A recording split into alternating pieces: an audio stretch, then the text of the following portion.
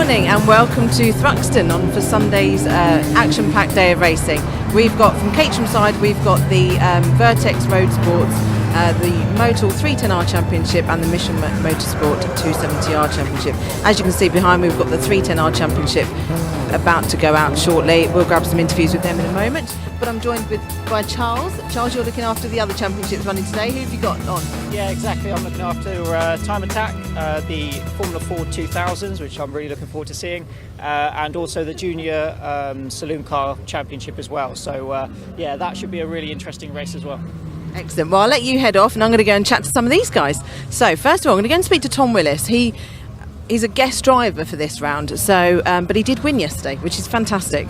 So I'm sure he's delighted with coming back into it, winning the race. And I've noticed he's still got his lucky charm on his roll cage that he had last year. So let's just grab a quick word with Tom. Tom, I was just saying, it's great to have you back in the championship, and obviously to come back in and win is fantastic. Yeah, no, over the moon. It's sort of sunk in now and just gearing up for round two. But it's anyone's game today, I think, with setup and everything. So they've called it wet, but is it going to stay dry? Don't know. So I've gone for a sort of in-between setup and playing it safe. Yeah, I mean, to be honest, it's the guys were saying that the circuit, even when it rains a little bit, it doesn't actually wet it enough to be like full wet setup. Right, okay, that's interesting, because I mean, last time I was here, which was 2 or 3 years ago, it was monsoon conditions and it was very wet. But we'll see what happens. There's a bit of drizzle, it probably won't make too much difference, but yeah. Fingers crossed for a good race. Enjoy. Cheers. Thank you. Right, let's move on down. Going to have a quick word with Harry Cook. We've just got a car. Watch you back there. John, you got a car moving in behind you. Alan Curtis, he had a good race yesterday. They're going to speak to Harry Cook, because obviously Harry qualified further up yesterday. So he will be hoping for a good race today. Oh, sorry. Good morning, Harry. So what's the plan for today's race? Well, I think just leave it up to the weather and see what happens. But I think I've got a good setup, so I'm pretty confident I can get to the front. I think the yellows disrupted the race a bit yesterday, but I had the pace, so looking forward to it. Excellent. Well, enjoy. Thank you. Right. Let's have a chat with Andrew, actually. We haven't had much time with Andrew before. Andrew, how was yesterday's race for you? Yeah, it was good. Yeah, enjoyed it. Nice to be back up with the front pack. Hoping for more of the same today. We'll see what the conditions offer. How do you find Thruxton? Because it looks quite physical. You know, it's quite... I know it's not too many twisty corners, but obviously it's all high speed. Yeah, it's just absolutely flat out. It's pretty ballsy. It's good fun. Yeah. I like this track. Love it. We saw yesterday a lot of action where there's like 5 cars trying to go into the chicane. Yeah, 5 wide. I'm expecting the same, but now it's just started to drizzle, so enjoy. Excellent. Thank you very much. We'll see you in a bit. Yeah, all our cars are in here now, I think, so that's great. And let's move on down. Let's have a quick word with Graham McDonald. Good morning, Graham. Hi, Sam. How are you? I'm good, thank you. How are you? Yeah, okay. Yesterday was a strange race. There are lots of incidents and accidents which I managed to avoid, so I was pleased about that. But started 8th, got a good start, and then got balked. So got blocked and lost 2 or 3 places. Today I'm starting 8th again. This time, I'm trying to think of my tactics of which way to go from the start so I don't get blocked. So again, the aim is keep up with the front boys, and who knows what will happen. So I'm hoping it'll rain as well, because that'll be more fun then. It'll be more fun for us watching as well. Yeah, I think so. I'll enjoy it. Thank you. Yeah, I enjoy it in the wet. So yeah, here's hoping. Yeah. Excellent. Thanks, Graham. Right, the whistle has blown. 30 seconds we've got. I don't know if we'll grab time. I don't want to interrupt anybody getting focused, but we'll just have a look down here. I know. Have a quick word with Wes Payne. Hello, Wes. Are you doing all right? Quick word from you. Hi, Sam. Yeah, no, all good. Had a last-minute panic this morning. Had to change the A-frame, but we just got it here in time, so I'm ready with 30 seconds to go. So excellent. Fingers crossed. Yes, excellent. Well, wish you all the best. Thank you. There you go. Quick. There's been quite a lot of work going on this morning, actually, with some of these guys, but they are just heading out now. So we'll just watch these guys drive out assembly, and I'll head back to you guys in the commentary box so you can do a run through of the grid.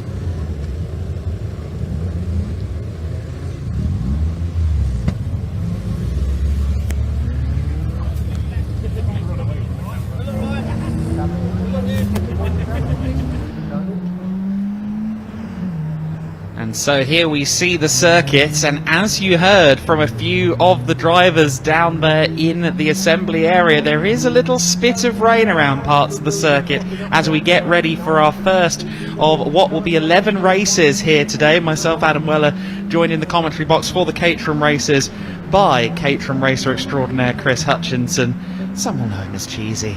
But we will talk a bit about the Caterhams in general shortly. But obviously this Thruxton circuit, it's always an interesting package in the dry. As we've alluded to, a lot of flat out. But I imagine a lot of these corners become a lot more like corners once we do get to the wet conditions. Let's quickly run you through the order today. We've got the 710R Championship, the Motul Caterham 710Rs heading out now. There is a qualifying session after this race. We'll catch up with some more Caterham action or some more Caterham thoughts in the paddock during that qualifying session. The Vertex Caterham Road Sport Championship will be our second race of the day. The first of two Junior Saloon Car Championship races of the day will be at 12:45 before the Mission Motorsport Caterham 270R Championship heads out at 1:15. There will be a little bit of a break before the Track Attack race with their varied assortment of saloon cars. We've also got the CRCC Formula 4 2000s, and then we can go through the schedule again. More sevens, more juniors, a very, very full day of racing. 11 races total today. Make sure you stay with us all day on BARC Live, because we've got some brilliant racing action to come. Already we can see that our cars are heading out on circuit though for the 310Rs, and as we've just alluded to, they are on in a bit of a condition switch at the moment. It might soon get wet. They are on the wet spec tyres. It's Tom Willis on pole position for this one. Jack Sales on row 1 with him. Lars Alexander Hoffman on row 2 with Alan Curtis. Row 3 is the number 9 of Harry Cook and Andrew Murgatroyd in the 84. Row 4 is Alan Cooper in the 71 alongside Graham McDonald, the ex-CEO of Caterham, on row 4. Harry Landy and Ben Lopez Appleton rounding out the top 10 of the grid.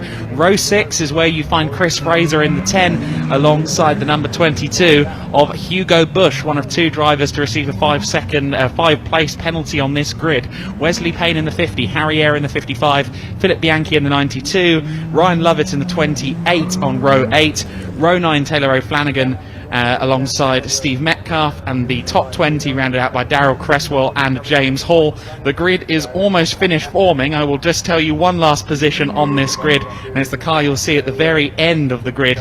Dominic Mansberger starting from the very back of the order. He will make a lot of ground in this race. They are lining up, so we will just quickly throw to Chris. Good morning, Chris. Mixed conditions in Caterham, so this should be interesting. Some drivers love this, some drivers do not like it at all. Just spitting, we can see a few spits on our commentary window, but it looks like we're going to start at least in those dry conditions. The second of their 3 20-minute races for the 310R Championship. You can see them all lining up here. We've got a big strong field, the most experienced drivers we've got here this weekend, so it's great to see them out there as they're just about getting lined up. Dom Mansberger, let's see how far he can come through from the rear of that field after being taken out into the club chicane yesterday. Yeah, Mansberger on row 16 of the grid in 31st place. Let's see where he can go in this race. You can make up positions with a vengeance here at the Thruxton circuit in Caterham. The race gets started. It's a good start from both parties on the front row. We haven't always seen that so far this weekend, but it is the leading car, the pole-sitting car, Tom Willis, that holds the lead in the early stages. Willis from Jack Sales, who of course ascended through the order yesterday to get up there into second place after a poor qualifying. He goes around the outside at Campbell for the first time. He remains in second place. The distinctive red and white Motul liveried car of Lars Alexander Hoffman is there in third position. A little bit of tyre smoke up as they go through Cobb, but I think everybody just about staying out of each other's way. As this was declared a wet race, you can see a few spots on the camera. They're all running the ZZS tyre today. Yesterday they're on the ZZRs, so got to get used to the new grip levels. They've not been running too much of this over the race weekend, and say no practice yesterday. But Jack Sales takes over from Tom Willis as they head out through the backside of the circuit. Yep, so all running Avon ZZS rubber for today. Here you see the cars running out of Goodwood and towards Church for the first time today. Village Curve is the brief kink that they're heading through at the moment. This is a flat-out corner in dry conditions. If it gets much wetter, I think a lift may become necessary. Yeah, absolutely. Hold your breath, though. We're coming to the club chicane. The sight of many an action yesterday. We've got plenty more to go, and they're going to start as they mean to go on with 4 wide. Jack Sales just about losing out. Murgatroyd comes through. We've got cars off in the background. That's Harry Landy got contacted. I didn't see who got contact with him. He makes it all the way to the barrier, so watch out for a safety car as all the rest of the field flow on through. Some taking to a little bit of the AstroTurf to make sure they can get round. Yep, space ran out there for Harry Landy. He was caught up in contact there, went straight on into the barriers. He's getting out of the car okay, but that was quite a moment on the first lap of the race. Also coming past our commentary position slow is Wes Payne in the 50 car, so he's had trouble on the first lap as well. No dramas of that ilk so far, though, for our leading pack. They continue on out once again to the back half of the circuit. We heard from Wes in the assembly area. He was changing an A-frame of the car, and I wonder whether that's just not happened in time. It was at the last minute, but let's get a replay then of that incident. It was tight coming in. Harry Land, you can see in the Greek car in the background. It looks like that's one of the aluminium cars. Alan Curtis and Harry Cook there along with him. Just got sandwiched on the outside. You can see his exhaust pipe flapping away there as he makes quite significant contact with the barrier there. That's the end of his race for today. End of his race, and safety car has been declared, so that our race overall will now be paused. Safety car conditions, that message now filtering through to all of the drivers as they go past the marshal post. Conditions worsening as well. You can see a kind of thicker layer of water in the air as they go through church that time. So the race is neutralised, and everyone now into single file. Everyone being very careful, I'm sure, to adhere to that safety car board as it came out, because, of course, we did have penalties for yellow flag overtaking yesterday, but our race leader is Graham McDonald in the number 19 car. So Graham McDonald in the car that started in 8th place. He's managed to get himself up to P1. McDonald with a very good start, and he was one of the few drivers that seemed really quite eager to see the rain. So yeah, like I say, there's real difference of opinions about rain and who likes to do it. Again, that little replay there's in the background, you can see that sandwich effect. Chris Fraser also sort of pushing out, and it does look like Alan Curtis just clipped the rear of Harry, and he just got Harry Cook was on the outside, nowhere to go, but Harry Landy all the way to the barrier in his green machine there. A shame for his first day, but yeah, some drivers like these slippery conditions, others are a little less keen, but in the 310R most of them are pretty experienced by now to know what they need to do. Yeah, absolutely right. Once you get to the 310R stage, it's still has its roots in an academy car, but it's evolved quite significantly from the cars we saw yesterday in the hands of the academy drivers, of course. Yeah, got significantly more power under your right foot. You've got a limited slip differential and all the upgrades of suspension, lack of windscreen. It's a really race-focused car and actually a real driver's favourite. The combination of power to chassis sort of balance is really excellent and a fun car, which is why we see such really good, healthy grids in this 310 year after year. And like you say, this is the same underlying car that they buy for the academy. They just upgrade it each year and they eventually get to this 310R championship, and what a proposition that is. Of course, you've had the opportunity as well to drive the next step up as well, the 7 UK championship spec car, some will know as the 420R, and that's a very different kettle of fish. Again, that's now got, instead of the 1.6 litre Ford Sigma, it's got the Duratec 2 litre engine in that one, and a beast it is too, with a sequential gearbox, fully race focused with Avon slick tyres on it, and an incredible beast. They're not with us this weekend, but they will be out with us at Snetterton the next time out in August. Yeah, very interesting cars to watch those, very physical looking as well. Harry Landy's car is just being towed away from the scene of the accident at the moment, and the marshals are clear of the barriers as well. I don't think we'll see the safety car in this lap. If we do, it's incredibly efficient work from our marshals down at post 20 and 21 here at Thruxton. That is either side of the club chicane, and of course probably two of the busiest spots for our heroes in orange, our volunteer marshals, to end up. A great chance to say thank you ever so much to all our Orange Army out there doing what they do for us to allow us to go racing. You know, we appreciate each other, and on behalf of all the drivers, and I say thank you very much to every single one of you out there, especially in the conditions it looks like we're set for today. yet some of the Caterham representatives were down there this morning buying Marshall's ice creams before we came to racing, and they returned to the post this morning. So Caterham going the extra mile to thank our Marshalls and also the Junior Saloon Car Club, using me as a conduit to hand some cakes out as well. We are going to go back to racing this time. By the looks of it, safety car lights are out, and Graham McDonald is holding the pack now. He is in control. He's the ex-CEO, but he's found his way to lead a pack of Caterhams and control a pack of Caterhams once again, and that was a very good launch by McDonald. He pulled the pin at just the right time, powers away in the lead of the race. Andrew Murgatroyd is there in second place from Lars Alexander Hoffmann. Alexander Hoffmann, though, right to the inside and through into second place. Harry Cook there in fourth will be looking to try and get through also. They head towards Campbell and Cobb for the first time back under green flag conditions, and it's side by side for P2. Harry Cook trying to find his way around Lars Alexander Hoffmann. Murgatroyd losing a couple of positions early doors there. I think he just got caught a little bit napping by McDonald and a couple of those behind him. Yeah, Murgatroyd seemed to be caught sleeping, didn't he? And Hoffmann sort of making hay while the sun shines. Sales dropped back to fifth from our second place on the grid. Where's Willis? He's in sixth. So our front row people now having such a good run in the early part of this race. And you can see it's a little bit more strung out. These conditions, they will start feeling it. You can see Graham McDonald sliding that car as they head up here in the backside of the circuit, but around Goodwood and on the exit. But yeah, they will start feeling that slight change of condition underneath the tyres, and as they turn, they have a little less confidence until they get to sort of get grip of the conditions that they've got now. And it's a skill that you develop with experience, and it only a select few can really do it to an expert level.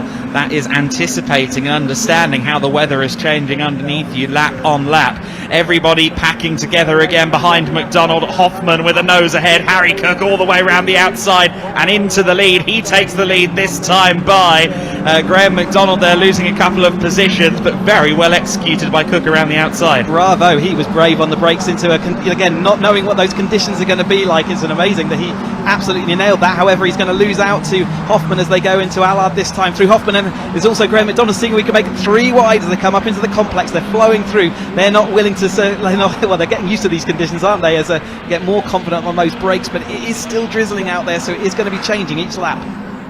Yeah, absolutely right. The conditions evolving continuously. You see their Sales in the 35. He's on the outside of Murgatroyd there. That's for 5th and 6th place. Both of them have dropped down a little bit, of course. They were both running towards the front at points in this race, and you will see that yo-yo effect throughout the top 10 during this race. The cars ascend up the pack and then drop back down. It's going to be the last lap that counts, more specifically probably the run to the last corner that counts in this race. Hoffmann and McDonald side by side. McDonald having a little look through Village Curve towards Church. I don't think he's going to make a move at Church, but he does at least suggest that he might. Harry Cook on the inside for 3rd place there, with Willis trying to go around the outside of him, and here comes the run now to Club.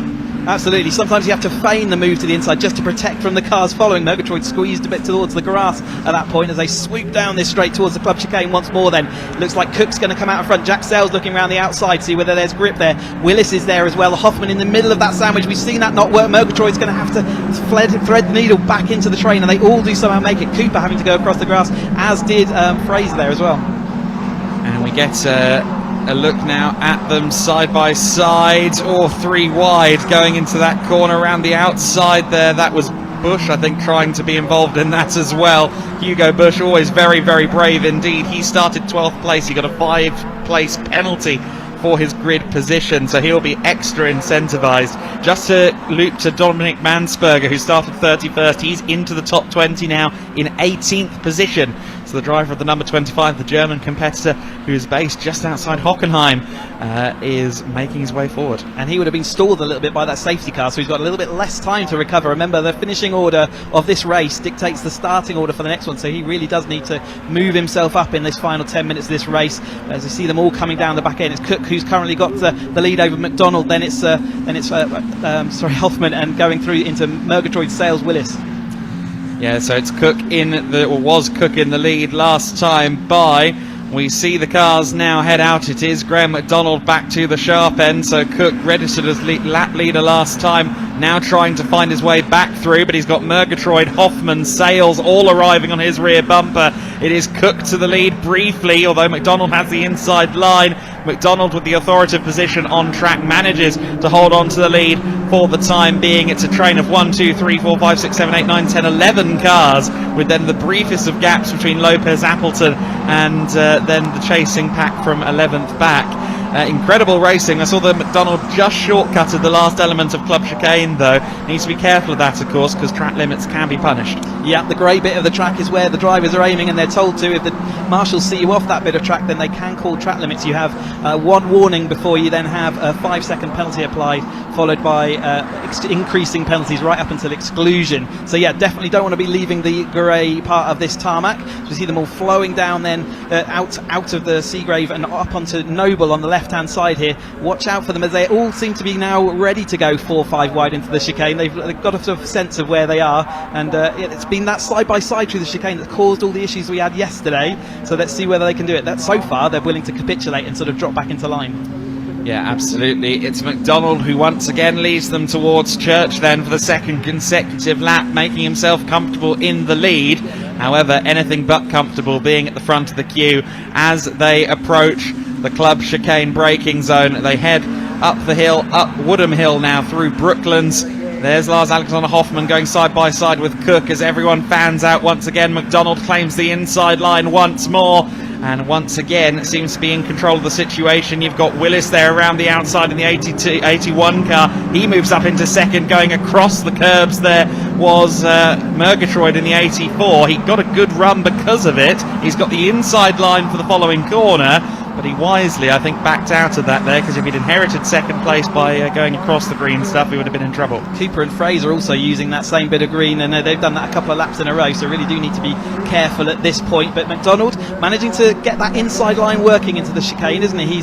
He's managing to get late enough on the brakes that he's protecting from that outside lunge just for the time being. But Willis making good progress back up to second. He had drifted briefly down to about 6th or 7th, so he's come back through the field again. Yeah, he made up 4 places on that last lap from 6th to 2nd place. That's the yo-yo effect we're talking about. All it takes is a good run out of Church, and of course the slipstream with the almost brickish front end of this car cuts a big hole through the air. The slipstream is massive in a Caterham race, and you can very quickly inherit positions. Of course, that's usually where the fastest laps of the race come in as well, when somebody's got a nice tow through the high-speed sections of a given circuit. McDonald heading through Church once again then with the rest of the field in tow. We're looking further back to the 68 car there. That is Welch down in 24th position in his red livery. The leaders meanwhile have arrived here with us at the chicane, and it is Cook now to the lead. So McDonald has dropped down to second place. Harry Cook is our leader again. He was 9th at the start of this lap. Yeah, and I've just seen that black and white flag has been given to 10 and 71. That is Cooper and Fraser for using this club chicane in that green, using the green tarmac, which they're not allowed to. But Murgatroyd currently in the lead then, and McDonald's seeing if he can tuck around the inside. But the outside line has seemed to work better, and it is Cook in that position at the moment. So he's going to be the inside as they head into Campbell this time through.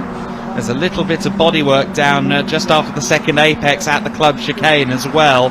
Doesn't look like anything too major, but something is down there at the apex of the corner. One car going off wide, everyone managing to stay in the straight line. The Motol back car you just see there is Dominic Mansperger. He's now in 16th position, so he's on the fringe of the top 15. O'Flanagan, watch out for him in the yellow car. He's come all the way through, and he's currently running in 7th place. Great for him. You saw him have that incident with Mansperger and Hugo Bush in the chicane yesterday, so he's managed to make his way back through, and he'll be quite happy to see you can see him there in that yellow car just ahead of Hugo Bush, the person he had that issue with yesterday, as they head round then with Murgatroyd leading, McDonald leading Cook. Yeah, so he started 17th today, Flanagan. He's well in the top 10 now. McDonald and Murgatroyd side by side. Here comes Cook on his favoured outside line. We've seen him sweep. Willis and Sales also tried to get involved on the outside and inside respectively. A little bit of contact between Cook and McDonald. It's McDonald that leads the way. They fan out Murgatroyd once again over the grass, as was Sales, but it is McDonald that leads for another lap. 4.5 minutes to go, and they're starting to really bunch up 2-3 wide even through Allard. They tripped up each other so much through the chicane. The bunching continued all the way down over that start-finish straight, but it is McDonald holds true out front for the time being. He's been in those sort of front 3 positions, and and they're the drivers to watch out for. But with 4 minutes to go, it's where even now, even people back at that field can still make their way through. They've got at least another 2 or 3 opportunities to move forward. So then, still time to go. Really, you just need to try and keep the car in one piece above everything else there. Lock up there for Lars Alexander Hoffmann. He had to avoid the back of Harry Cook there. I think he just had to step on the brake pedal to miss the back of the number 9 car momentarily. That's bunched everybody else and given McDonald a couple of car lengths. Yeah, I wonder whether that was a misgear or something strange going on. It was an unusual place. It should be flat out around the left of Noble as they head out onto the back straight, or maybe just a misjudging the distance in front of them. But as they all come back down towards then Church Corner, one of the fastest, most daunting corners in British Motorsport. See how much the car's leaning as they're heading out here in the academies yesterday. You could see the lean angle. We got Cook onto the grass. He just took himself out there. A little bit of an oversteer moment as he joined the straight, manages to get it all back together again, but that would be well over 100 miles an hour doing that. Lost 7-8 places in the course of that one. That was very hard to the mouth stuff for Harry Cook. It's a top 18-ish battle, I would say. Everyone in one big pack. One of the cars shedding bodywork there. That was the number 92 car, losing some of its wheel furniture. Philip Bianchi having a moment there.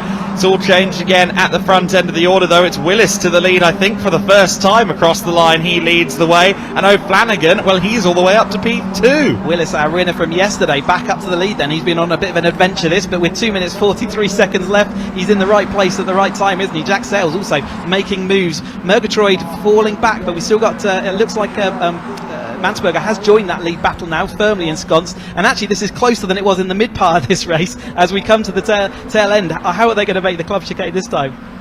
Well, yes, it's getting more and more fraught and more tense each time, isn't it? The real estate space is becoming all the more valuable as they try and find room heading towards club. Look at the sheer amount of cars in this queue. There are 3.3 seconds separating the top 14 out there. Incredible racing. It's Willis in the lead, side by side. O'Flanagan, McDonald, Sales, and now 4 wide because here comes Murgatroyd to the inside line. Harry Cook makes it 5 wide for second place. Willis must feel like he's sitting on a nuclear missile there with so many cars behind him, fanning out behind it. Still Willis in the lead. Cook goes second. Hugo Bush, who's barely really been in the top 5, is now up there in 3rd place ahead of Murgatroyd in 4th. They bounce again across the curbs. There was a wheel arch loose there as well, so they've clipped a bit of bodywork.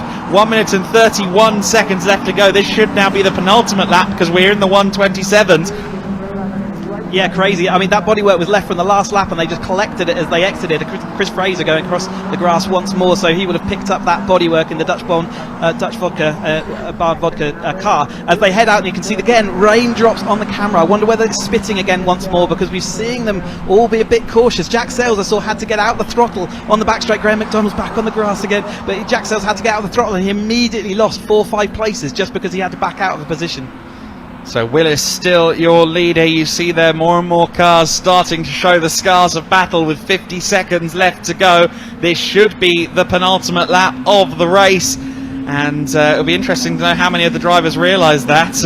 I suspect they're all looking for those last lap boards on the start-finish line. They'll all have eyes on stalks at the moment, won't they? They'll be looking. Most of them have a little clock timer on their dashboard, which will tell them how many minutes of this 20-minute race they've got to go. How can they make up? Where do they want to be coming into this last lap then? McDonald currently leads them, but he's going to get swamped as they come into the club chicane for this penultimate time. Willis still to the outside. Harry Cook looking down the inside. The inside looks to have more grip for the braking at the moment. Murgatroyd slips into that 3rd place. O'Flanagan now up into that 4th place. Hugo Bush follows him. We've got sideways Graham McDonald. He's going to have to take to the grass. That's going to cost him a lot of point positions. He's going to have a lot of work to do in this final lap. Yeah, unfortunate for McDonald, who was leading a good portion of that race in the middle. We have 0 seconds left on the clock now. This is the final lap of the race, and it's led in the early stages by Harry Cook. For Willis, for Murgatroyd, O'Flanagan, Bush, those behind him. Realistically now, for the rest of this lap, I suspect they'll hold station, because realistically, if you're leading coming out of church, there's a good chance you won't be when you get to club. With this many cars in, so it's hard to judge that one though. It's like I think you just have to keep pushing forward. But you're right, they will be thinking tactically. Where do I want to be following someone onto that back straight? I don't want to be leading. The moment Harry Cook has been pushed into that position, has Willis timed this to perfection? He's currently in that second place, but we've got a whole bunch of cars later on that are going to be looking to see Cook actually drifting a little bit wide there. I wonder whether to let Willis go through, almost like a volunteering act of that. I think it was what it is. He's dropped to third place. That might be the wisest move we've seen so far. I am almost certain that was a chess move rather than a mistake there, as they all go through. Church 2-3 wide. It is Willis on the inside there at the front. Murgatroyd second. Here comes O'Flanagan. Here comes Hoffman. They're all towing each other as they head towards club again. O'Flanagan goes to the outside. You've got Lars Alexander Hoffman taking to the grass to try and get to the inside, and he's loose on the grass. Hopefully he can hold that car together. It's Murgatroyd who has managed to sneak through there alongside Cook. It's going to be a drag race to the line. Oh, and they make contact. Murgatroyd across the curbs. Cook into the wall, and I believe that leaves the checkered flag to O'Flanagan. Yes, it does. O'Flanagan from 17th position on the grid. Taylor O'Flanagan in the 11 car takes the win. Willis in second. Dominic Mansperger from out of nowhere, 31st to third position. The most well-deserved podium you're going to see all weekend long. Sales fourth, and Lopez Appleton managed to ascend up to fifth position as well. But two cars into the barrier, our top two in the barrier at the end of the race. I think that Murgatroyd managed to get through. Yes, he eventually finished 13th, but Harry Cook remains in the barrier here at the last corner. A dramatic conclusion. What a shame for it to end like that, with contact and a barrier visit. But O'Flanagan is going to be absolutely delighted after that chicane. So let's have a replay then of that final thing. They're side by side as they go through this left-hand element, and you can see again we just clipped those little rumble strips on one side and then the other. It was Murgatroyd trying to make his way back to the circuit, but O'Flanagan positioned himself in perfect position. Jack Sales again making up positions late on there, but what unfortunate way for those two to end, and it was just those yellow sausage curbs you can see on the screen there that just unsettled the car and meant they have no steering. Well, what a race that was. It was O'Flanagan, Taylor O'Flanagan, who managed to take the win by just under 0.2 of a second from Tom Willis. Dominic Mansperger from 31st to third place. Story of the race from him. Jack Sales and Ben Lopez Appleton, your top five. Hugo Bush taking sixth, ahead of Alan Cooper in seventh. Lars Alexander Hoffman, who was skating across the grass on the approach to club on the final lap, he finishes eighth. Chris Fraser in the 10 in ninth, and Philip Bianchi in the 92 rounds out the top 10. Ryan Lovett in the 28 is next, ahead of Harry Eyre in 12th. Andrew Murgatroyd recovered from that collision at the end of the race to take 13th place. Graham McDonald, of course, who had a moment on the penultimate lap, he finishes in P14. In 15th place, Curtis in the 43 car. In 16th place was Metcalf in the number 16. Cooper in the 77 in 17th. Cresswell in the 8, finishing 18th. The 99 car of Michael Curley taking 19th. And Tim Steele rounding out our top 20 finishers in that race. The top 17 cars were split by 3.4 seconds. That is Caterham Racing summarised. Absolutely brilliant. They were as close at the end as they were right at the start, weren't they? So absolutely fantastic show put on by the 310R, and first of 5 races that we've got for you today with the Caterhams out here today. But yeah, what a great, showing the experience levels there with tricky conditions to understand, and all the drivers are doing a good job. Unfortunate with that contact right at the end there. I can tell you that Harry Cook is up and walking about. He doesn't look to be in too bad of spirits either. He seems to be okay. Meanwhile, we can head down to the rest of the grid now and get some reactions from the paddock, where Sam will be ready to get some insight on that race. Gosh, that was absolutely amazing race. That was, you can see on these guys' faces. I mean, incredible recovery drives from these as well. Oh, Taylor's just going to go and congratulate a few people. He's got his family. I'll tell you what, I'll come to... no, I won't. Dominic's still taking his helmet off. Tom Willis, let's have a chat with you first. Second place. Yes. Fantastic. I mean, Yeah, happy. You'll take that, won't you? Absolutely, yeah. It was carnage, really, out there. I got lucky, really. Andrew and Harry came together in the last corner, and I went with Taylor. that's racing, I suppose. So Yeah. I'll take that every day. How slippery was it out there? Not too bad actually. Yeah, I actually found I was expecting it to be more slippy. There was a bit of drizzle coming, but it didn't make any difference. But it was just getting used to running on the wet tyres, which we haven't done all season. But it was fine. Yeah. Excellent. Well, it was a great drive. It's great for us. That was a fantastic race for us to watch. Right, I'm going to go and grab Taylor. Where is he? He should be. Oh, here he is. He's over with his family. Taylor, congratulations! Amazing. What a recovery drive. It's got to make up for yesterday. Yeah, absolutely buzzing, super happy. The last couple of laps could have been anybody's, but yeah, positioned well and out of the way. Suddenly the finish line was there, so yeah, super happy, absolutely chuffed. Yeah. Great for us to watch. Yeah, the family would be well chuffed with that. We heard them cheering. Yeah, I bet. Thank you so much. Excellent. Well done, Taylor. Right, let's move on through and speak to Dominic. He's just talking to Circuit Radio. Oh, nope, he's moving away from me. Keep chasing these drivers down. Dominic, sorry. Everyone wants to congratulate you. What an amazing recovery drive that was. You've got to be so happy with that. Absolutely. After I've seen what garbage went on here in the race, that was quite a mess. And I saw the parts flying next to me. But it's quite difficult because everyone is braking so early then because of the whole car train that is like a traffic jam to the corner. So that was quite difficult. I couldn't go my own speed, but thankfully on the podium. So well deserved, and also a big thank to DPR and Caterham for bringing the car back on track. Well, brilliant. 31st to 3rd. I mean, I don't think that's been done before. Yeah, thanks. Well done, Dom. Right, that's it for those top three. So we're just going to go and have a quick walk through. I'd like to speak to Graham if I can find him, because I mean he led that race for quite a bit. So he's got to be quite happy with that. Oh, here he is. He's over here talking to Hugo Bush. I'm just going to try and wiggle on through if I can, and hope he doesn't walk away from me. Right, Hugo. Sorry to interrupt. I'm coming just to speak to you, Graham. I was hoping you were going to be on the podium. You were great restart as well after the safety car. Do you know what? I was devastated, and I thought I had it under control. You know, I was watching him in my mirrors. I thought I'd wait till the chicane and then plant it, and I pulled out some distance, held it for a couple of laps, and then they caught me on the toe. And then I don't know what happened. I'll have to look at the footage. I don't know whether I got tagged or whether I just got a bit out of shape coming into the chicane and it put me onto the grass. Yeah, gutted. I thought I had the champagne on ice, but I'll have to hold it for another race. Yeah, your time will come. Thanks, Graham.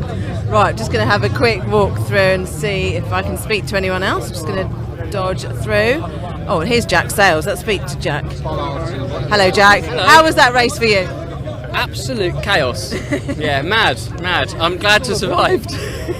No, good fun. Yeah, I was sort of 6 or 7 wide down the straight towards the chicane. Was a little bit hairy. I just kind of the last lap I was kind of behind it, and then Lars just sort of drove onto the grass, which was good for me because I was sort of now at the point in the year where I was sort of laser focused on Lars. So to see him just sort of on the grass was quite. Had a bit of Schadenfreude. So good points to the championship and no damage. So fingers crossed, one more race, keep all my wings, and all will be good. And your wish may come true. It looks like it might be wet later. I hope so. It might calm it down a bit. Yeah, definitely. That was a crazy race for us to watch. I was hooked. Yeah, I bet it was. I mean, it was like 7 wide, I think, down the. Yeah, it was just like trying to pick where to go. And I think I don't know where I was on the last lap, maybe sort of 7th or 8th, right at the back of the train. And everyone fanned out, and there was literally no space. And then it just a couple of gaps then sort of opened up, and I just parked it on the inside. And then I think Harry and Andrew tangled on the last corner and got through it and finished 4th. So that'll do. You'll take that. Absolutely. Well, congratulations, well done. Right, we're just going to have a little wriggle through. They are going to go to their podium very shortly. Let's have a chat with Steve, actually, Graham's teammate. We're just going to come and chat with you. How was your race? Yeah, pretty good. I mean, spent most of the time hoping he was going to win, watching from the back. But I didn't have a great start, but hung on to the lead pack, which is pretty decent for me. Yeah, pretty good. I think maybe made up 2 or 3 places. Made up a couple yesterday, so yeah, all good. Excellent. Looking forward to a wet one this afternoon. Yeah. It'll mix it up a bit for you, won't Definitely. I mean, never been round here in the wet, so we'll see what happens. Excellent. Well, Good luck for that one. Thank you. Right, we'll head back to you guys in the commentary box, and we'll be back down to us shortly for the Vertex Road Sport.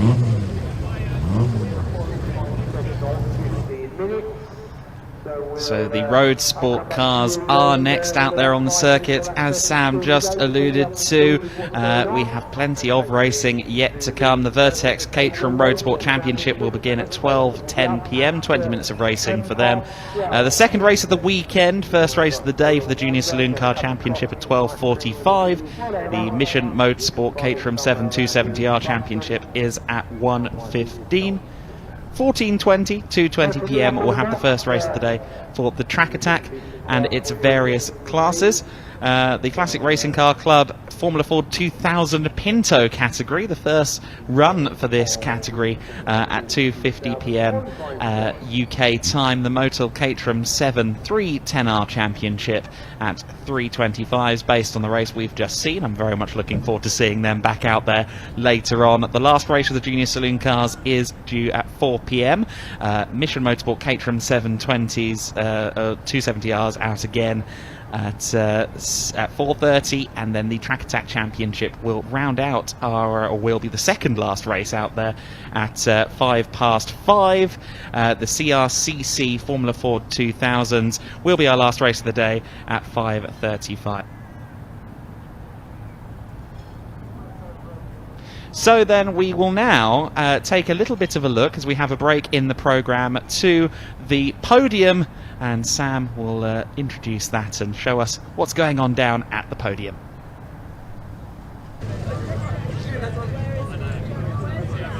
So we've now got you down here for the podium, so you'll get to hear the loud screams and cheers and the celebrations from the podium. So they're just getting everyone ready. They like to have everyone round watching. It's a great atmosphere down here. We've got the whole grid watching and all the supporters and family and friends. So very soon they will be brought up onto the podium. But yeah, we've got the Vertex Road Sport Championship coming up shortly. There's still a qualifying session next, but then next race for us is the Road Sports. So that would be a great race to watch too. So as you can see, you've got lots of fans, lots of drivers already discussing their race. They're almost ready, I think.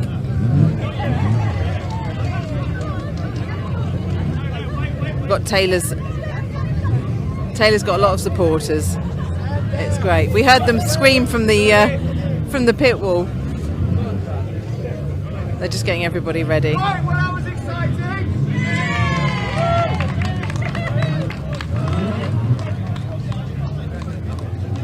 Simon Lambert there is going to be calling everybody up. Sorry that we've got to stand out here in the rain. It was exciting, less than a second covering the top 10 for most of that. In third place it was Dog!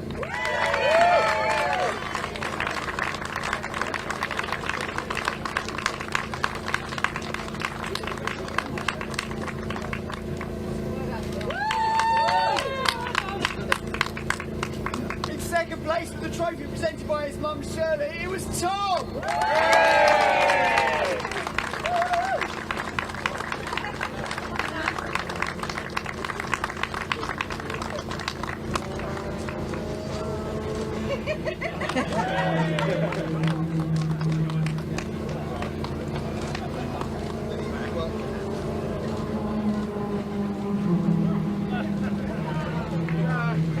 And it's great to see him back on the top of the podium with the trophy presented by his Uncle Brian. It was Taylor!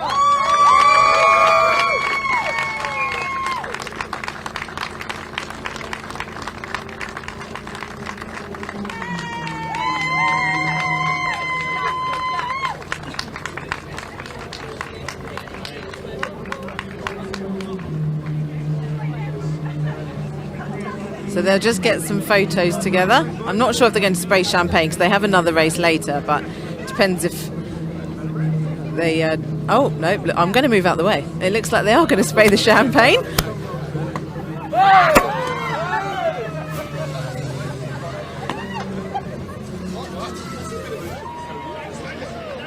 Oh, poor Taylor.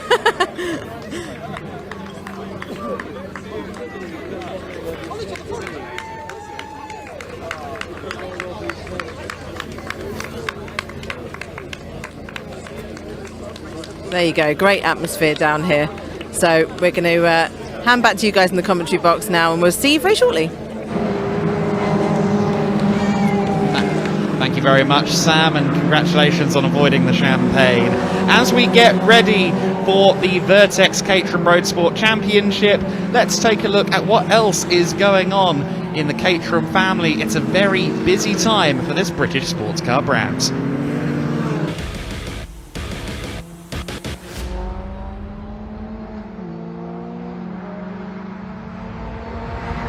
Good morning, everybody. Welcome to Caterham. Today marks a milestone in the evolution of the company.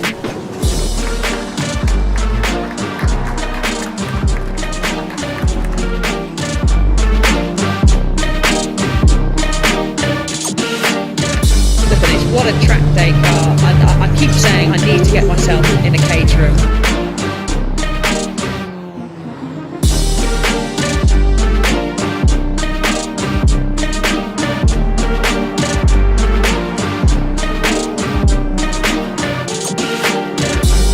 I raced Caterhams myself, so but this is an electric one, and this is something that's pretty important going forwards, isn't it?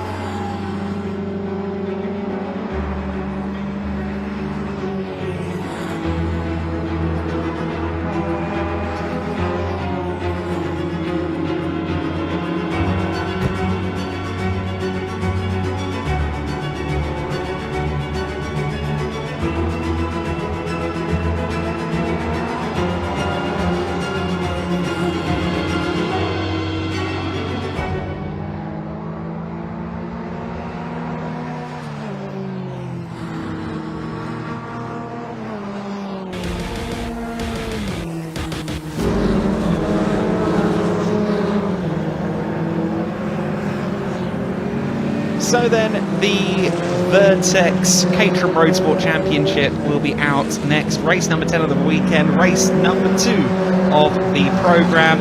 As you can see, the Pinto Formula 4 2000s are out there on circuit at the moment, but the Road Sport Championship will be our next coverage. Another 20-minute race for the Caterham Road Sports. Obviously, to talk about the ladder of Caterham Racing, the academy that we saw yesterday split into 2 groups, that is very much the beginner level. That is where we get started as we have a spin on track there. Ben Stiles and the number 18 Pinto entry, 4th currently on the timing sheets, just went purple in the first sector on this lap, and it's ended with him in the barriers there at the final turn. So as that happens in this qualifying session, we'll talk about Caterham Road Sport. It is effectively the step up from Caterham Academy. Yeah, I mean, let's talk about the ladder in general. I mean, if you're sitting on your sofa watching all this action thinking, how do I get involved? Well, Caterham do the Caterham Academy and a whole motorsport ladder based on that car all the way through. We saw the Academy yesterday. They do a single 20-minute race, 1 per race weekend, and then they upgrade their car at the end of the year to continue their racing, and they make it into what we call the Road Sport car. So it's effectively, from the outside, looks very similar to the Academy car, but they strap on the Avon ZZ S tyres, and that gives them extra performance out on track, and it's each step of the motorsport ladder gives them extra speed and race focus. So the Road Sport cars still very much, as their name implies, absolutely road legal, and they are but it's a very minor upgrade, like strapping on the tyres and having a rear anti-roll bar, but they can continue on for another 2 years in that same car. So once they complete the Road Sport season, so their second season of motorsport, they will then go into the 270R Championship, and it gets really race focused. Then it's no longer road legal. You take off the windscreen, you take off the lights, number plates have all gone. You have a wider track front suspension and stiffer suspension all round, really race focused car. And then finally you can upgrade it once more to the 310s, which you saw a little bit earlier on today, and great action they were. They've got even more power under their right foot, so each year you upgrade, but it's the Road Sports, the coming of age championship really. And what's exciting to me as well, potentially, with what we've just seen in that VT package that we just showed of the Project V car, Given Caterham's motorsport heritage, when you see them develop a new exciting sports car like that, your first thought is, okay then, when and where are we racing it? Yeah, not only that, we've also seen the EV7 as well, the electric vehicle 7 going up there, Goodwood Festival Hill. I mean, they've obviously got to keep relevant, they've got to keep developing, they've got to keep with the times, and EV7 is a project which shows that you can have an electric model out there. But for the foreseeable future, the ladder is in really good health. We've got really strong numbers throughout Caterham Motorsport, really good to see, and as you can see, the action is absolutely fantastic.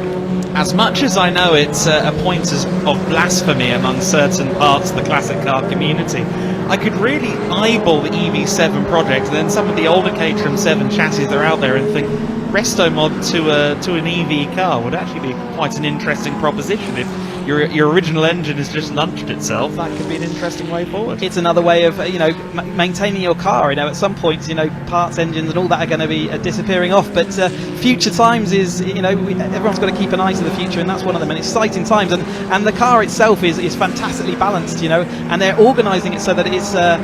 The design is that you can go for a 20-minute track session, you can then spend 20 minutes charging your car and then have another track session. So that's the idea and concept between it. Yeah, absolutely right. I understand that we can now head down to assembly area where the Vertex Caterham Road Sport Championship cars are starting to arrive with Sam Parker.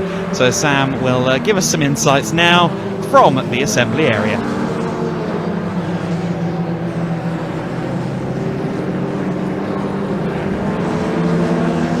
Welcome back. We are in the assembly area now, ready for the Vertex Road Sport race. And obviously, as you can see, I've got my umbrella up, so it is coming down a little bit more than it was before. So I think it is going to get quite wet on that track very soon. For these guys, obviously, they're on the same tyre anyway, but they don't have to change for a wet tyre. But we're going to have a little wander through, try not to get in the way of any other cars coming in. But as you can see, there are quite a few cars coming in.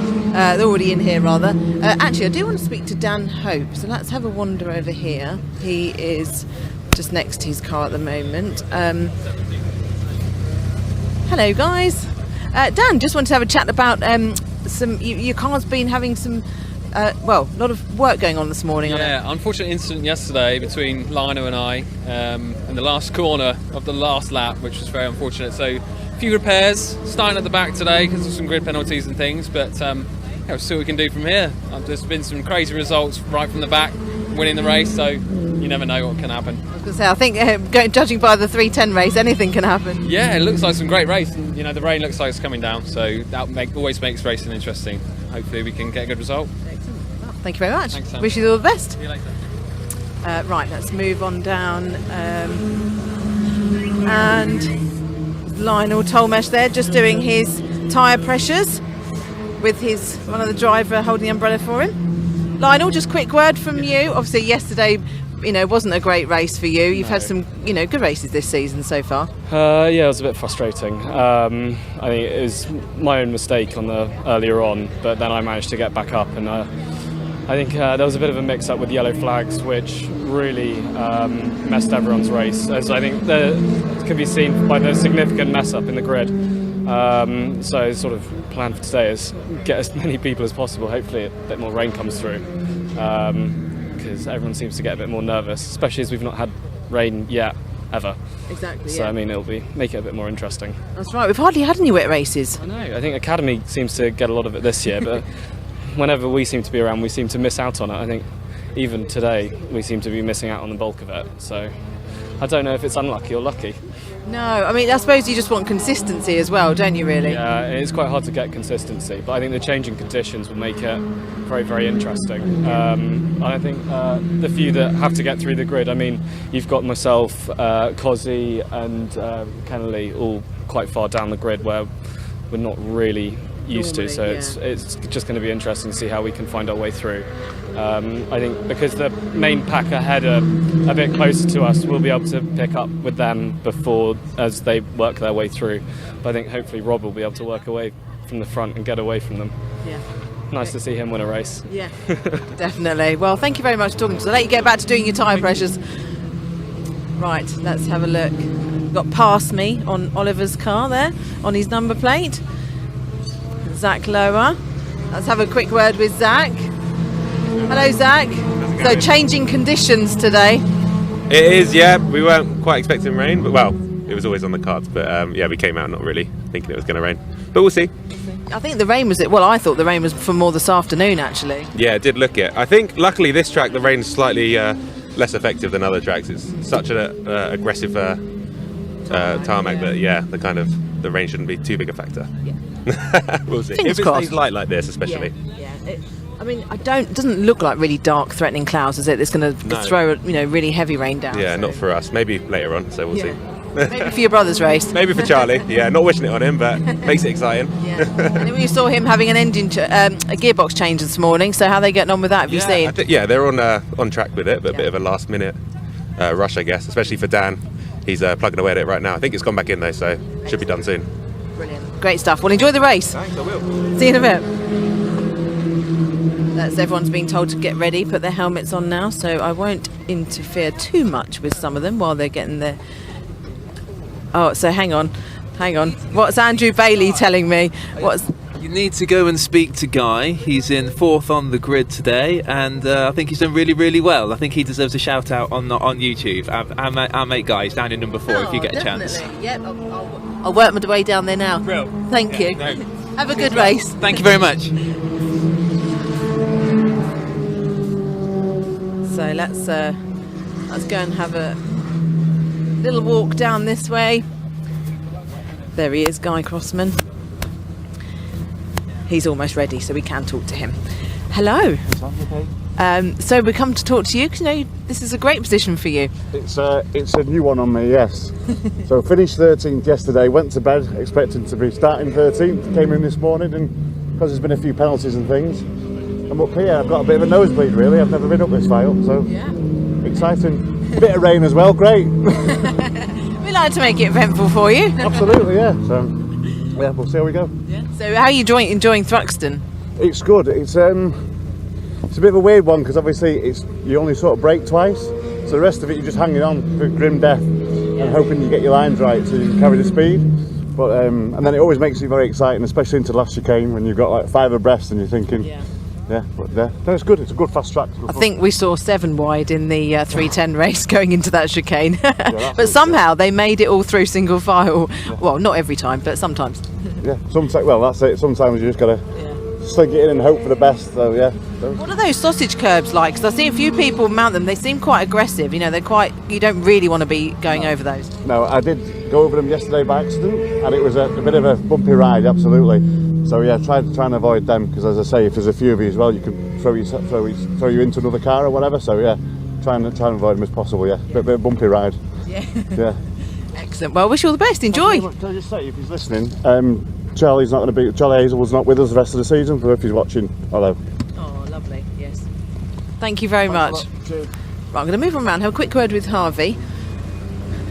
Harvey, great starting position for you. What do you think you can do from here? Because anything seems to go here, doesn't it, at Thruxton? Yeah, anything's possible here, especially with the wet weather. So hopefully a podium maybe, but I don't know. The weather's going to change it all around a bit, I think. Yeah, it probably will do. I mean, it doesn't. I think the rain is getting a bit lighter actually now. It's not really committing to full rain, is it? It's sort of very drizzly and then it blows away. Yeah, hopefully it eases off a bit. Yeah. Makes for better racing, really. But yeah, see what I can do. Excellent. Yeah. Well, enjoy the race. Thank you. And then I'm just going to have a quick word with Henry Littlejohn. I've got Darren just making sure his belts are done up properly. I think they will be going out shortly because there's a checkered flag for the qualifying that's just been out. Henry, just wanted to have a quick word with you. How looking forward to this race? Yes, I am. A bit nervous. It's our first wet race and it's the highest up the order I've started, so there's a bit of pressure on for today. So just going to try and keep it clean on the track and see what happens. Yeah, you'll be fine. Hopefully those nerves will turn to skills. Yeah. Thank you very much. Yeah. Thank you. Good luck. And then we've got Robert Lowe starting in pole position. I'm going to come around this side. I love the bonnet, Robert. It's great colour scheme on this car. Thank you very much. It seems to have made all the difference this weekend. Having upgraded colour schemes, I seem to have upgraded about 10 places from normal. I'm just going to go out there and have as much fun as I can. Yeah. That's what it's all about, though, isn't it? You've got to enjoy it. Absolutely. If I don't enjoy this, then I might as well go home. Yeah. Exactly. Right, I'll let you go because I think they might be calling you out any moment. So I'll let you get in the zone. Good luck. Yeah, that's cut there. Other cars are coming in from the track now, so I'm not sure if I still need my umbrella on. I can't figure out, is it raining, John? Let's get a nod from the cameraman if it's still raining. It is, yeah. Okay. We might just walk into the middle a bit, just in case they are called out any second now, so we don't get in the way. And hopefully this will be a great race to watch. I'm sure it will. It's a big grid. Got Ed Cozzy nodding at us there. Maybe we'll go and have a quick word with Ed, shall we? See what he has to say about yesterday's race. Ryan Wilby and his lovely bright coloured car. Hello, Ed. Hello. So, ready for this race? Yeah, I'm hoping the rain comes down. Yeah, it's not committing, is it? It's not, you know. No, it was scheduled to come out just as we're finishing, but yeah, it'll get a bit interesting if it does get out there. But yeah, look, just fight forward. Exactly. That's the goal. Yeah. So yeah. And enjoy. Thank you. See you in a bit. Yeah, so as you can see, people aren't in the same positions as they were where they finished yesterday, because there were quite a few penalties involved. So it's going to make for an interesting race, because there's people that are, you know, middle of the pack that are not normally there. They're normally at the front, and they will want to be making their way up to the grid. So we're going to have a little walk along, and oh, here's Ben Timmons next to me. I think they are going to go out in a minute, so I'll hand back to you guys in the commentary box, and then you can run through the order.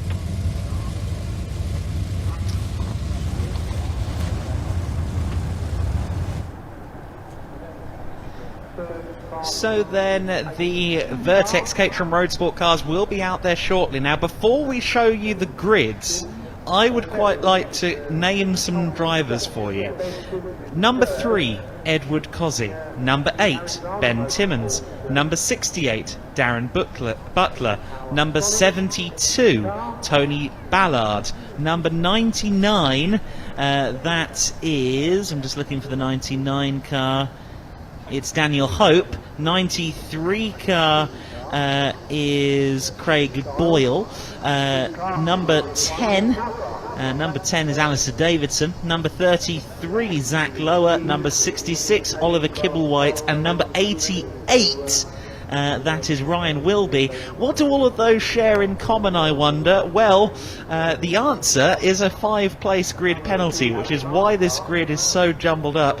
I think there was a lot of overtaking under yellow flags yesterday, unfortunately. Yeah, we saw how much of a clump they were all racing around in yesterday, and just as one of towards the end of the race, actually, there was some debris through the middle of Club Chicane, and yeah, there was a yellow flag thrown and a lot of cars moving around, and I guess when they arrived there, it was complicated. I know they all had a chat around it this morning, but yeah, 5 grid penalty for all those drivers. They've got a bit of work to do from midfield. So 10 cars of the total 23 on the grid are at least some degree of displaced, and as the cars start to head out onto the circuit for their formation lap, we will now talk you through the grid in just a few seconds as these cars make their way out onto the circuit. The Vertex Road Sport cars still very much in full-on road legal specification, of course, just one step up with adjustments such as an anti-roll bar added to the rear to differentiate them from the Academy machines. The slower cars even more conducive sometimes to pack racing than the big 310s. Yeah, so these cars have the windscreen still on them effectively, so the blunt end of a Caterham has even more surface area, and those windscreens do have to push the wind aside, and that means that the tow is even stronger. Interesting to see the procedure here for assembly. They get a 60-second board, a 30-second board, and then get whistled away. The timing's not always exactly that precise, but they're all communicated by whistles, and all race meetings have all these procedures. All these drivers have to learn them. So we talked about the Academy yesterday, and now the road sports. They're still early in their career, and all these things they learn as they just go along. Depending on how rushed the schedule is at the end of the day, sometimes the gap between the 30-second board and the 5-second board is about 3 seconds total. The cars head out then onto the circuit, led by, in his mind, surprise pole sitter Robert Lowe. Robert Lowe in that number 44 car is going to be our pole sitter. Of course, grid position, we've proven a couple of times already today, isn't everything. The driver started from 17th and won just now in the 310s in the form of Taylor O'Flanagan. Mansberg came from 31st to a podium. But it is always a confidence boost to have just a couple of cars or maybe just clear road ahead of you. Yeah, Rob Lowe starting 4th yesterday and managed to make his way, even though he dropped places, all those grid penalties means he moved up into that pole position, having a really good weekend. Isla Lowe, his wife, was racing in the academy last year. It's his turn to do the road sport, and we saw his bright yellow roll cage, and that was because last time out she couldn't spot him on the live stream, so he's painted his roll cage bright yellow this weekend. So Robert Lowe on pole position, Henry Littlejohn alongside him, cars 44 and 87. Harvey Lawrence, the 77 car, in 3rd place alongside Guy Crossman in the 55. Row 3, Tony Jenner in the number 5 alongside Craig Boyle in the 93. I believe Craig is the first of those with a 5-place penalty. Ed Cozzi on row 4 in the number 3 alongside Ryan Wilby. Toby Ballard in the 72 and Ben Timmons in the 8, rounding out our top 10 on the grid. Row 6 is the number 31. That is Andrew Bailey alongside Darren Butler in the 68, 31 and 68 on row 6. Row 7, Zach Lower in the 33 alongside Alistair Davidson in the 10. Oliver Kibblewhite in the 66 on row 8 alongside Graham Finlayson in the 49. Row 9, Gary Cross in the 23 alongside Lionel Tolmash in the 22. Nick Bryant on row 10 in the 28 car alongside Ian Bettis in the 18. Row 11, Daniel Hope in the 99 alongside Mark Soden in the 60, and the 12th row with one occupant, sole occupant, Rob Kennelly in the number 14 car. So 23 cars scheduled to take the start, and 20 minutes of racing for the Vertex Caterham Road Sports. Yeah, watch out for Kennelly. He was involved in that lead battle, as was Hope yesterday, so they've got a lot of work to do from the back of this field. They only have 2 20-minute races in the Road Sport Championship, so this is the final race for them this weekend to see what they can get up and get doing. But like I say, lots of interest in the midfield, and watch Ryan Wilby on the right-hand side there in that sort of orange rollcade car. He drifted back on the grass initially and then came back right through at the end to take a good position. Okay, he's taken a few grid penalty points, but nevertheless he is there and ready to go. Harvey Lawrence, lights on in the middle there. In fact, a number of the drivers running with their headlights showing this time. How long can Rob Lowe stay out in front there? And Henry Littlejohn, as we spoke to him on the grid, he's looking to see whether he can stay up there as well. And let's see if Guy Crossman can hold on to his 4th place starting position. Nice colourful grid here for the Caterham Road Sports as they head into their 2nd race of this weekend for them. So then 20 minutes of racing is about to get started because the green flag has waved. Racing is due in just a few moments. The red lights will go out and it will be Robert Lowe who should try and lead them away. But of course we've seen fast starts from the 2nd row take the lead on several occasions. It's not a good start from Robert Lowe. Too much wheel spin for him. Henry Littlejohn on the outside then takes the lead in 2nd place. I think that'll be Harvey Lawrence in P2 in his almost Brawn GP front end. In 2nd position. 3rd place, I think that could well be Guy Crossman, but Robert Lowe just not getting the start that he needed. He's spun up the wheels. He's got to lock up further back in the pack there. A couple of cars under rotating their front tyres. Cool conditions, cold tyres that have just sat for a couple of minutes. Those first braking zones must be tricky. Yeah, they can be. You've got to get your tyres and all the drivers up to speed. Lots going on around you. So brake pads, brake discs, all those things need some heat in them, and that would have been sapping away as they waited for the start. A little bit of a lock-up. It's Ryan Wilby just locking up on the inside, but he managed to get it all hauled up and ready as we look at them coming round this Goodwood corner then. And it is Harvey Lawrence, I think, out front with the lights ablaze, and then he's got Ryan Wilby in 4th place there. There's a little bit of a gap back now. That's what you've got to watch out for if you're Ben Timmons starting deep in the field. You want to make sure you're on the right side of these gaps. Yeah, absolutely you do. You can't take too much time or you can't sit there at the back of the pack and hope that you can work your way up. You really do need to make sure you're in the front pack, because it could be 4 cars as it looks at the moment. It could be 17 at the front of the order. Who knows? Almost 3 wide on the run down to Club. Let's see who's leading by the time they get to the corner. Brave, adventurous outside lines being taken once again. Nothing changes no matter what Caterham grid is out there, but it's Harvey Littlejohn that remains in the lead.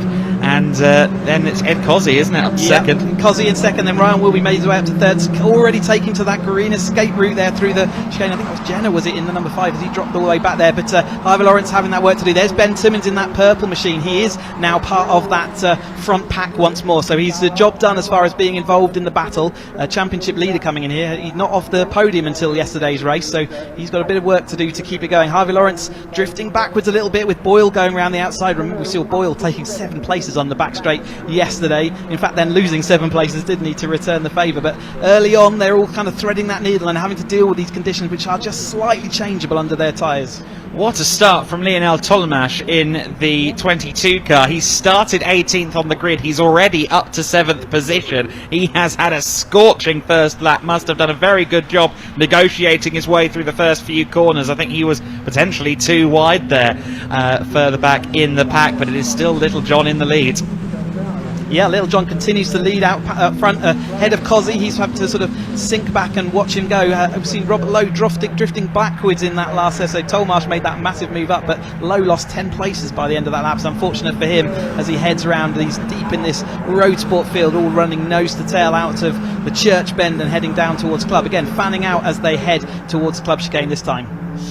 All fanning out in a big way at the front of the order. That pack that was 3 or 4 cars strong a lap ago is now much, much stronger than that. And look at Little John. He's now fighting outside the top 5 all of a sudden. He's got Guy Crossman Harvey Lawrence just behind him as well. Our new race leader is the number 93 of Craig Boyle, who started in 6th place. Wilby has held strong though in 2nd position, but the order shuffling massively in the second half of that lap. So all those drivers that were in that midfield with those 5 position grid penalties are now sort of fought their way to the front here, so it's all stations even. The only usurper really was Little John, but he's now drifted back behind Timmins in that order, and Harvey Lawrence also drifting away just slightly, just not able to keep that. Butler we saw having an airborne moment through the Club Chicane last time as he launched over one of those the sausage curbs. Little John has actually managed to get back past Timmins by the looks of it. They were side by side going through Seagrave and going out towards Noble. It's very, very close and tight as they go through Goodwood for the 3rd time in this race.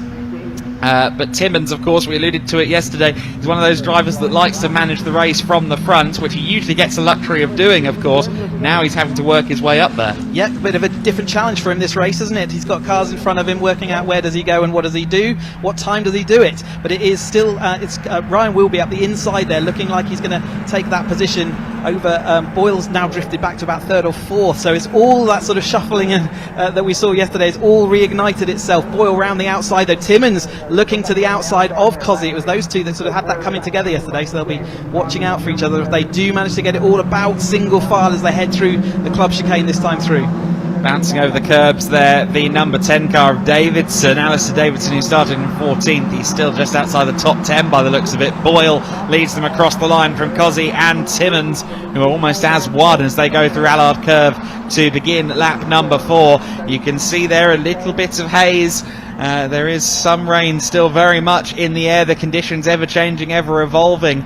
A few drivers, of course, including Cozzy in 2nd place, kind of saying, you know what, I want it to rain, I want it to start really battering down. Interesting, the history of these drivers. Academy last year, dry every single event they had, and all the way through road sports so far, they've had dry conditions. This is the wettest it's been, but at the moment we've only got slight spots on our commentary window here, so the conditions are definitely nowhere near wet yet, but they are limited in experience if the rain does come down, which is predicted.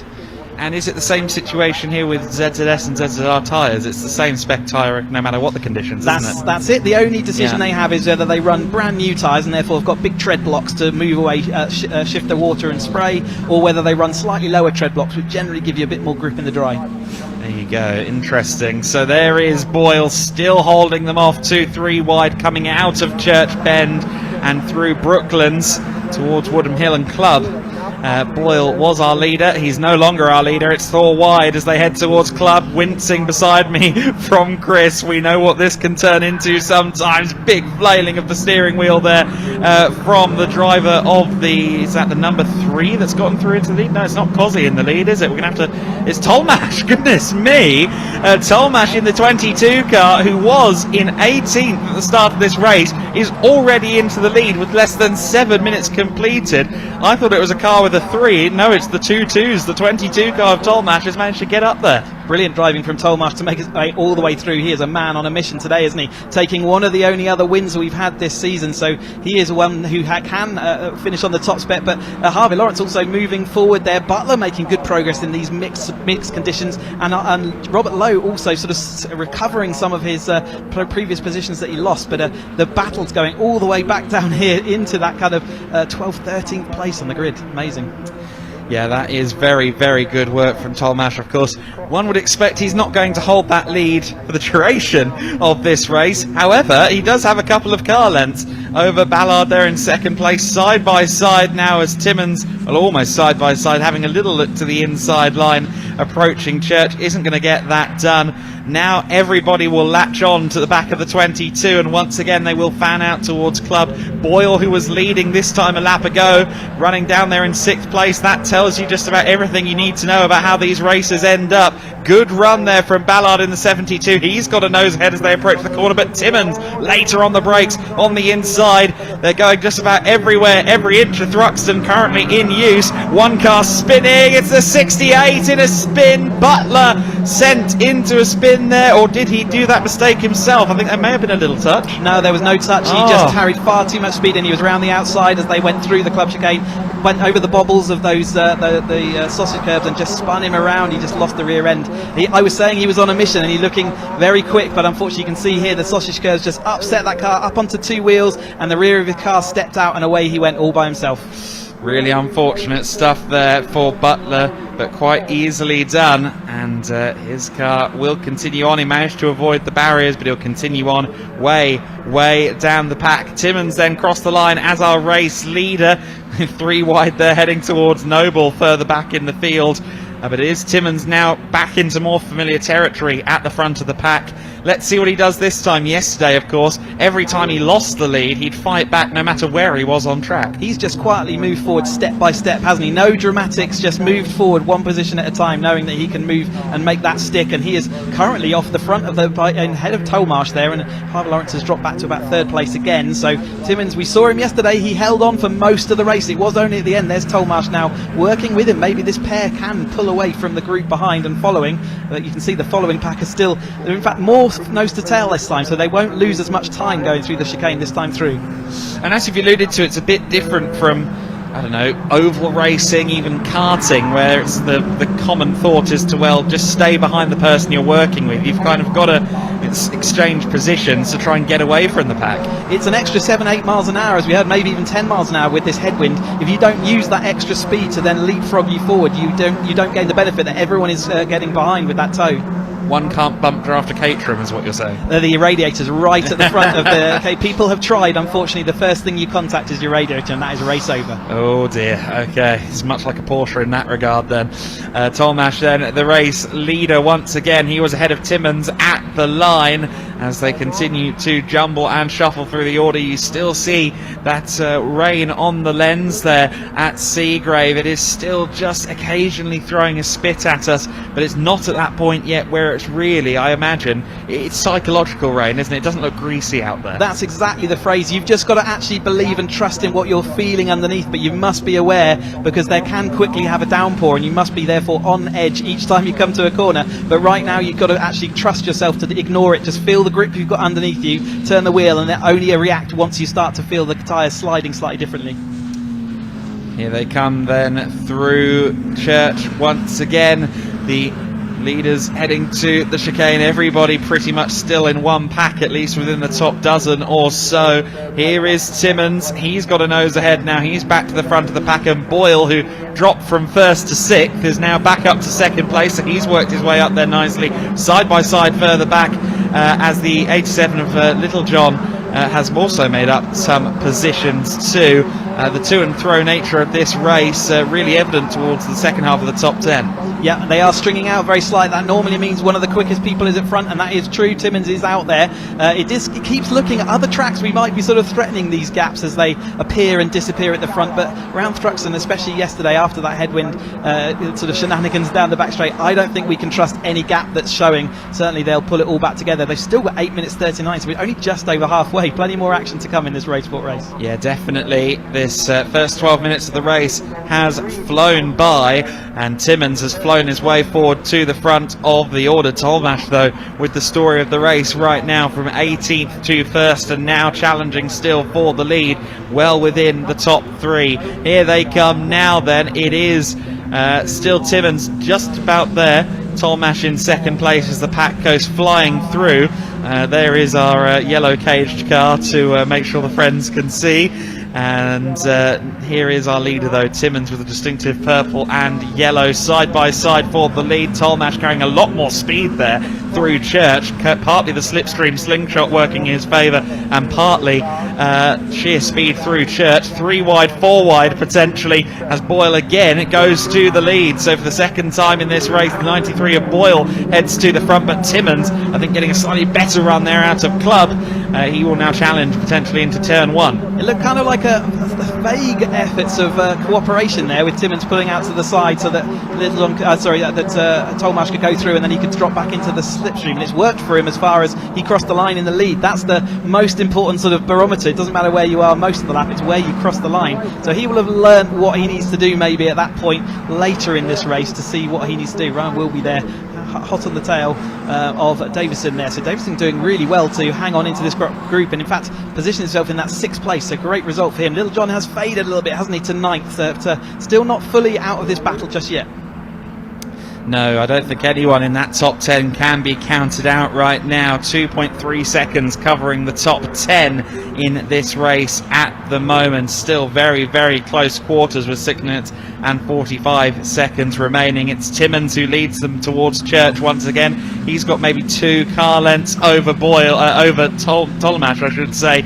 Boyle side by side there with Ballard in the 72. He's been a little bit quiet. He's been up there in the top 3 occasionally, but he's yet to get to the stern. Yeah, he had an early stint, didn't he, where he was a bit higher up, but like I say, same position again though. Timmins let him go, ready for the 2nd half of this straight, I think. That's what it looks like. Each time he's done that, he's working, gives him the benefit into the club chicane, and I'm saying I think there's a vague hint of he's trying to work out what he wants to do later on in this race. Right, the way the car kind of juddered a little bit there as he lifted off the throttle, I thought he might have had a gear issue or something of that nature, but no, to your point, it does look rather strategic on reflection, doesn't it? Ballard there in 3rd place now then, so Boyle and Davidson side by side. Alistair Davidson, who's up from 14th on the grid, of course, another driver who's made up some good positions. Looks to me like it might have slightly heavier rain towards the start of the lap. Yeah, so again, still it's hard to judge, isn't it? It's hard to know. The commentary box windows aren't giving us the good signalling, but we are seeing spits, and they are bigger raindrops as they are hitting the windscreen. Cozzy there behind Boyle at the moment, looking to see what he can do. He's never happy to sit there, and he will be looking for his way forward. But again, this shuffling order every single lap, every single time through, we'll be there with the fastest lap, 1:30.35. Lap record is 29.4, therefore they're about a second back down from the lap record, so the conditions really not slowing them down very much. Very interesting, isn't it, to see how this works. Now let's keep an eye on Timmins this time then, because he's coming towards Church once more. Lap 10 of the race, 5 minutes left to go. Now let's see if the 8 car lifts off again to kind of allow Tolmash to get through, only to take that position back. He's again gone shallow into the corner. To your point, he is, I think, very much playing the strategic game there. One of the cars going off circuit, the number 3 of Cozzy, Ed Cozzy, having a moment there.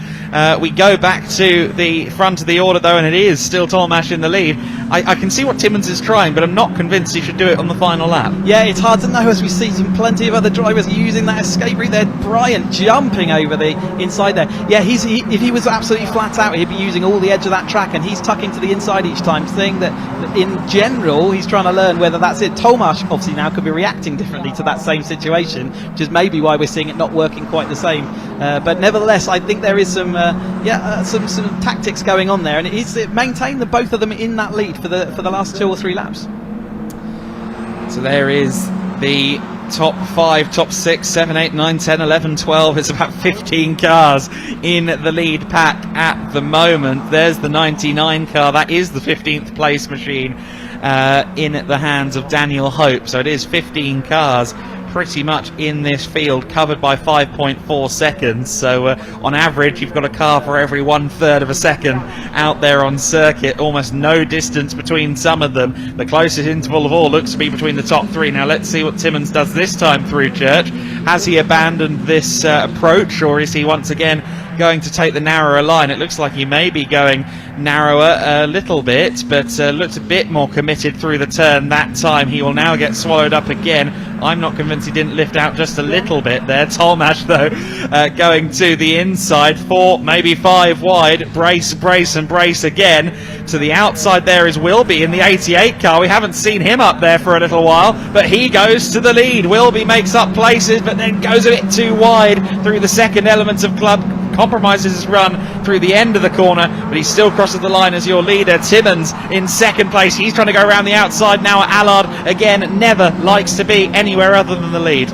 Yeah, and he's managing that situation quite well at the moment. He went fully on the back straight and in the lead that time. Still manages to be second as he crosses the line, only 1/10 down. Wilby now takes that fastest lap of 30.3, so now they are only but it's 0.03, sorry, so only sort of half a second down from lap record pace. So really strung out and fast in this second. The Little John and going out wide, we've got a spin there. Is that Cozzy? No, it's not. It's the number 44. That's Lowe, isn't it? Robert Lowe from our pole position, so he's not having such a good end. Didn't see how he ended up over there, but nevertheless that's going to drop him down the order for now. Unfortunate there for Robert Lowe, and you see how far back he has fallen back.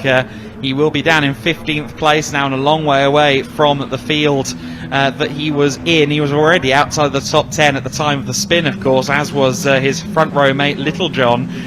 Both drivers who were maybe not expecting to be on the front row were falling through, and maybe 44 just pushing a bit too hard. Yeah, it just looked like he lost the rear end again. It could be just there's a little bit more moisture, or he just took a tighter line and the rear end just stepped out on him. Nowhere to go. Here comes the clump racing that we talked about yesterday as they head into the chicane once more. Timmins on the inside. We've got Ryan Wilby on the outside. Harvey Lawrence back up to the lead on the outside line. Does swoop across, so Harvey Lawrence back into the lead of this race. Saw him a little bit earlier on. Is that Bryant up into second place? I'm not sure, but it's one of the other cars. Boyle going out wide. He's going to lose a lot of positions. Cozzy trying to manipulate his way through as well. It's an absolute car park out there. It is just about the final lap as well, as they cross the line with just about 1 minute 26 to go. We're doing 1:30s. This will be the final lap of the race. It's Lawrence in the lead then as they circulate this 2.3 mile Thruxton circuit for the final time. The outline of the Thruxton aerodrome is what forces this, or what created this layout. As you can see there, Bryant in the 28 there in second place, so he's managed to intervene. We haven't really mentioned him much, have we? The car number 28 of Nick Bryant, who's up there from 19th on the grid, so much like Tolmash has really made his way through the order. Just looking to the inside there of Timmins, who's got past him on the run towards Noble. But here we are, Last Chance Saloon, Clomp Racing ahoy. Yeah, the only time we mentioned him was he's flying over the chicane here at the club chicane a couple of laps back, but he's managed to stabilise it all and he's right back in that battle. Harvey Lawrence to the outside, Timmins to the inside, and we've got Bryant on the outside again. So who's going to manage it this time? They're all ducking and diving, they're trying to work out who wants to go where. Timmins is going to lead onto this back straight. Can he manipulate and maintain that? We've not seen anyone be able to do that. A little bit of a wing flies off as they all look to see what they can do, but Timmins is holding firm, but it's Tolmarsh down the inside currently as they head towards the chicane this time. 4-5 wide, they once again cycle. Will be on the outside line trying to find his way into the lead, but he's not quite going to do it. It's Tolmash with control as they go into club. He should be able to get there, popping across the curbs as Wilby to desperately try and hold on to P2. It's going to be Timmins that gets her into second. He's not quite going to get to the lead though. Our winner is Tolmash in the 22. Lionel Tolmash with a brilliant drive from 18th on the grid to victory lane. Tolmash, it's the 9th row of the grid. Both of our winners so far in the Caterhams have come from the 9th row of the grid. Timmins taking second place, Wilby in third position. Another brilliant spectacle of Caterham racing. Yeah, Wilby just wasn't able to hold it through the chicane. He lost the rear a little bit, went over the sausage curb, and Ben Timmins did really well to tuck under him just in the run up to the line. Tolmarsh, though, was down the road. He made that great braking. He must have been absolutely on the limit of that braking going in the final time. About 4 or 5 wide all the way through that front clump as they headed through. Cozzy ended up in that 6th place. Bryant, though, held on in that 5th place. So some drivers really coming through in this second 20-minute race. So you see that coming over the line there is Tolmash. You can see Timmins just making it in front of where I will be sitting in the driver's seat. That's so frustrating. And just behind Ballard, you can see him just leading that second pack of cars with Bryant and Cozzy just coming along the line. And then even closer with Lawrence there, just heading Davidson. So Davidson hanging on well with Boyle. It's fading away just a little bit at the tail end of that race to drift to 9th place. Just to mention the 14th place car with a 5-second penalty, Crossman with a penalty applied to his result, 5 seconds for track limits. Lionel Tomasz though takes the win after 13 laps of racing, 0.5 of a second clear of Ben Timmons in the number 8 car, who just outdragged Wyan Wilby to the line. Toby Ballard taking 4th place in the 72, Nick Bryant in the 28 finishing 5th. Edward Cozzi didn't quite get the rain that he wanted in that race. The number 3 car finishes in 6th. Harvey Lawrence in the 77th is 7th. Alistair Davidson, the number 10 car, in 8th place. Craig Boyle in number 93 in 9th. And Zach Lower rounding out the top 10. Rob Kennelly, who started at the very back of the grid, he came through to 11th place ahead of Henry Littlejohn in the 87 in 12th place. Daniel Hope in the 99 finishing 13th place ahead of Guy Crossman, who would have finished just ahead of Henry Littlejohn in 12th, but with a 5-second penalty for track limits he was demoted to 14th position. 15th place was the number 31 car of Andrew Bailey. The 44, the spinning entry, the pole sitter Robert Lowe, down to 16th by the end. Kibblewhite in the 66, Oliver Kibblewhite in 17th. Butler in the 68 finishing 18th, 19th for Cross in the 23, and the only other 3 cars rounding out the top 20, the 49 of Finlayson, Bettis in the 18 in 21st, and in the pits after a few laps was the number 5 car of Tony Jenner, who did not take the checkered flag. And with that we can now head back down to the pits with Sam, and we'll get some reactions from another exciting race in the Vertex Caterham Road Sport Championship.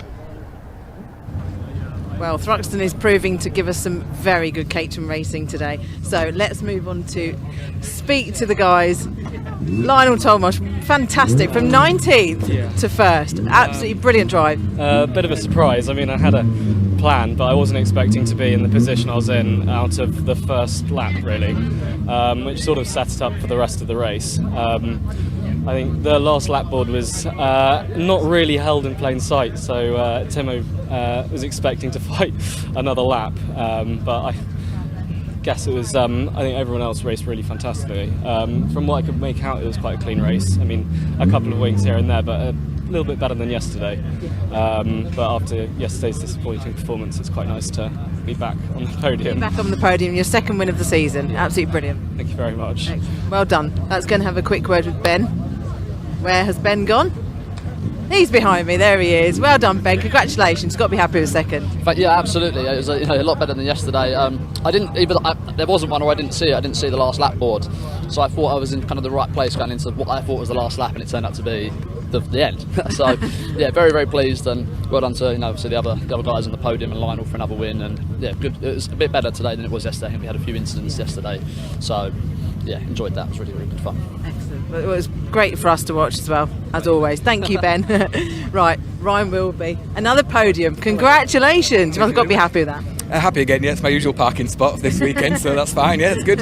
Yeah, it was quite a clean race from what we could see. It was for me. I saw a few wings flying off, but I'm really just trying to keep it clean to the end of the season, and we managed to do that, so it's good.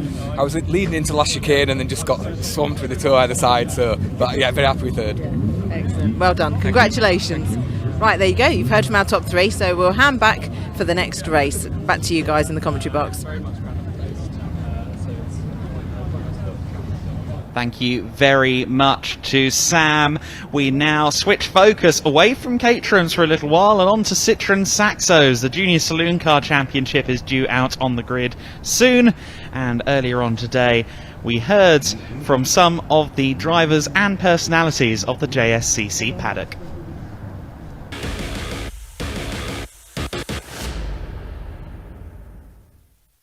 Well, welcome back.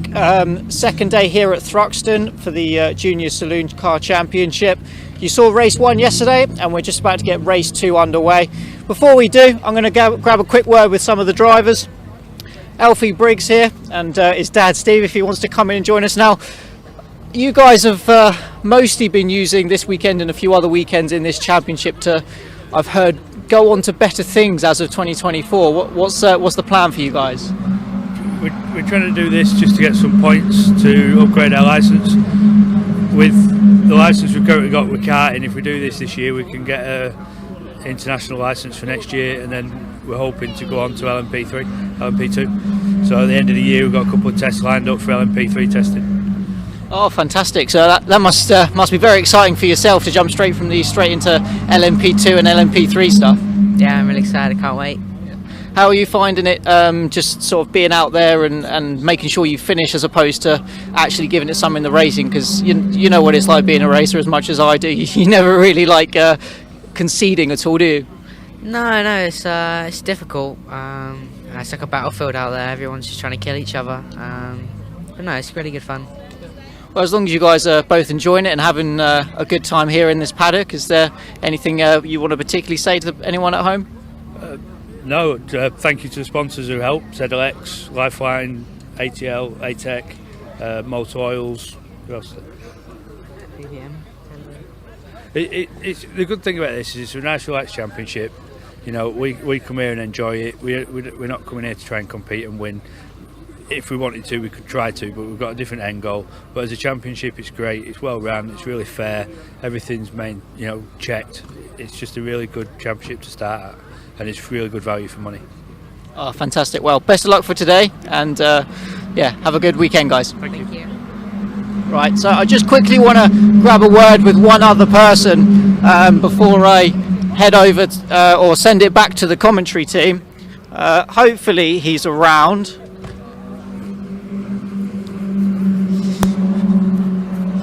You got time for a quick word for us? Yeah, I do. Fantastic. So I saw yesterday you didn't have an ideal race at all. Way out of position by the time you got to finish in. You reckon you're able to climb a lot of those positions back today? Yeah, I mean that's the aim. Just try and catch up from yesterday, and obviously didn't really get much racing in yesterday, but I got a lot of clean air and the time to just like focus on just my driving and my racing, trying to get quicker lines and later braking. So I think carrying that into today, I think that'll be really helpful actually, and taking it on a positive instead of on the negative. Yeah, for sure. I can sympathise being in that sort of position before. It's never great, but like you say, there's a lot of positives like that you can definitely take out of it. I'm a little bit short for time, but quickly, can you just talk us through the main sponsor of your car and the autism awareness, which is what you can see with all the jigsaws? Yeah, so the sponsorship is the Junior Saloon scholarship, so that's Dave Beecroft and the championship that fund the racing, and then the National Autistic Society, the Chestnut Tree House and Teenage Cancer Trust, the charities that the championship support. So the car is just to promote those charities in a basic sense. Fantastic. Well, wish you all the best with the racing today. Hopefully you have a much better race too. Okay, yeah. And speak to you later on. Yeah, cheers, see you later. Right, so the race that's just finishing off is just finishing off, so I'm going to throw back to commentary.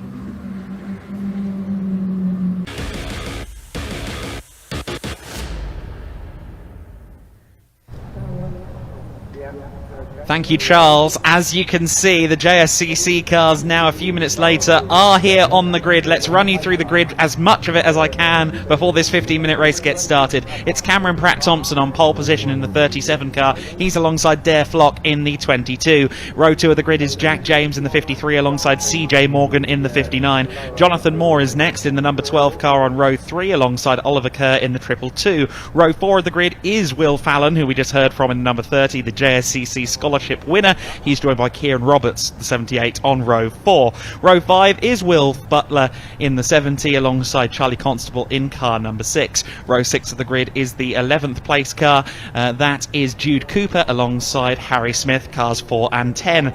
Row 7 is Josh Salvadori in the 110 alongside Oscar Dix in the 11. 16th, Caleb McDuff in the 38 alongside the 29 of Alexander Bergbaum. Last car's just being registered up. Alexander Mostav in the 888 alongside Kyle Wells in the 448. The green flag waves then as we get through the first 9 rows of the grid. We are going to go racing. It's Cameron Pratt-Thompson on pole position. It's Dare Flock alongside him on the front row. Will they get a good start from the front row of the grid? Well, in the case of Dare Flock, certainly yes. Cameron Pratt-Thompson, he bogged down a little bit, but the second phase of his start was actually very good indeed, and he may well lead as they go through Allard Curve for the first time. It is Pratt-Thompson with a nose ahead as we go around towards Campbell, Cobb and Seagrave for the first time. The 37 car still with Dare Flock though on the outside. Flock trying to carry the momentum to take the inside line for Cobb Corner. Not quite able to do it. Third place there, that looks like CJ Morgan in the 59 car with the yellow wheels. And Jack James in the 53 in fourth. And contact and spinning further back in the pack. The number 70 car sent into a spin. Others scattering over the grass, but the main loser in that was Wilf Butler, who started in P9. He got sent into a spin, and everyone else did very well to avoid his car. The Junior Saloon Car Championship is always fraught, particularly on that first lap, and Wilf Butler unfortunately losing out big time there, and you can see the huge gap between 8th place and the rest of the chasing pack as everyone else had to take evasive action there. Some windscreen wipers going as well. Still looks to me largely to be psychological rain rather than any serious impact on the grip and the adhesion. There is the number 12 car of Jonathan Moore leading the second quartet of machines. It's side by side for the lead with Dare Flock though on the inside line. He's got a nose ahead and he's into the lead of the race. Dare Flock then from Pratt Thompson, CJ Morgan, and then the 53 of Jack James. Your first 4 cars on the grid are still your top 4 at the end of the first lap, and that hasn't happened very often so far this weekend at Thruxton.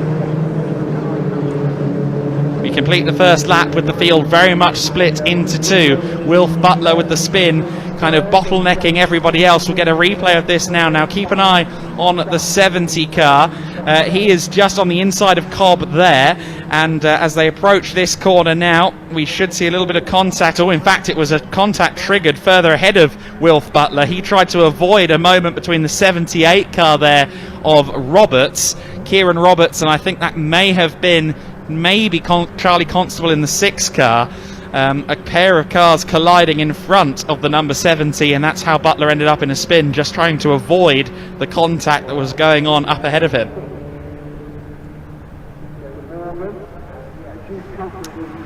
So then the second lap of the race ongoing. Top 2 not really breaking away. Last time out in the first race here yesterday afternoon, really the top 2 started to separate away from the rest of the field. Safety car is out on the circuit. Safety car, you see there, has been displayed at the marshal post, so safety car has been declared.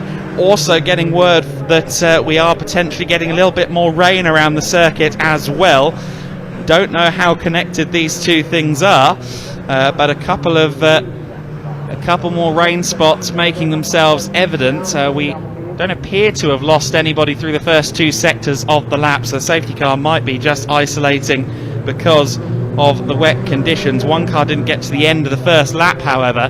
That was the 23 machine in the hands of Cooper. I'm not convinced he took the start necessarily, but Cooper in the 23 is missing. But with 11 minutes left to go, the race is isolated under safety car conditions. So we are running under safety car, and it is the number 22 of Flock. There is one of the cars, it's the number 4. I apologise, it's the number 4 of Cooper, not the 23. He's in 23rd place, is Cooper. So I read the wrong number, but the number 4 car is the car that's come to a halt. Jude Cooper in 11th place, unfortunately. So Jude Cooper, who started 11th, unfortunately not able to complete the first lap. I think maybe taking evasive action because that's down towards Noble, that car is stopped. So that would imply maybe just getting into the barriers after taking evasive action to avoid the spinning Wilf Butler. Of course, this brings Butler back up to the pack, of course, a safety car, so that will be a small mercy, and it is a small mercy for him.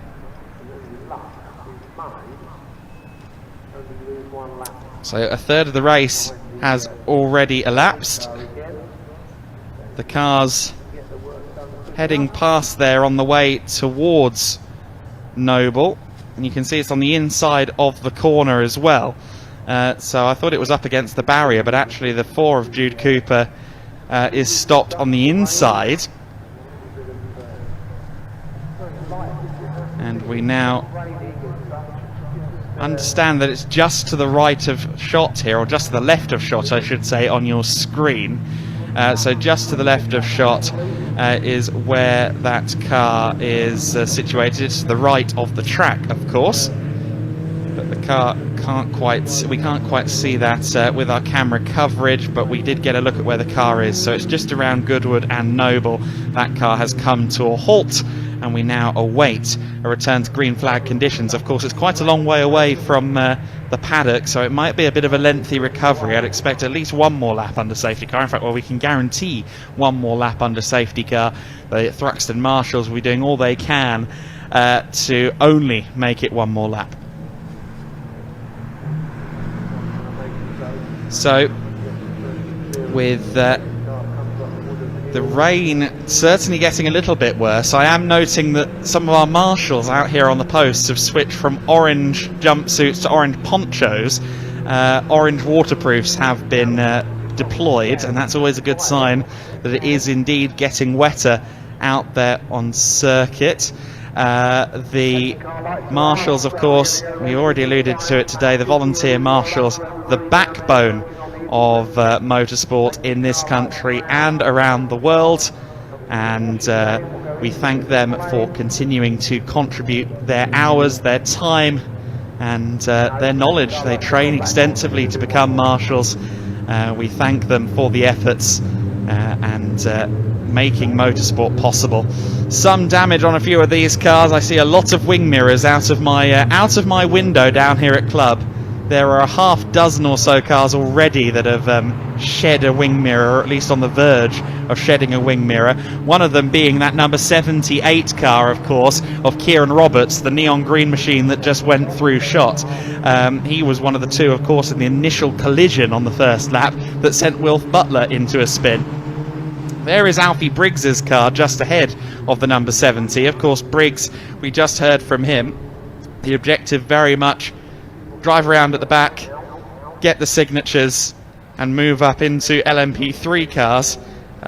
Alfie, a very, very decorated karter, has won championships around the UK and has also been racing karts in Europe to success, and is focusing more on a career in sports car racing than junior single-seaters. And you see a lot of that throughout the junior racing scene these days. A lot of the drivers here in JSCC aspire to BTCC or the TOCA paddock at large, or perhaps GT racing. JSCC and championships similar to it, very much a doorway not just to potentially moving up into a single-seater car and trying to get up to Formula One. For a lot of these drivers, it's more about getting into a tin-top machine of some description. So 6 minutes and 20 seconds of this race left to go. I'm keeping an eye to see whether or not the safety car lights are extinguished this time. Still on at the moment as they head towards Church, but they've got a couple of corners left before they have to extinguish them. And certainly I noticed that Dare Flock is just dropping off the safety car a little bit, just in case those lights go out. Flock seems to be anticipating a safety car restart. We'll wait and see whether that proves to be the case. Just over 1/3 distance remaining in this one. It's a 15-minute race, so it does fly by quickly. And let's see whether or not the lights are out. They are out, so we are going back to racing conditions this time. Dare Flock is now in control of the field and will pull the pin at some point. Of course, he'll be wise to not pull the pin too early, because the last thing he wants to do is drag everyone with him on the approach to the Club chicane. They shouldn't overtake going into Club, coming back from a safety car restart, but things happen sometimes. I think he'll wait until he's in the middle of the Club chicane to punch the throttle and go. Less than 5 minutes left on the clock then. It is a proper dash. Lap times in the 140s, low, maybe high 130s in these cars. Therefore, this is going to be a very short and sharp race. I expect 3, maybe 4 laps. Dare Flock has now pulled the pin, and we are going back to racing conditions. Pratt Thompson still behind him in second position as the green flags fly. The pit boards are shown to the drivers. You've got 4 minutes and a half left to go. Let's go and see what you can do. Go position hunting if you can. For Dare Flock, it's not position hunting, it's position preservation. The number 22 car is your race leader. Pratt Thompson to the inside line. Dare Flock drifting wide there. CJ Morgan having a little bit of a look as well. Oh, the number 30 car having a moment. Will Fallon going out wide there. The JSCC scholarship winner wearing the National Autistic Society livery on his number 30 car. The jigsaw pieces displayed on numerous other cars as well. The JSCC Championship and the organisers have a close relationship with the National Autistic Society. It's a cause close to many hearts in the JSCC paddock, and that's why they've made sure to give exposure to the autism awareness cause with the livery on Fallon and several other of the cars as well. 3.5 minutes left to go, and they approach Church once again. The 78 car, one of those battered and bruised machines, as is the number 10 of Harry Smith. It is now Pratt Thompson in the lead, so he's managed to sneak his way by, but here comes Dare Flock. Let's see if Dare Flock can get to the outside line. He's not quite going to be brave enough on the brakes. Jonathan Moore, though, he very much is up into third place there. He's been in the top 5 all race long, but he's just snuck his way into the podium positions for the first time. The Saxo VTRs once again providing exciting racing. Hopefully we get to go green flag to the finish here. James to the inside of CJ Morgan for 4th place at Allard Curve Turn 1.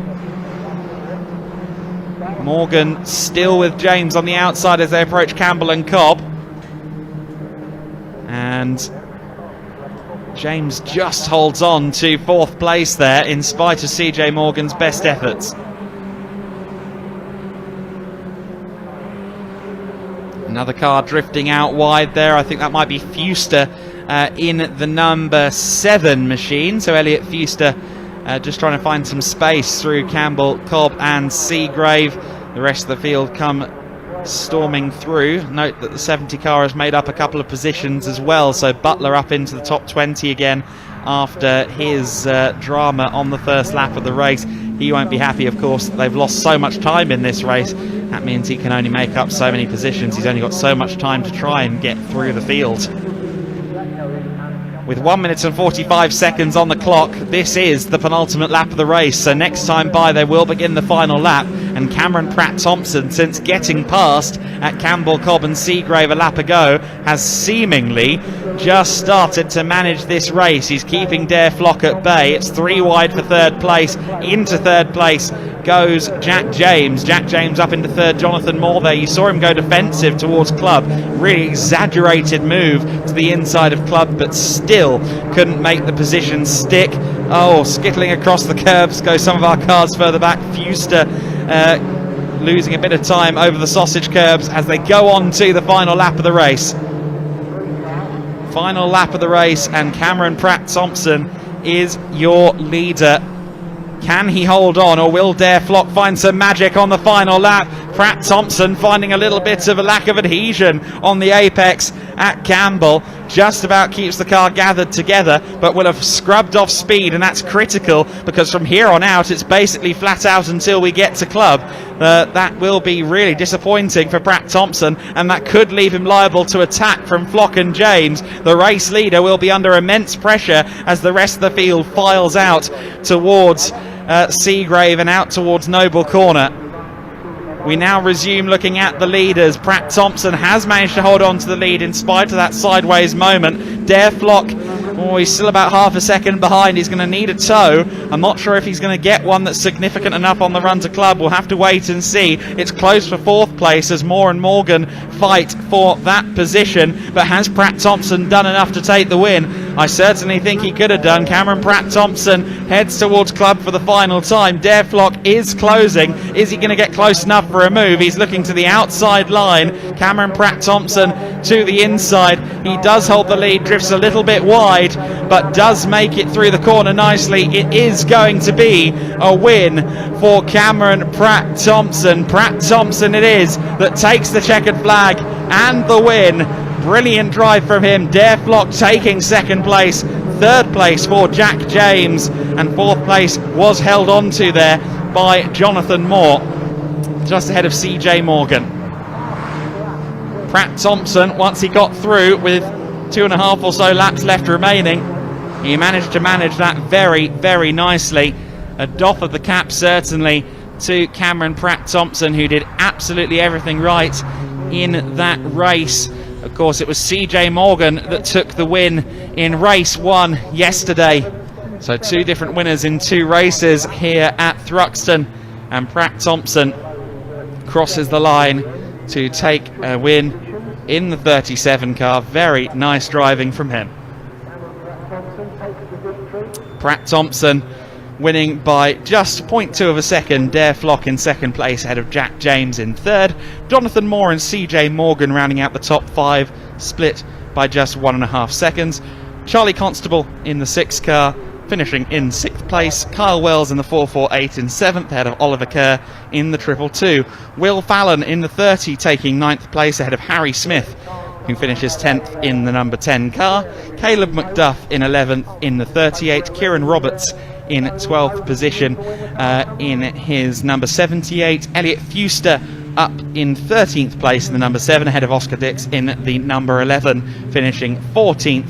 In 15th place it was the 317 car. The 317 car in the hands of Jack Harrison. The rest of the order, Butler in the 70 taking 16th, ahead of Bergbaum in the 29 in 17th place. Mosthav in the 888 in 18th. The 88 of Kersley in 19th. Alfie Briggs in the 47 rounding out the top 20. Crudson in the 17 in 21st. Baldry in the 33 in 22nd. And the number 4 car, Jude Cooper, obviously the cause of that safety car, didn't get to the end of the first lap. With that, we can now head down to the Parc Fermé, and we can now hear a little bit of reaction from the race that was for the Junior Saloon Car Championship. The cars just heading into pit lane now. Well, we will just give a second for the cars to actually arrive, which is probably a wise decision. The leader has just come past me, Cameron Pratt-Thompson, taking a sedate run back to the pits. These young drivers, they're usually pretty quick to the paddock at the end of a race. However, on that occasion it was rather easy driving, clearly just relaxing after a very intense 15 minutes of racing. Charles Boniface will be down there momentarily, a racing driver in his own right, of course, so he'll be able to give us some insight during his interviews with the leading drivers of that Junior Saloon Car Championship race. I understand that we are now in a position to go down, so cameraman John and Charles will be down there now with the JSCC grid. Well, that was a thrilling race, wasn't it? Quite a lot of action from start to finish, and even a safety car. I'm here with the race winner. Third place yesterday, top step at a podium today. How did you find that? I mean, that was great, to be honest. That's what we've been waiting for. You know, I think we've deserved it. So many more rounds. It's just not really gone our way. So for it to finally happen here in such tricky conditions in a tricky race, you know, had pressure from start to finish. Finally got the start right for once, and it paid off. Fantastic, yeah. And like you say, you've mentioned those tricky conditions. Can you try to explain to the guys watching at home, like, what you have to do to manage everything in those conditions, especially with the safety car restart as well? Well, when the safety car came out, the rain started to properly come down, so it was just about managing the tyre temp, make sure you've got enough, so when you do get going again, you're not sliding too much. I don't think I did a great job at that, but I'd like to say my car control's pretty decent, so you've just got to manage the slide from there on up. Fantastic. Well, congratulations again. I know you've been very happy. Jumped straight out of the car and all over the team, so all the best for the final race this afternoon. Right, I'll try and grab the second place man who has wandered off. Flock. So Sadly, another disappointing race for yourself. I can kind of say it's been consistently 2 second places, so 2 good races this weekend so far for you. But what can you do to try and get to that top step in the final race? Well, I won the last race. CJ just got a time penalty, so I was able to get the win in that. And then this race, it was good between me and Cameron on the first few laps, and then I got by him into the chicane, and he just judged the conditions better than me on the first lap. I was just taking it not easy, but I just didn't want to go too far and then break too deep into there where he just went and got by me. So there's a few places where I could have gone for the move, but I just didn't feel like, just didn't want to take the risk because it's second, still good points for the championship. So there's no point risking it and then being a DNF. So yeah. Yeah, exactly. Very smart move, very wise. Head on young shoulders, clearly. Thinking about the championship already. Apologies, I didn't know the results have been updated since yesterday. So, congrats on that one. Brilliant start from you as well. Really managed it until the safety car came out. So I think without that, you probably would have gone on and taken a second one. What can you do to really try and maximise the chances of you picking up a win in the final race this afternoon? Well, I'll get a better start, because that was a good start, but just unfortunately I missed second gear. So when I went to do it, it just wouldn't go into second. So yeah, it's my fault, but get a better start and just try and go, really. That's all I can really do. All right, well, best of luck with that final race, and hopefully I'll be speaking to you later on then. Yeah, thank you.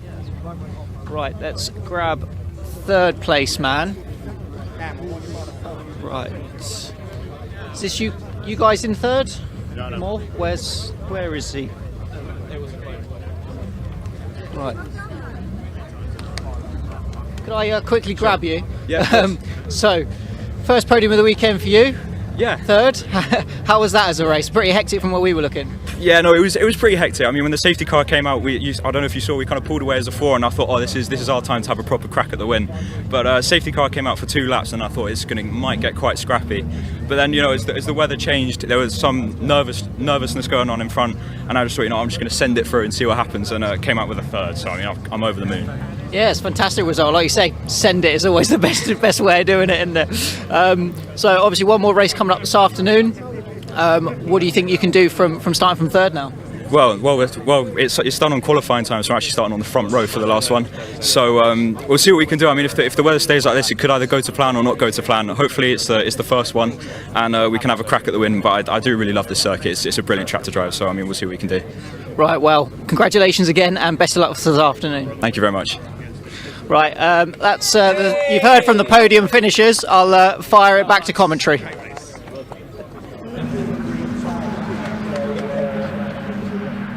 Thank you so much, Charles. 2 green flag laps for the Caterhams out there at the moment. The 270Rs already out on circuit. Let's hear from some of the drivers of the 270R Championship.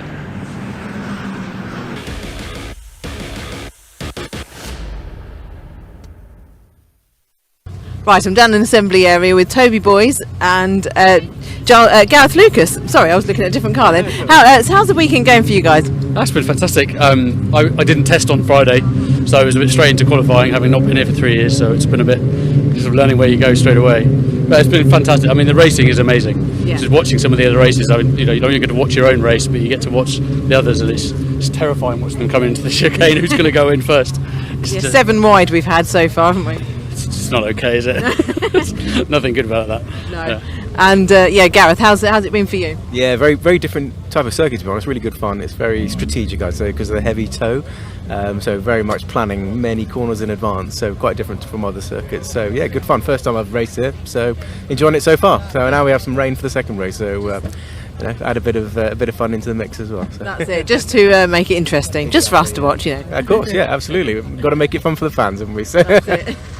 Excellent. Well, I wish you both a good race. Enjoy it, and we'll see you on the other side. Yes. Thank you. So I'm with Giles Perry in assembly area. It's raining quite a bit now. Do you mind the wet?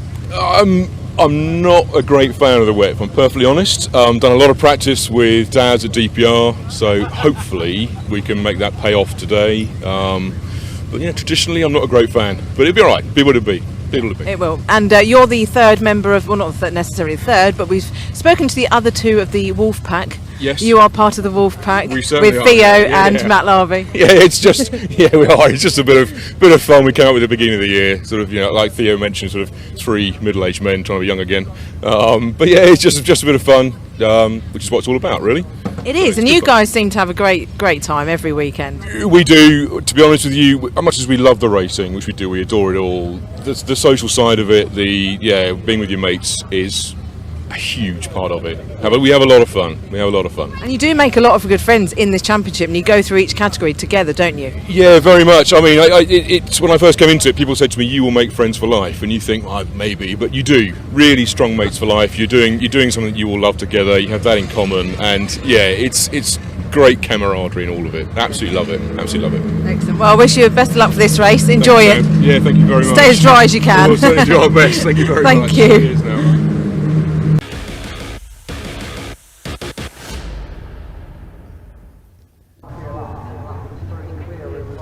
The Mission Motorsport Caterham 7 270R Championship grid. We'll try and run through as many as we can, maybe just the first 5 rows here. Charlie Lower in the number 21 car on pole position alongside Freddie Chiddix in the 66. Row 2, Matt Larby, one of the Wolf Pack, on row 2 alongside David Rook in the 45. James Cook is next in the number 15 on row 3 alongside Mark Kendall in the 35. Young Duncan Mallet, the number 4 car, in a 7th on the grid alongside Rod Patke, the number 29 car. Row 5, Mark Jones in the 2 and Gareth Lucas in car number 10 in 10th place. So then, that is our first 5 rows of the grid. We can't really get through the rest because we've already got a green flag, I think, about to be shown at the back of the field. The marshals have got the cars into position, so let's get ready for racing. The 5-second board has been displayed, so let's get this underway. In just a few seconds we will be racing.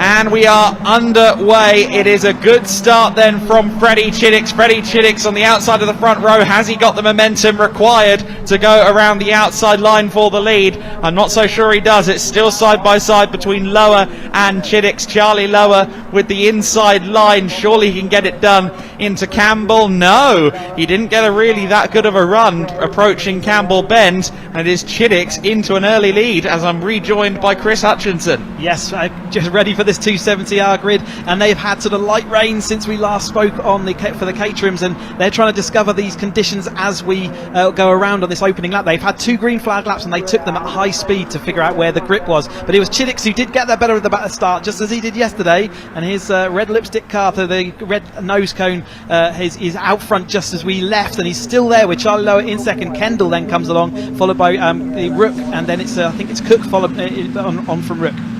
That does sound a little bit like a nursery rhyme, doesn't it? The Rook-Cook connection, always a trip of the tongue.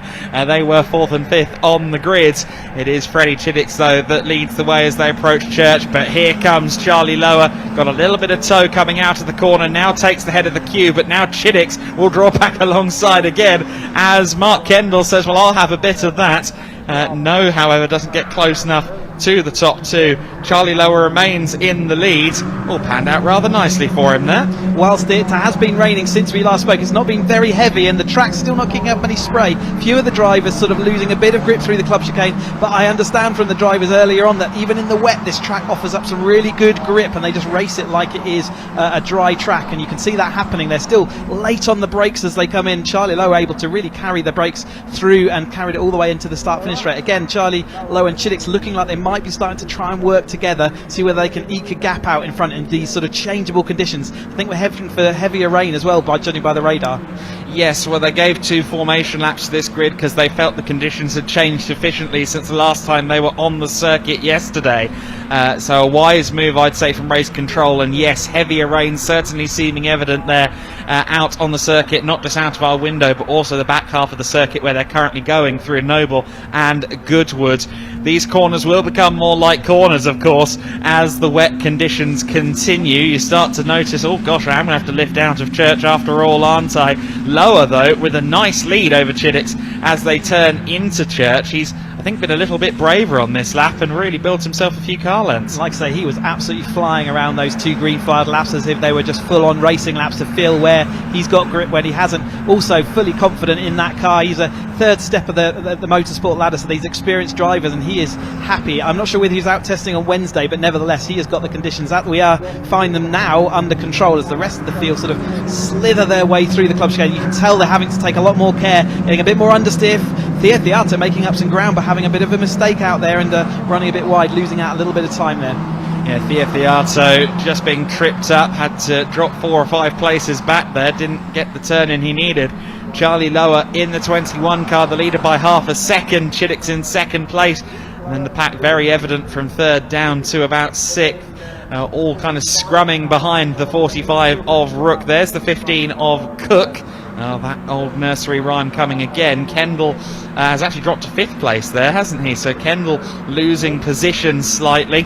The number 20 car trying to find some room as well further back in the pack. That is Empson, James Empson, who started in 15th. He's actually lost a couple of places. And we saw him fighting in that lead group yesterday, so he's been up and down the field, as has a lot of these drivers as they head out round the backside of the circuit. Again, the rain again evident on the windscreen, but Charlie Lower has got that little bit of a gap at the moment. You've seen plenty of those develop though and disappear as the time has gone on, but Chiddix is still trying to follow on. Rook is nicely in the wheel tracks of Chiddix, taking that toe, and like I say, Kendall losing out just a little bit to Cook, and Larby is next up, and we saw Mallet and Lucas also sort of just a little bit of a gap in developing in front of them as well.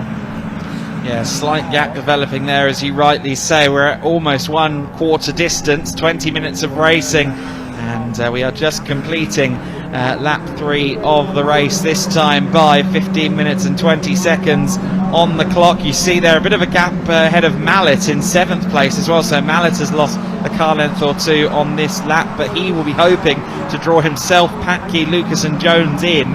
As we've seen before, sometimes a group of 3 or 4 in a space of about a lap will turn into a group of 10, maybe even more than that. It doesn't take much for a getaway group to suddenly be inhaled back into the field. Just as soon as they go nose to tail, that's what happens, isn't it? And interestingly, nose to tail at the moment, Larby, Mallet and Patke, they're all the drivers that were in last year's academy, skipped out road sport and decided they'd go straight into 270s, and they're running line astern 6th, 7th and 8th.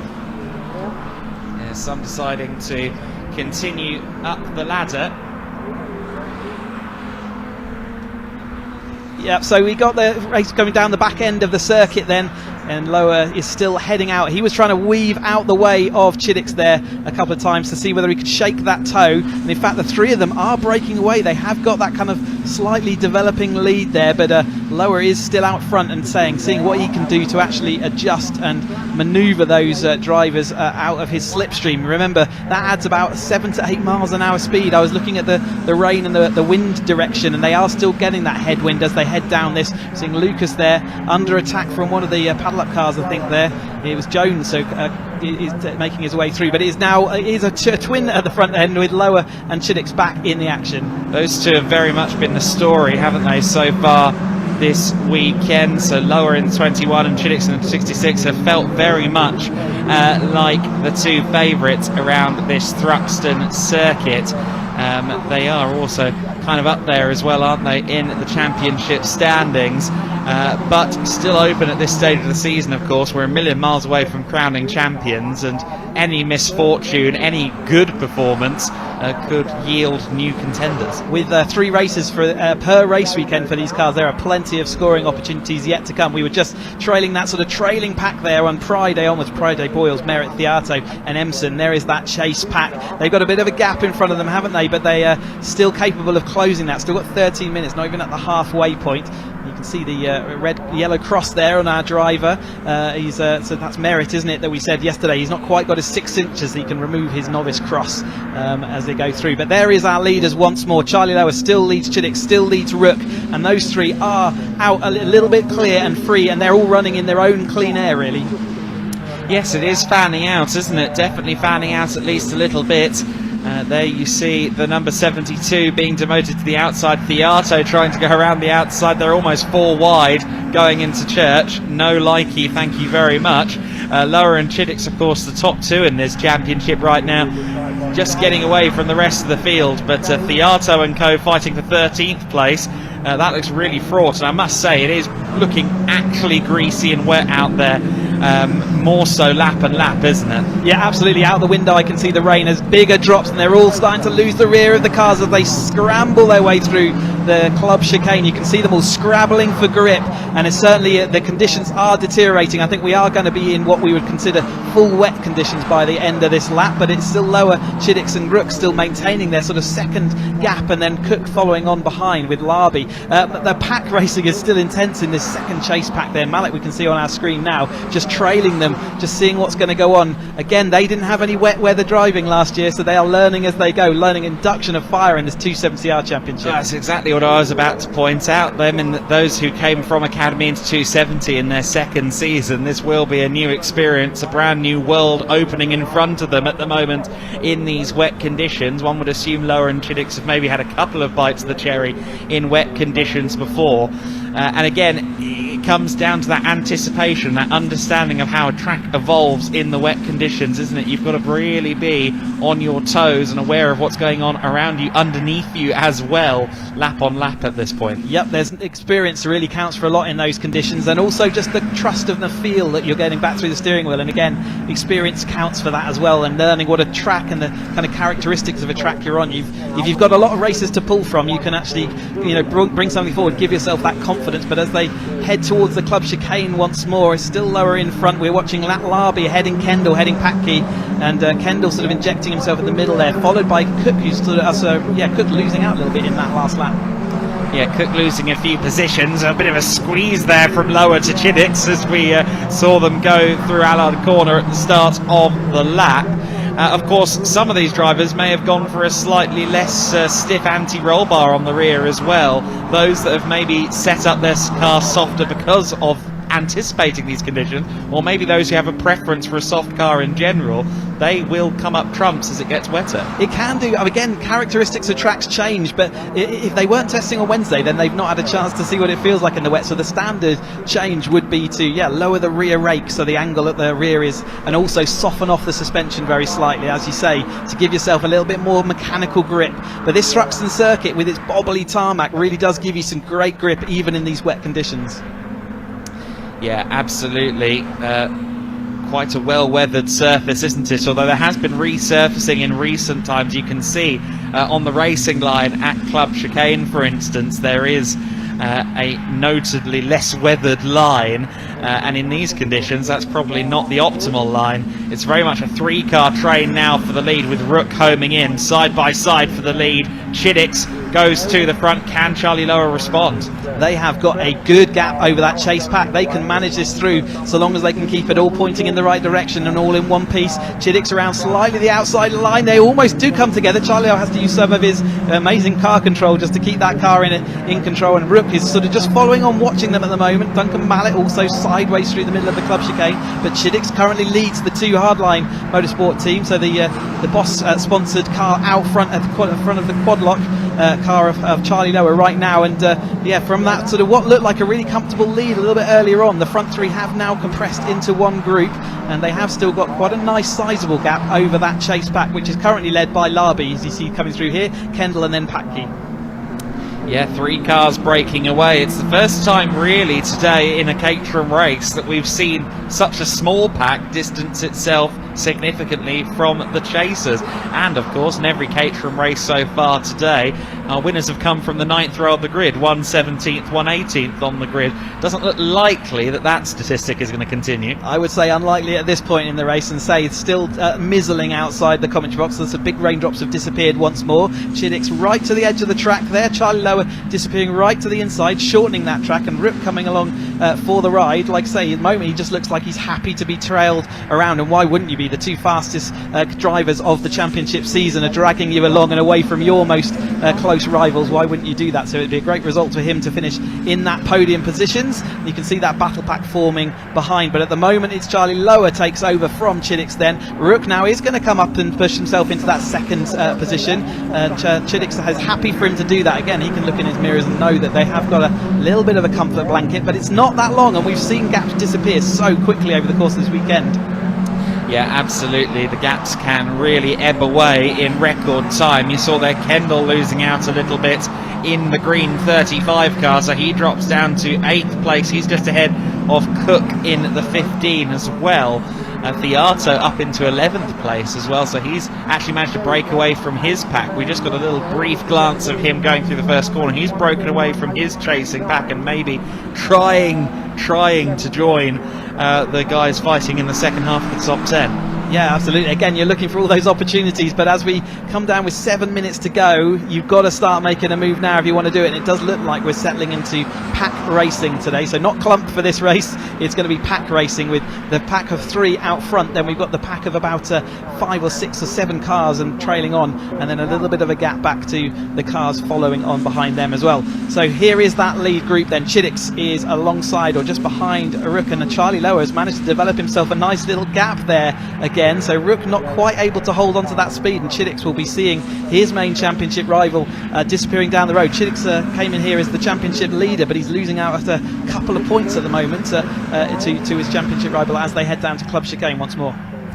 Every point counts at the end of the season, of course. You don't want to drop anything at all as you get into this stage of the championship where, you know, we're certainly not at the point of deciding a champion, but what we do know really is almost certainly which 2 drivers is going to be between. Lower and Chiddix very focused on each other. Kendall there again falling through the pack, running on to the wet green painted curbs. Really got to be careful once you get onto that in these conditions as well. Absolutely, you know, you hear it often, but it is like driving on ice. As soon as your wheels touch those curbs, they spin up, and that will immediately unsettle the car. It happens so quickly, but around something like the Club Chicane, you almost have to use some of that and sort of angle the car correctly to make sure you can use it, because otherwise you make this track at least 4 or 5 meters longer than it needs to be, and therefore you lose time. So it's all about balancing the car, getting the dynamic energy of the car in the right direction so you can take those curbs without unsettling the rear. Here is that chase pack though. Yeah, it's shuffling about, isn't it? I think that was Merritt in 12th place, leading a big gaggle of cars running in the teens. There's our top 3 running by. 4th place Patke in the number 29, the distinctive pink liveried car on that 29. Let's see if he can hold off the chasing pack. The top 3 once again heading towards Club Chicane. Lower maybe coming under a bit of pressure from Chiddix. Chiddix comes dragging past Rook, not close enough to be a factor this time. Chiddix through into the lead once again. Our championship leader coming into this weekend resumes the race lead, but he's still got 4.5 minutes to go. I'm sure Lower has a few overtakes left in him yet. They have a sort of different driving style. Mallet there alongside, just banging wheels a little bit, sort of doing the right thing though, getting his car out of the way of that one so he can continue the battle. But yeah, Lower and Chiddix do set up their car differently, and so therefore they'll benefit and fall back depending on the conditions and all that. But at the moment it doesn't seem to matter that their setup's different. They are still absolutely side by side as they have into the complex, with Chiddix hanging on around the outside there. Remember, in the wet conditions normally the outside lines start to get more grippy. Maybe we're seeing that transition. Maybe so, yes. We are seeing the conditions evolve lap on lap. It's getting wetter slowly but surely. Of course, after this race, we have our lunch break ahead of the afternoon programme. Without the cars running around the circuit, it may only get wetter. I don't think it's meant to stay wet all afternoon long, but these conditions are only going to worsen after this race. For the time being, though, it is Chiddix and Lower and Rook, our top 3. You just get the feeling that Rook is keeping the powder dry, don't you? There's something in the back pocket there, I feel. Yeah, he's definitely doing a watching brief. Like I say, he is being pulled away from his main rivals in the championship by just clinging onto the coattails. We did see him move forward, but he wasn't quite able to keep the speed. So I think he will just happily watch until he gets that opportunity a little bit later in the race. I say little, we've got too much left to go. No spray came off the wheels though, such is the tarmac here at Thruxton, that there's still no spray being thrown up. So at the moment, still not absolutely what we would consider really wet conditions, such as the tarmac that allows absorbing. I'm just seeing out the second pack sort of having a trouble, but here is another pack as they head down towards Club. Yeah, battle for 12th once again, with Merritt leading that in the number 11 car, the white-nosed dark red car. sneaking through and past him. One of the others, I think that might be Mott potentially. No, it's not Mott. I think it's Boys actually in the 99 car there, who went straight on across the chicane. They've got to, of course, be careful about that. And again, these different conditions breeding different races. Empson, who you mentioned being up there in the leading pack yesterday, still down there in the teens in 16. Yeah, can't make an impact, can he? And track limits apply just in the wet as they do in the dry, so as they are taking to that escape route every now and again, they will have to be careful and that doesn't get called in.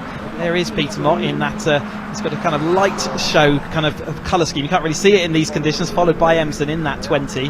And yeah, not able to push forward, but still having a battle royale here deep in the field here. So we're talking around the sort of 15th to 20th position on track here. Touch and go as to whether this is the final lap or not. I believe it will be, as the top three now approach Church Bend. It should be the final lap, because we will tick to about 1 minute 30 as they come around the final chicane. It is Charlie Lower in the race lead, with Rook now coming alongside him. Freddie Chicks dropping a little bit off those two around the circuit this time, and it is Rook that surges into the race lead. Charlie Lower tries to pick up some slipstream to retaliate in kind. He won't do so this time. They round the penultimate corner and the final corner for what will be the penultimate time. We start the last lap this time by then with Lower in second place and Rook for the first time to the very front of the order. Are they using Rook tactically here? Have they put him out as the sacrificial lamb going down the back straight? Yet to be seen. Or does he have a lot of pace that he just hasn't been showing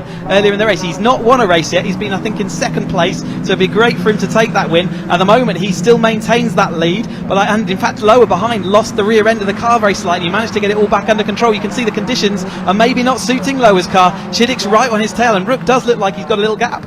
Looks like a snappy rear end, doesn't it, on that 21 car. Patke also holding off Jones and Larby in the battle for fourth position. The conditions certainly worsening noticeably around the front part of the circuit. 30 seconds left to go. When you say Rook is the sacrificial lamb, will it be bar red sheet, will you shut the door, going into Club Chicane on the final lap? They approach Church Bend. The two fighters, the two combatants at the head of the championship, are in second and third place. It's a car length, maybe two, maybe even three for Rook as they come out of Church Bend. Is it enough though as they come down to Club Chicane? They are going to be gaining that extra speed. Can Rook hold on for his maiden win? These two behind are in their championship battle. They've got to think each other. Chiddick's going down the inside. It was Charlie did manage to catch up, and in fact Rook has been absolutely swamped, but who's going to be late on the brakes? Lower looks like he's got it done. Charlie Lower has managed to negotiate that brilliantly. Freddie Chiddick fighting the car every inch of the way out of the corner. Can't quite get the line, can't quite get the speed that he needs. It is Lower that crosses the line to take the win. Charlie Lower with victory in the second race for the Caterham 270Rs this weekend. Brilliant drive from him. Chiddick takes second, Rook takes third. Patke does hold on to fourth place. That's very good going from him. He had that position for much of the closing stages of the race. You see there that Merritt has been swallowed up by a few of the cars in that battle for 11th place. Theato also fell from 11th down to, it looks like 19th towards the end of the race, maybe 18th position for Theato, because he's just crossing the line now. We also have Lydia Gould as that in the Wall, the 65 car. Yeah, so Lydia looks like it's just in the chicane, so just gone straight on into the barriers there. We saw Harry Landy in that sort of position a little bit earlier. Looks like she's okay though, as she's moving around, just waiting for permission to the marshals to do what needs to happen. But nevertheless, what a they you know, they had us questioning, didn't they? Did Rook have enough time? Well, he didn't have quite enough gap over Lower and Chiddick's, so he just managed to take that win. So then it was Charlie Lower that took the win in race 2 of the weekend for the Mission Motorsport Caterham 7 270R Championship. Very well executed by Lower. Freddie Chiddick's his closest championship combatant, though, not dropping too many points. He takes second place ahead of David Rook in the 45 in third. Raj Patke in the number 29 taking fourth ahead of Mark Jones in the number 2 car, who rounds out the top 5. Matt Larby in 6th position. Duncan Mallet crossing the line in 7th ahead of Mark Kendall. James Cook and Gareth Lucas 9th and 10th position. Toby Boys in 11th place, the 99 car ahead of Giles Perry, the 71 in 12th. Stephen Merritt in 13th position. in the 11 car ahead of Peter Mott in the 96. Empson in the number 20 car finishing 15th ultimately ahead of the 84 of Friday.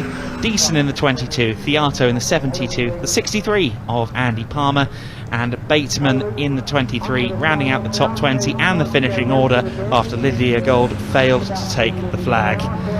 So then, cars heading back down to the paddock, and we will now hear once again from the Caterham drivers, some of them a little bit soggy. I'm sure Sam Parker has her umbrella. Let's go down to her.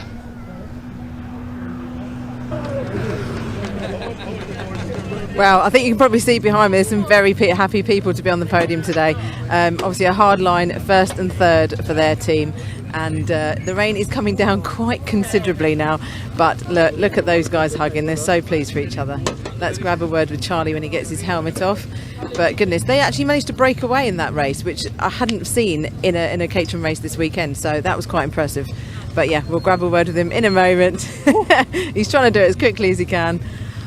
How was that? That looked amazing. That was great. That was so much fun, and it was great to have David on the podium as well. And Freddie raced up remarkably, and yeah, it was epic. Another one to add to the win list. So extremely happy. Was it getting quite slippery halfway through? Yeah, the grip was changing every lap. You know, it was like I was thinking to myself, I'll note that for next time. And it's hard because we haven't got a windscreen. The water hits and disintegrates off your helmet. You don't have a record of how badly it's raining. So like Academy and Road Sport, if you didn't use your windscreen wipers, you see it's starting to build up. But actually, you don't know if it's old spray, new spray, or what. So it was hard to tell if it was getting slipperier, but it changed constantly. Excellent. Well done, Charlie. Let's go and have a word with. I'll go straight to David because Freddie's. Oh no, Freddie's free now. He's free. Let's go and grab a word with Freddie. Congratulations, Freddie. Sorry, Matt. Sorry. Well done. Fantastic racing as always. It was nearly a win for you, wasn't it? Yeah, another good race. I mean, the whole 20 minutes, I think the three of us were thinking, where do we want to be on that last lap? Where do we want to be coming out the last corner? I was where I wanted to be. It was different to where I was yesterday. I thought it might work, but didn't work. But yeah, happy to have another really good 20-minute race battling with these guys. Yeah, excellent. Well done. Thanks. I'll go and have a word with David now, who is going to be delighted with the podium. He's walking behind. Nope, he's there. He is. David, congratulations on the podium. Fantastic race. I mean, nearly a win as well, wasn't it? Well, again, as we said all weekend, it could have been anyone's game. I mean, the main priority was for Charlie and me to get these two cars on the podium, so that is job done. The car went really, really well in the wet conditions. It just came alive, so really good. But yeah, I got ahead on the penultimate lap and got towed down into the bottom straight, so couldn't be happier. The three of you broke away from the pack, which I haven't seen in any other Caterham race this weekend. I think there was a little squabble behind. I think they just had a little bit of a wobble on, and then Charlie and Freddie were going really quickly, and we just all hooked up and went. And I was so pleased. It's so nice to look in the mirror here and not see someone chasing you down. No, it takes the pressure off a bit, doesn't it? Yeah, and you can focus on these two ahead, which they're far too fast. So are you though, because you were up with them. Delighted with that. Delighted. Excellent. So good. Well done. Thank you very Congratulations. much. Cheers. There you go. Very happy guys. We might have a little wander through and see how everyone got on. Let's see if we can find someone to talk to. Matt Larby's very happy over there with his family. And let's go and speak to... Nope, they're walking away from me. Toby, how was it for you? Obviously we spoke to you before the race. Yeah, you did. Amazing. Yeah, I think I got 5 places and 1 corner. It was absolutely incredible. I mean, the wet made it extra dynamic. Yeah, it was sort of getting progressively wetter, and you could see everyone slowing across the track, but it was fantastic. Yeah, I have no idea where I came, but I had such a riot. What? I'm getting some grief from the side, bit of hackling. But yeah, it's absolutely fantastic race. The guys were brilliant. I can't say how we was close, wheel to wheel, sliding sideways. Just fantastic. Yeah, best day. Excellent. Well done. Just need to go get dry now. And here's Roger. Let's have a quick word with Roger. Roger, you had a great battle out there, didn't you? Yeah, I did with Matt Larby. It's really good to be racing with him again. Yeah, Mark Jones as well. So it was fantastic. And the changing conditions it was just, it was quite difficult to work as it went dry, then it went wet again, and then it got really wet. And just watching different lines that people were taking and kind of adapting as we went through. It's the first time that I've driven in the wet. Academy 22, which is the cohort I've come from, I've never seen a wet race. So, yeah, first time in the wet, and really pleased. Excellent. Well done. Thanks, Sam. Right, there we go. I'll let these guys go and get out of the rain and get to the podium as well. So we'll hand back to you guys in the commentary box. It is lunchtime soon, but we'll be back for some paddock action, I think, in a bit.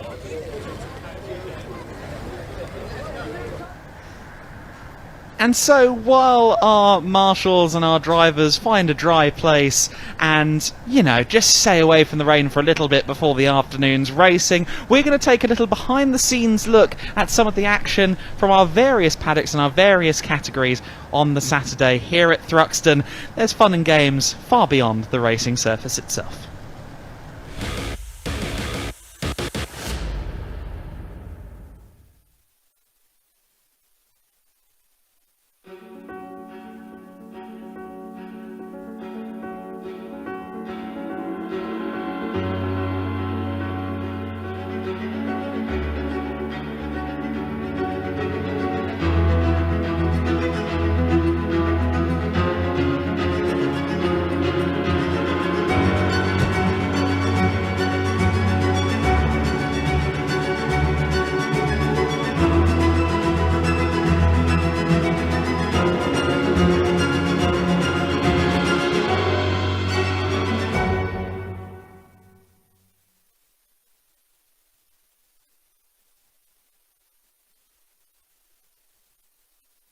Right, we're down here with the Junior Saloon Car Championship and we've got a very special challenge for you. Now, we know these drivers aged between 14 and 17. We know we've got the guts to go fast. They've got the bravery, they've got the speed.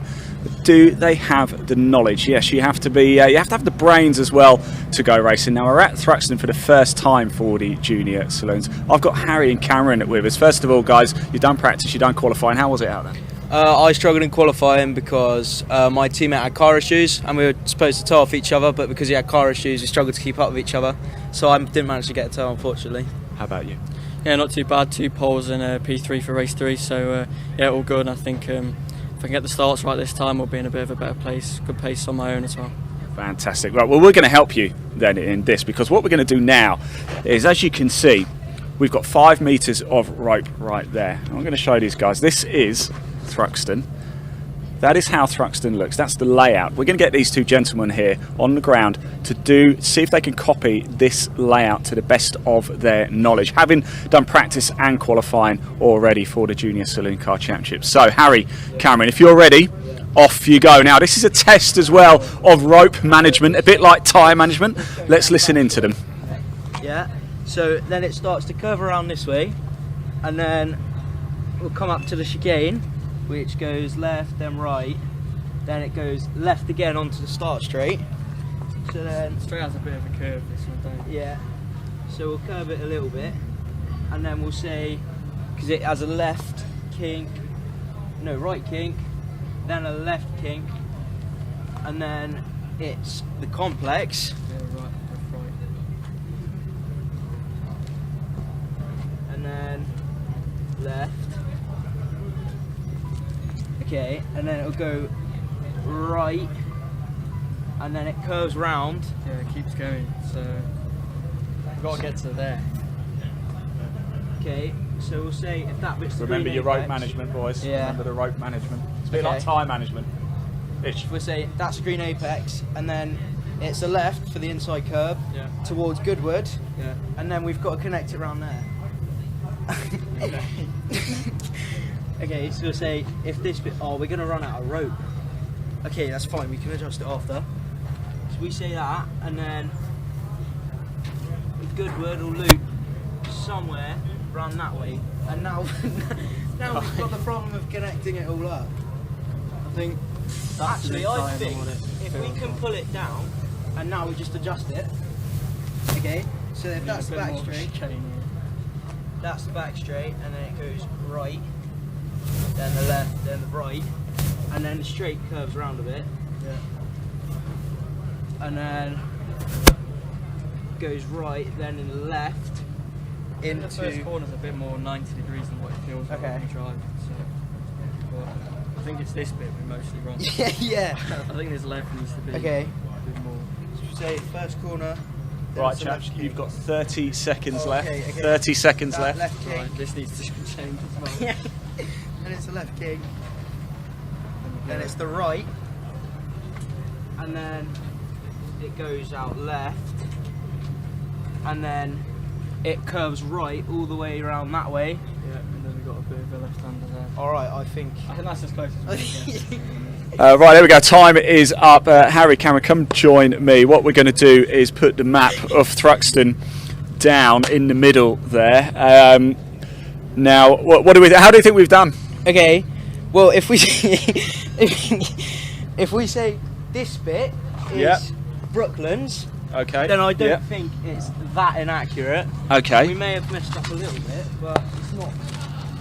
So Brooklands, by the way, is this bit here. Yeah. So there we go. So this is then Brooklands. it's got the So actually, it's there. down like this, then, isn't Yeah, it? So yeah. if we bring the camera round, this is how it's supposed to be. I'll tell you what, it's not terrible. The worst. That bit is a bit inaccurate, but all the rest. This bit is quite good. It's just that. You've got a really nice straight down here, which doesn't exist, does it? But well done, guys. What we're going to ask everybody to do as well, if you can comment out of 10 how you think Harry and Cameron have done. So 1 is we don't even know what that is. 10 is they've got it absolutely spot on. Don't think we're going to get any 10s, but you never know how everybody else is going to do it. Okay, well, you are race drivers, so yeah, there we go. Comment in the comment section. We're live across the BARC YouTube channel as well, and next week on the BARC social media channels we will reveal our winner. Harry, Cameron, thanks so much for talking to us. Really appreciate it. Thanks for doing that as well. No worries. And if you win, we'll let you know, but don't hold your breath, lads. Okay, perfect. Thank you. Right, here we are. It's the Thruxton Summer Festival, although it's not actually that sunny today. We have had rain, although we have come down here, Sam, haven't we, to the ice cream van. Sam from Caterham Cars. We're going to give people a bit of a look behind the scenes, aren't we? I think We are. So, ice cream wise? Yeah, ice cream. Right, I would go for... it's got to be a twin with a flake, isn't it? What are you going for? Well, I've just... definitely a 99, but one of these. Oh, yeah. Like the sprinkles. Which is your favourite? The one with the sprinkles, definitely. Have you sold many today? We've sold a few, but because of the rain, it's a little bit slow. So hopefully now the sun's coming out, it's going to be a lot better. I hope it gets better for you. Thank you so much. Sam, let's just take a walk, shall we, and talk, because we're walking up to the Caterham Hospitality, but there's so much going on. We've had, obviously, the Classic Modern Motorsport Club, the Junior Saloons are here, Track Attack, you name it, it's all happening, isn't it? It is. It's all go this weekend. From the Caterham side of things, we've got 4 of our championships with us this weekend. We're just missing the Caterham 7 UK Championship cars, but we have got Academy back with us this weekend, which is great. We've got 2 full grids of Academy cars, so they're the complete novices. So it's great to have them back with us. They've had about 4 rounds already, and obviously Thruxton being such a fast track, it'd be interesting to see how they get on with that. And of course we know the weather's a little bit unpredictable too. Is there anybody over here? Is that Alan Curtis? Do you think he would like to... Is that Alan? Do you think he'd like to have a quick chat with us? Shall we? Shall we? Let's go. Shall we I'll dive give you in? the mic and you. Thank you. Just going to dive in and interrupt their chat. Good morning. Oh, yeah. How are you doing? Yeah, How's your fine, thank weekend going so far? Not too bad. Not too bad. I was quite pleased with yesterday. Good fun in the dry. First time really in a long time now since we're on the ZZR tyres. So yeah, it was good fun. And so looking forward to the race this afternoon. Do you think it's going to be dry? I'm praying that it's dry because I know certain people like Jack Sales are praying that it rains. He is. So and I've not had any practice in the rain really here on these tyres, so I'd prefer it was dry. We haven't really had many wet races though in Caterham this year, and not many last, was it? No, we haven't. I mean, I've still got my set brand new over in the corner, and to some extent, that's nice because when we went to Zandorf and Son, I would not have wanted to be in the rain there. So yeah, I've been enjoying the dry. Excellent. Well, wish you all the best. Thank you very much. Thank you. Thank you. Right, let's move on down. We've got Caterham Hospitality coming up on our left. Do you know what, Sam? I've got to say, I'm a little bit disappointed because I thought we were going to get a free ice cream. I did. She wasn't giving in, was she? She wasn't going to give us one, was she? She wasn't. If anybody's never been to Thruxton before, it's the fastest circuit in the UK. It's quite unique actually because there is an active airport right in the middle too, isn't there? We've seen a number of helicopters and planes going off, so if we get a chance we'll show you. But here we are, we've come to the Caterham Hospitality. I don't know about you, my tummy's rumbling a little bit. I want to see what's on the menu. Should we go? Let's go in. Look, shall we? Right, what do we think we've got on the menu today? That's it. Well, I had porridge this morning for breakfast, like I always do, but they did great porridge with blueberries. And a full English as well, if you want that. Yeah, I visited the Golden Arches. Of course, other places are available for breakfast too. Right, what have we got here? Oh, pulled pork. Look at that. I don't know if you can see that. I love a bit of pulled pork. I have to say, it looks really good as well. There you go. That is what's on the menu here at the Caterham Hospitality. But you don't want to see that. You actually want to see it. Yeah. Look at that. Check that out. I can't wait to have lunch. Is it too early? It's not too early, is it? No. Right, we're going to keep making our way through here. So this is where everybody comes down to just to relax. And this is for everybody involved with all the Caterham series, is that right? That's right. But I tell you who I've just spotted. Our very own commentator, who's always behind the camera. He's never on the camera. I think we should go. He's just having some lunch. He won't appreciate this. Chris. I'm very sorry to get you on the camera. You've got me right in the middle of dinner. Sorry, but we thought he's there. He's normally the one we only hear the voice, never see the face. So I'm very sorry to get you while you're eating your lunch. Come and say hello. It's good to be on camera with you. You know, so often we're just like chatting through earphones and stuff like that. So it's really good to see you. Yeah, it's great. We've got Ian over there. We've been doing a bit of a walk and talk, going through what's happening in Caterham Hospitality. Yeah, so I'm just getting the lowdown from Jack here. I'm always listening out to what's going on. Jack's a bit further down the field than he might want. So yeah, we're trying to work out who's doing what and where. And as you know, this is the time where you get all that information. It is. It is. Well, I'll let you get back to your lunch and let you get back to get in the goss. Sorry, Chris. So there we go. That's brilliant. That's brilliant. Right, we're making our way out the back now. What cars do we have here? So here we have got our Road Sport Championship. So they all just run themselves in Road Sports. And then a little bit further over on the grass, we've got the Caterham Academy guys, and they all look after their own car as well. So you're not allowed team support for these guys. Okay. Right, let's take a little look at some of the car show as we make our way down. The clouds starting to come over a little bit. It's unpredictable, the weather. Who knows what it's going to do. I was here at Thruxton a few weeks ago for the trucks, and again, the weather was all over the place. And I imagine it's, of all tracks that you can go racing at, when it rains, Thruxton's probably the most fearful, shall we say, because of the speed. Yeah, 100%, yeah. You know, and you're going piling into that last chicane, you know, and it's quite tight through there. Caterham's are small, but it's tight. Yeah, but one thing we like about Caterham's is that the racing is close. But I imagine the slipstream probably pays a big price here. That is huge this weekend. They will, but you know, you could be. It doesn't actually matter where you qualify, because you could be. You know, if you're in 7th place, you could still come out the corner first. Yeah. It's so strong here. Now we'd love to show you more, but there's literally nothing behind us other than tarmac and parked cars, so we're not going to bore you with that any longer. A lot of racing action still to come this afternoon here at Thruxton. Yes, it's the summer festival, but we just want a bit more sun, don't we? That's it, we just want some sun. Please come out. Over back to you guys in the studio.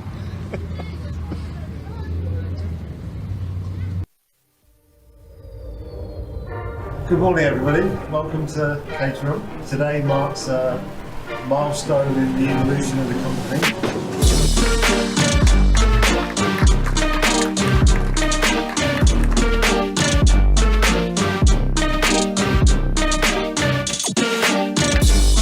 What a track day car, and I keep saying I need to get myself in a Caterham.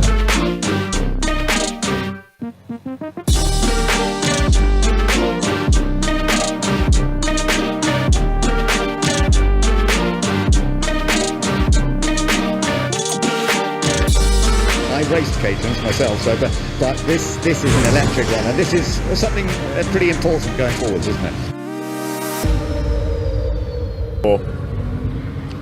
Right, as you can see, I've got two more willing volunteers, or perhaps not quite so willing, but we've managed to drag them out anyway. CJ and Will here from the Junior Saloon Car Championship. Team 2 in our Thruxton layout competition here. We've seen Team 1. Don't forget, do go back and comment your score for those guys. This is the Thruxton layout here, as you can see. CJ and Will are now going to take their turn in doing the best possible job that they can. Gentlemen, over to you. Get started and talk us through it as you're doing it as well.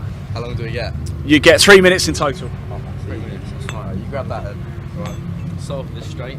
Alright, yeah, do the 2 meeting points where the start finish line is. Well, so say we have the start finish straight there. Start finish line's right here. Yeah. You've got 5 metres to play with there, guys. Pull it more. So remember, it's like time management, it's rope management. Come down. Round to the right like this. Yeah, but it's not that much of it. internally, and About then, that. and then it eases over to the left, and then we have the chicane, don't we? It eases over to the left. Like that. Yeah, and then like that. And then come around like this. a bit more of the Yeah, like that. I'd say that's a bit more of an aggressive turn there as well. Yeah. Then it kinks to the right like that. Coming round. So we've gone through the chicane here. Coming up. So left of the straight, turn right, then going through the chicane. Last corner. And then we have the right Little hand. kink right. Long left. So we have to, it's left up. So we have the chicane, the kink right, and then it's the left. a right kink before the left.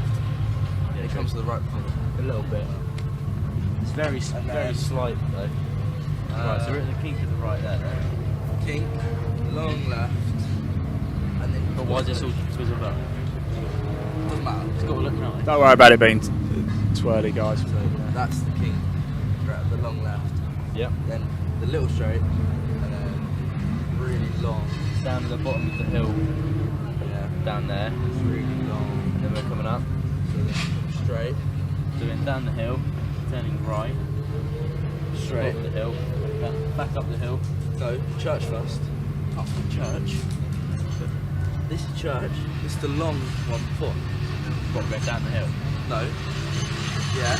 Long right, and then you go down the hill on the straight, through church, and then up the hill, through church. So through church. Church is more of a substantial right-hander, isn't it? Like that. Right? Yeah, like that. Yeah. Yeah. And then it's pretty Up much the a hill. straight line up the hill. And then the chicane. So, and then it kind of comes out wide, doesn't it? Comes like Yeah, it kind of it's a little comes out kink up the wide. hill, isn't there? And then it comes And then like that. like that. And then Start finish straight. I'd say we've smashed. Okay, guys, are you happy? So, But that is the left kink. so that's supposed to be straight. That's meant to be like. okay, so right, so this is start finish straight here. Right, Start, finish let's pop the map down there and let's show the camera, shall we? And see what there we go. See what everybody thinks of this one.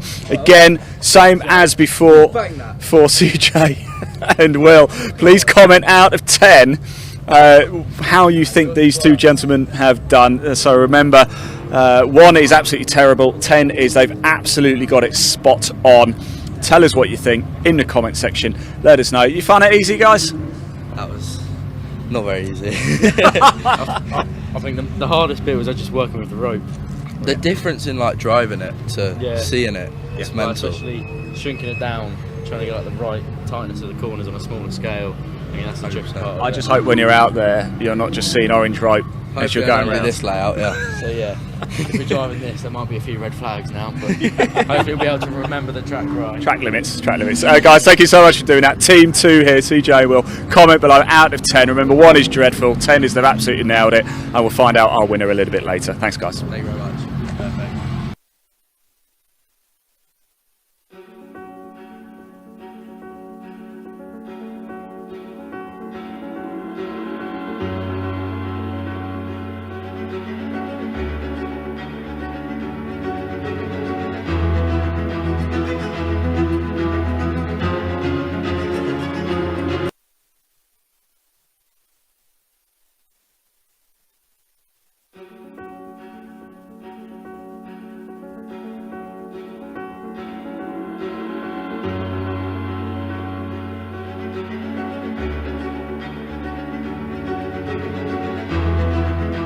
Cheers. Right, here we are. I've got Jonathan and Wilf with me now. It's Team 3 in our Thruxton layout challenge for the Junior Saloon Car Championship. Guys, you ready for this? Yeah. Yeah. Right, now, I think you guys got a bit of an advantage, actually, because you might have seen the other two teams go, so no excuses now, guys. You've got 5 metres of rope here. You've got to lay out the Thruxton circuit. Off you go. 3 minutes, here we go. Talk us through it as you're doing it as well, boys.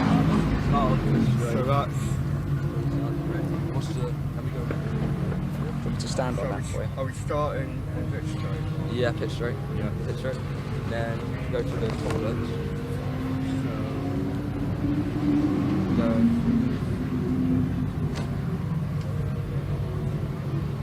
So how do we think they're doing? Comment below and let us know how we think we're going. Don't forget, this is Team 3, Wilf and Jonathan for the Junior Saloon Car Championship.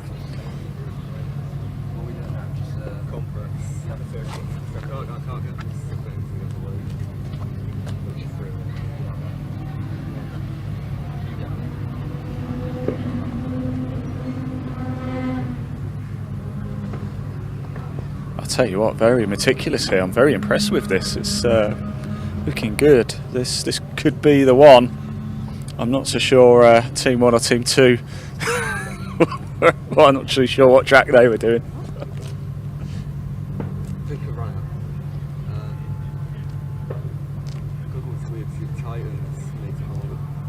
You've only got 5 metres, boys. This is also a bit of a rope management. Think of it as tyre management, boys. Think of it as tyre and fuel management.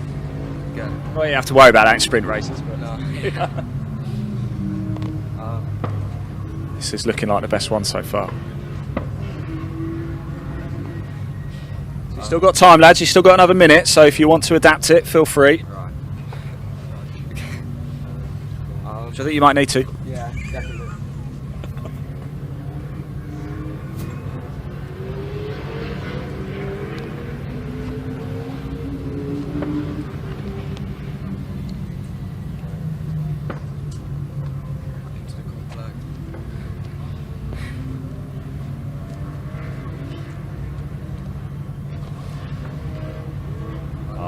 Oh, yes.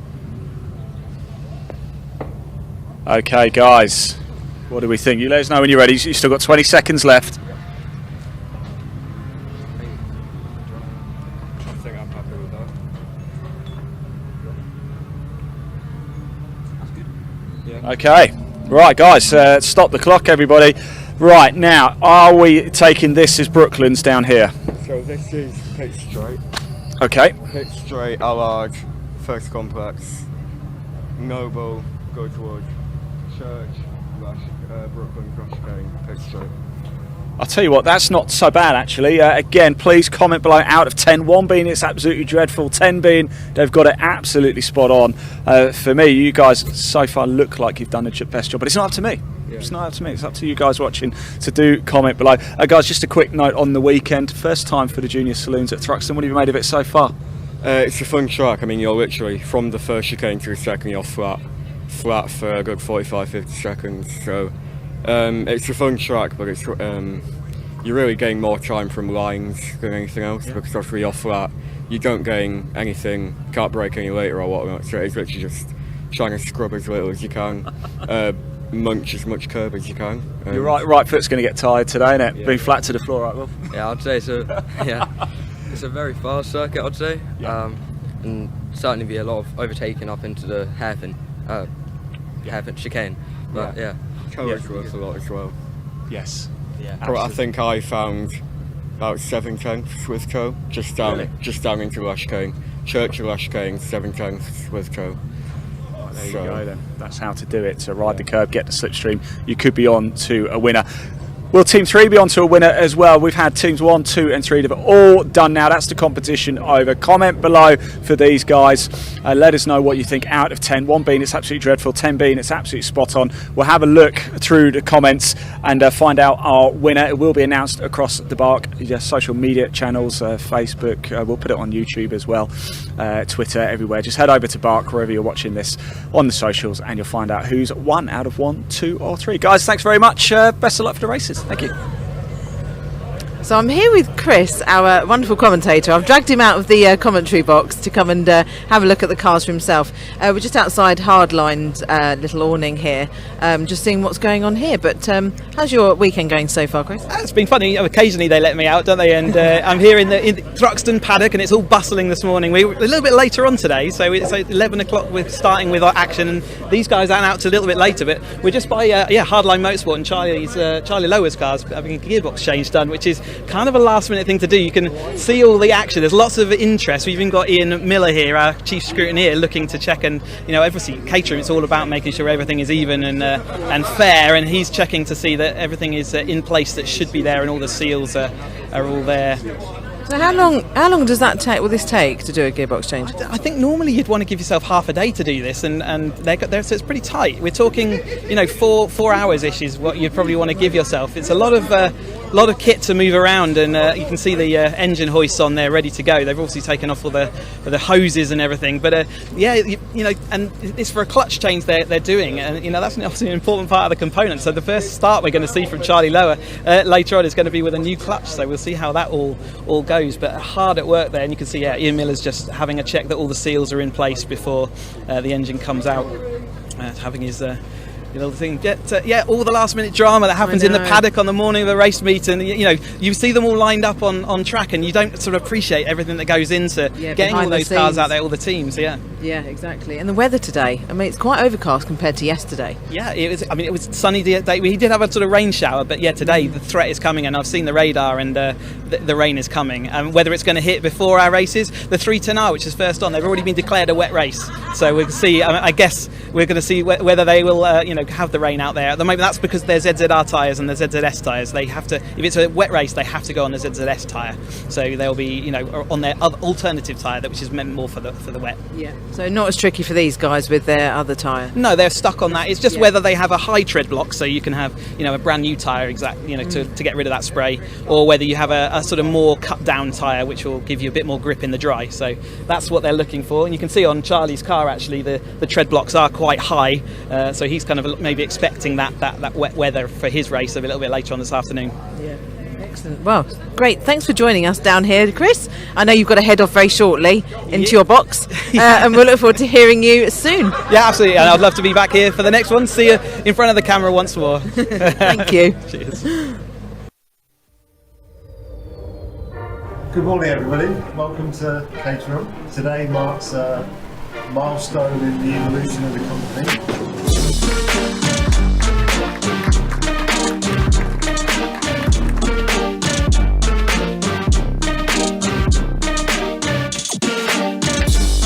What a track day car, and I keep saying I need to get myself in a Caterham.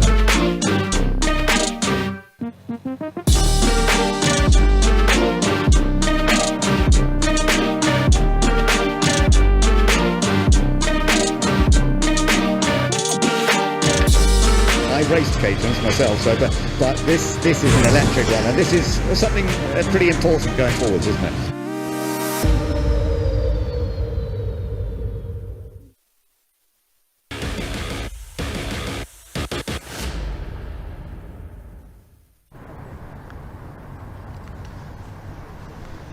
As you can see, it's still a very wet scene here at the Thruxton circuit as we get ready for the afternoon's action. We still have a very full programme of racing to come. We have some 7 more races before the end of the action here today on Sunday with the BARC stream here at Thruxton. It's the Track Attack Championship due out at 2:20. I understand that as of now they are intending to abide by the programme. However, this might go a little bit ahead of schedule. 14:20, 2:20 local time is when the Track Attacks will be out for their first race. The CRCC FF2000 Pinto category will be out following them for their first of 2 20-minute races. The Motul Caterham 7 310R Championship will be out following that at 3:25 p.m. They, of course, had an absolutely sensational finish, 7 wide, going into the final lap earlier on today. The final race for the Junior Saloon Car Championship will begin at 4 p.m. They'll have a 15-minute race before the last of the Caterham action, the Mission Motorsport Caterham 7 270R Championship at 4:30. Just after 5 o'clock, 5:05, the Track Attack cars due out there at 5:05. And at 25 to 6, 5:35 p.m, the CRCC FF2000s will head out again for what will be the final race of the day. I was originally told we're sticking with the programme, but I do understand we've already got cars down in the assembly area for the Track Attack Championship, so it sounds like we could go a little bit ahead of schedule here. We wait to see any definitive word from Dan Blake and the other BARC officials in the hospitality area? No, the stewards area. I shouldn't say they're in hospitality. Some of them might be right now. But we do understand that we have the team getting ready down in the paddock area to speak soon with some of the drivers from Track Attack. The Track Attack Championship, we haven't seen them out so far this weekend. The Track Attack is kind of a merger of many different saloon car championships as one. You've got the Deutsche Marks cars, the German cars, largely the domain of BMWs. You've got the Peugeots and the Renaults in the French championship element. You've got the Nippon cars, the Japanese machines out there. There are subclasses within those national divisions as well. And then you've got the Production 206 GTI series as well, the Production 206 GTI Cup. A very large grid of cars taking to the circuit, all sorts of shapes and sizes out there on track for that one. It is Japan versus Germany on the front row of the grid, with a Honda Civic Type R and a M3 engined BMW Compact also on the front row too. Very exciting to see how the rear wheel drive cars fare in these conditions. You'd give the edge to the front wheel drive cars in this weather, but of course you'd also give the rear-wheel drive cars the edge off the line. So what's going to happen when the Track Attack cars head out there? We'll have to wait and see. I can tell you that my marshals down here at post 21 have already gone back to their designated areas, so I suspect that we are maybe gearing up for a start a few minutes ahead of time, and I will soon be able to throw down as well to hear from some of the drivers. I know that cameraman John is getting himself suited and booted. I'm sure has been searching for some waterproofs if he didn't pack some. And Charles Boniface also down there, of course. Charles, one of our intrepid pit reporters here this weekend. And Charles Boniface, also a driver in his own right, previously in Mazda MX-5s, among other things. So as you may have heard earlier on the JSCC race, Charles can relate to the drivers as a driver himself, filling in admirably for Ian Waterhouse, who was with us yesterday. And you'll have just seen Ian as well, getting in amongst it with the JSCC drivers as well. Doesn't he look a bit like some of their dads, though? Ian Waterhouse not with us today, but I'm sure he'll be back on BARC TV before too long.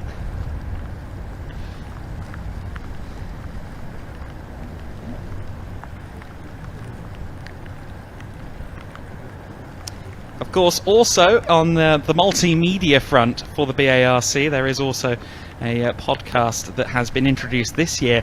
You can find all the details about that on the BARC website as well, and that one is always a good listen. It gives a bit of an insight into the various different categories under the BARC umbrella. Of course, the Caterhams, in their 50th anniversary year, are for the first time on the BARC package.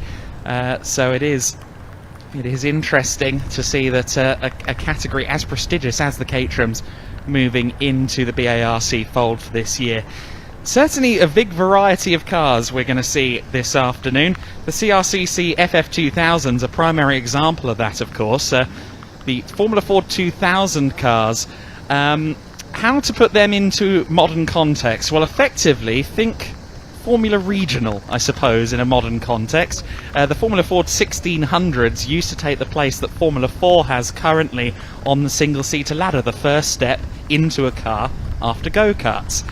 Then you would move into Formula Ford 2000 and into Formula 3 from there. So it is kind of a Formula 3.5 it was at the time, the Formula Ford 2000s category, through the 70s and the 80s. We look forward to seeing them out shortly. The Track Attack Saloons, though, are going to be out before them, and I understand we can now go down to Charles Boniface with some reactions from the drivers about to head out onto a very wet Thruxton circuit.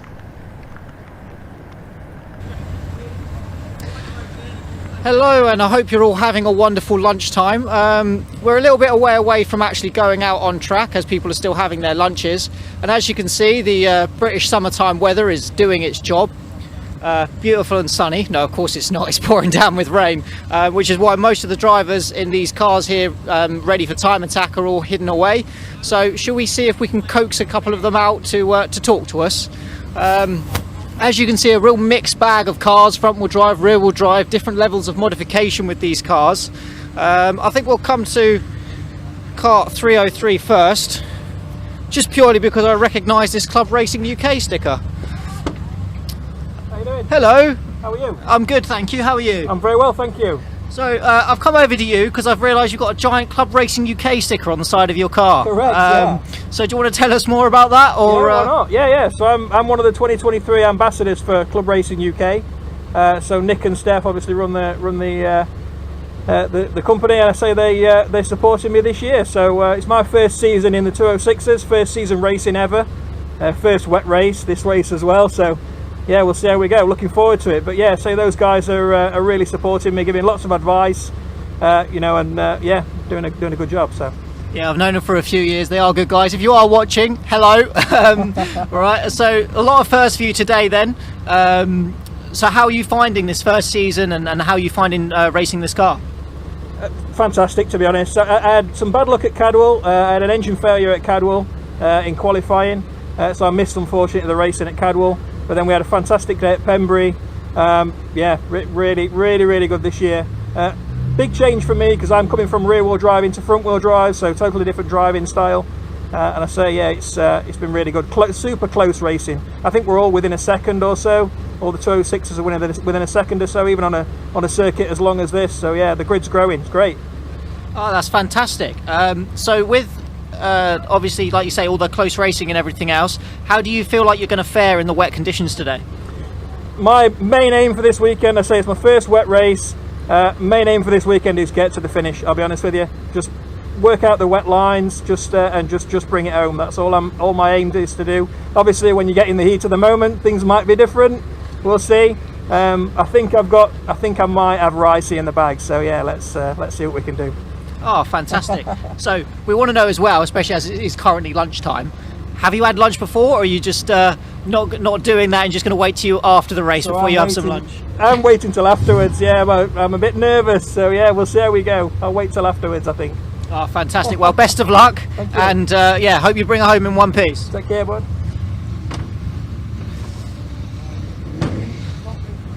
So as you can see, 2 warm-up laps as it is wet conditions, which is the standard for wet conditions.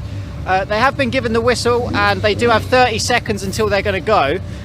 So what I'll do is I'll keep talking to you guys just for a little bit. Yeah, it's going to be tricky to speak to somebody now, but what we can do is we can have a look at the different array of cars that we've got. Obviously 206s, as we've just mentioned, we've got some lovely Clios, some Saxos, some Mark III MX-5, obviously some BMWs as well, and the Honda Civics that seem to be going quite well. So they're heading out now for their green flag lap, or their 2 green flag laps, I should say. As you can see them all pulling away. Now it's going to be interesting for a lot of these guys and girls in the fact that obviously, as we've mentioned, they've got a mixture of front and rear wheel drive cars. So getting off the line, it will be a little bit trickier for some than it will be for others. And then obviously once they are up and running, it will be a little bit trickier for the others rather than for the some. So you will see that as it's all happening and as they're all rolling out. Now do let us know as well if you have any comments, if you know any of the drivers, any questions. Make sure you drop some comments and things like that in the body of the video. And what I'm going to do is I'm going to pass it back over to commentary so that he can talk you through the race.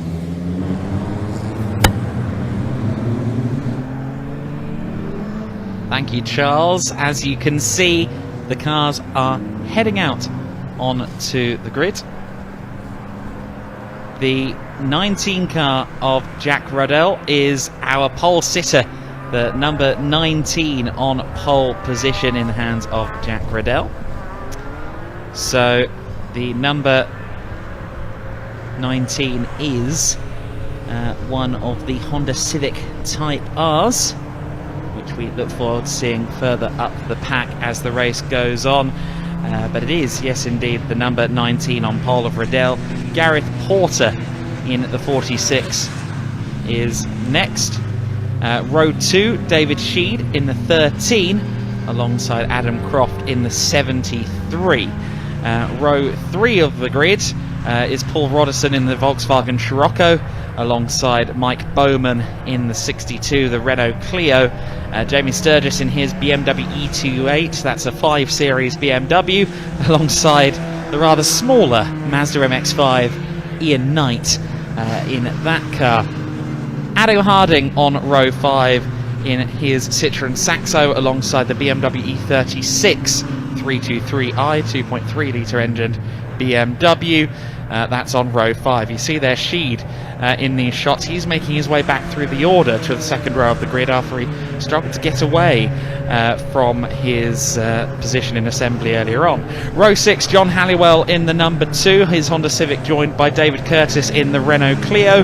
Robert Buckland in the Renault Clio 172 alongside David Whedon of the BARC. He is on row 7 in the Saxo VTR. Row 8, Lewis Charlton, the first of the production GTI runners in row 8 alongside Martin Kaiser, 31 and 888. Row 9, Matt Anderson in the 25 alongside Carl Powell in the 56. Andrew Mitchell in the 95 car is next, followed by Paul Rice rounding out row 10 of the grid in the number 42 car.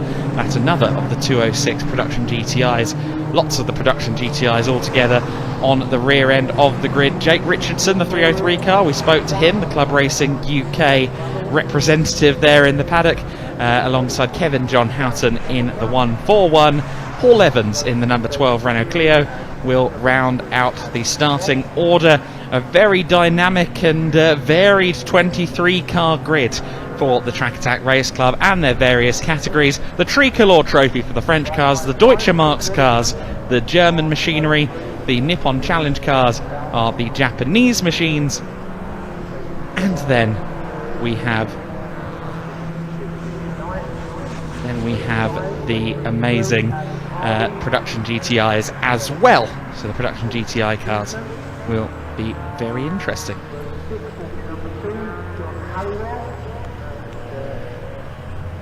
So 23 cars in total on the grid across something like, I think, 10 classes, given the amount of different categories these cars run in. But the Track Attack Race Club always making room for various different types of car. Not so many Nippon Challenge cars at the moment, but it seems to ebb and flow almost weekend on weekend as to who enters and who brings what out to the circuit. Jack Riddell, though,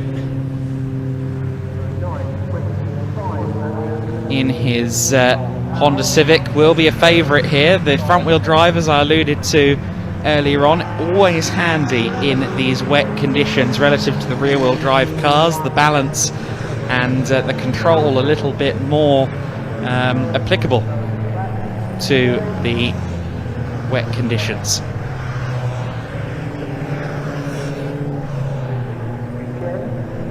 So then 15 minutes of racing is due to begin this time by. The cars will form on the grid. First one there is the Honda Civic Type R of our pole sitter Jack Riddell. Then it's the Peugeot 205 of Gareth Porter. Two very different machines. I believe that 205 is one of the later 1.9 litre engine cars. Yes, it is. Of course, initially the 205 GTI offered as a 1.6, although actually it's listed as a 2 litre car on the entry list, which makes me think a more modern engine has been subbed in there somewhere. The production 206 GTIs forming a majority of the tail end of the order, of course. Cars the most standard of the bunch. Does make a lot of sense to run a series for the 206s, of course, because they're new enough to have not been completely culled with the scrappage scheme around 2008-2009, but old enough to be quite cheap to buy a donor car. So it is quite a sensible formula, the production 206 GTI Championship.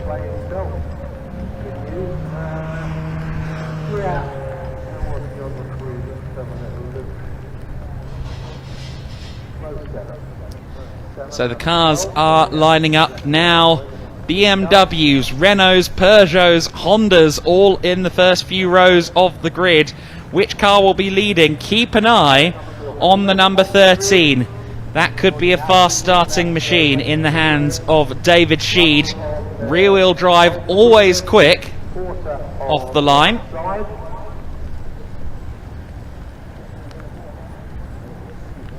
The number 2 car of John Hallowell makes his way to the start line, and that is the final car lined up on the grid. We are now going to go racing. The lights will go out momentarily. They are on, and we go racing. It's a very good start indeed from David Sheed. Has he got the lead? No, he hasn't. That didn't mean to rhyme as much as it did, but there we are. The number 19 car, it is our race leader in the early stages of the race. Our pole sitter manages to hold the lead in the early going. The number 19 Honda Civic of Jack Riddell is your leader. One of the other 205s has come through from further back in the grid. I believe that's a 73 car of Adam Croft. Everybody else filing their way through. Campbell, Cobb and Seagrave for the first time. There's the 206 production GTI field getting in amongst the rest of the classes in the early going. Very, very different cars up and down the grid, but it is the Civic of Riddell, VTEC Power at the front of the order. Sheed in the BMW Compacts in 4th place then. Did get a good start initially.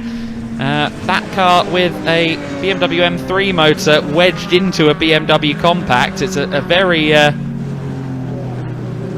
very small car. A lot of power in a small car, but it is tricky in these wet conditions. Short wheelbase and big power, big engine is always a interesting mixture. You've got the other BMW there of Sturgis leading the second pack, as it were, as well. Here comes one of the Scirocco's then. The Volkswagen Scirocco of Rodison, the 555 car. Oh, sorry, I should say I was right, the 555 car. There's a big moment there for one of the Clios, the 62. Going very, very wide indeed. That is one of the Renault Clio Cup Generation 4 cars. In the hands of Mike Bowman, having a big moment. And there's the production GTI front end of the order steaming through to the end of the first lap. Who's leading in the 206 GTIs? It looks to be the number 56 car in 9th place. That is in the hands of Carl Powell, but we have a red flag out on circuit. Red flag has been waved. Red flag has been declared out on track. I'm yet to see a reason why, but the red flag is out. We are missing one car that hasn't crossed the line, the number 12 machine of Paul Evans, one of the Renault Clios.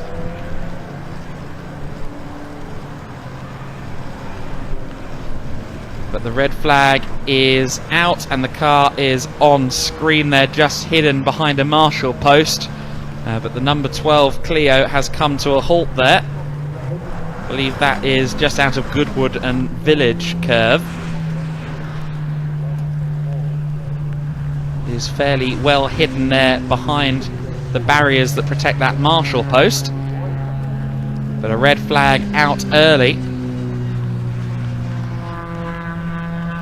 The race has been declared finished on the TSL screen, but that's just because they need to reset the race in order to restart it.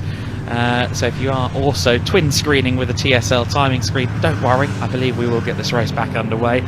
Getting a look at what happened with the number 12 car, just running at the back of the order by the looks of it, and slowing down. I think it is just a mechanical more than anything. It looks like there may be there is a lot of...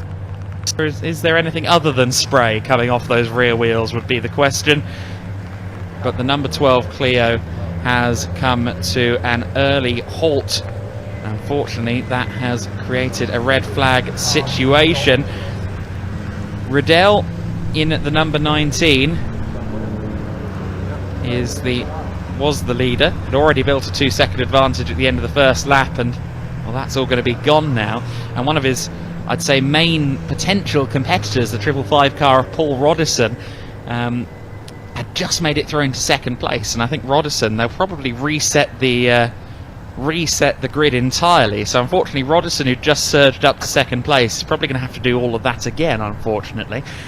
With the schedule as it is, we are expecting to end racing at 5 to 6. Curfew is at 6:30, so we've got to hope we don't get too much of these shenanigans before the end of the day to make sure that everything gets into the programme. I wonder if we do get the full 15 minutes or whether they will cut the time down. We'll have to wait and see on that front, but it's currently 15 minutes, so a full race restart that we look to be anticipating.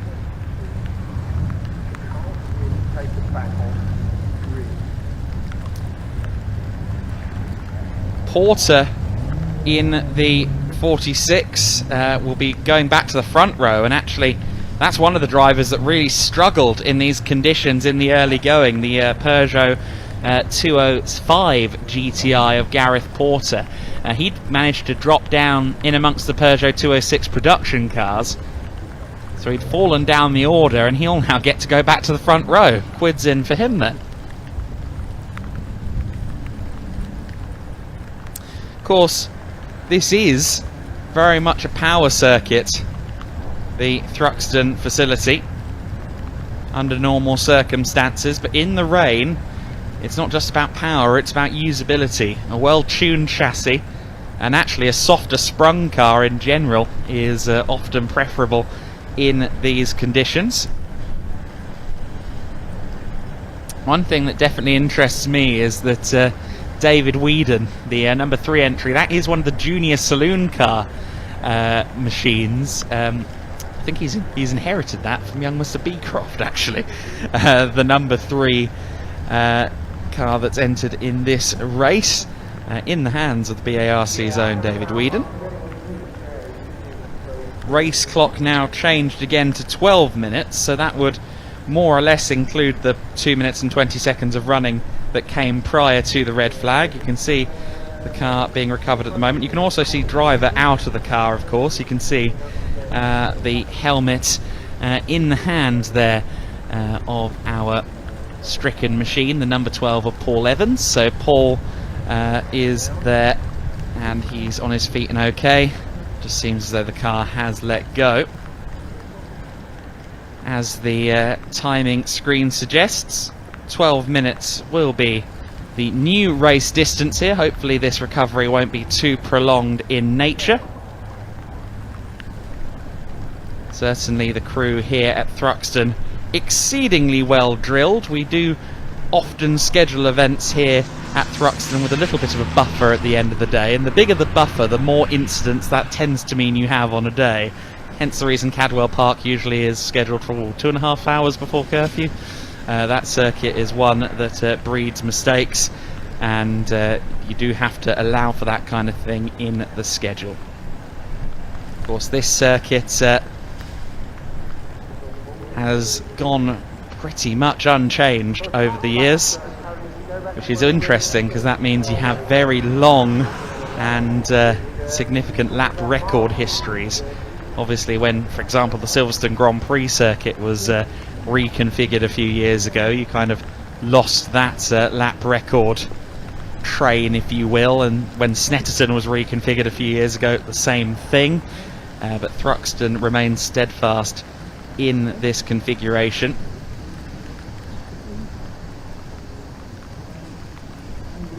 And why change it? It is quite the challenge for the mechanics, for the engineers. You have to consider the amount of left side load around the right-handers of this circuit. It is largely a right-hand circuit. You very much have to consider the tyre wear. That was one of the themes of British touring cars in the 2000s here at Thruxton. There'd always be at least a couple of punctures, usually on the left front, before the end of a race. And one of the places to go if you want to test the structural rigidity of a tyre compound, that much is for sure. A bit of a tyre eater still, just by nature. There is the 13 car of Sheed. We've talked a little bit about this machine in the hands of David Sheed. I like David. He's one of those drivers that just kind of does everything the car is eligible for. Where can I go this weekend? Brilliant, there I am.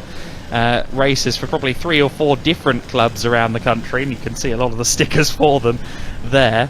And I note the Frankenstein livery on the car as well. It looks like he's actually got the Frankenstein cartoon on his bonnet, and he's got Frankenstein emblazoned on the side of the car, and that is very much because it owes its origins to several different beasts. So quite right to call it Frankenstein. It has, I believe it's a 3-litre straight 6 out of an M3 in the car. An E36 M3 engine in a compact. There's the 555 Scirocco, rather more modern, one of the Deutsche Marks Cup entries. Of course, the Scirocco for many years was a part of a single make series for Volkswagen, the Volkswagen Scirocco R Cup. The likes of Damon Hill guesting in the Scirocco R Cup in Brands Hatch many years ago. He and the rest of the Rat Pack as well. The likes of Perry McCarthy also taking to the track that weekend. I think Derek Warwick as well. They're also planning Nick Hamilton and his dad as well to join that weekend, but they didn't have the right international license. Didn't stop Nick Hamilton though from, of course, flourishing in their racing career later on.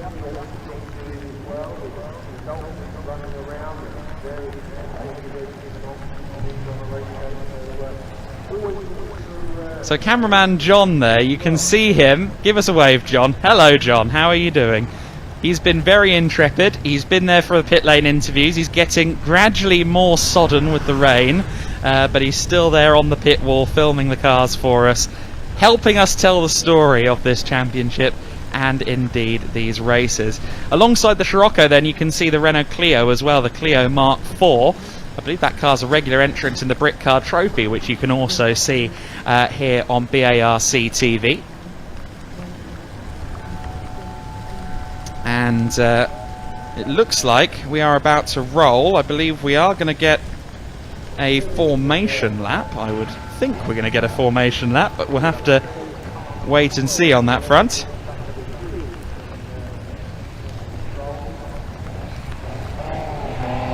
And you see the cars now rolling. We are on a formation lap then before 12 minutes of racing. The various machines of the Track Attack Race Club once again roll out onto the circuit for an exploratory lap. Now, a lot of what they learn on this lap could be in regard to the red flag, because again we don't really know why the number 12 Clio slowed down. Paul Evans came to a halt, and my fear is maybe he's added some oil to the water, and if so, that means that Noble, Goodwood are going to be nothing short of ice skating rinks, and those are not corners you want to have to tiptoe around more than you already have to. And I'm just hearing in my ears director apologising to the cameramen for the conditions they're in at the moment. They are a hardy bunch, our camera people in the BARC TV crew, and we thank the boys and girls on the cameras for doing their best to stay dry, but that's not succeeding. But they are succeeding at giving us great pictures here at Thruxton today.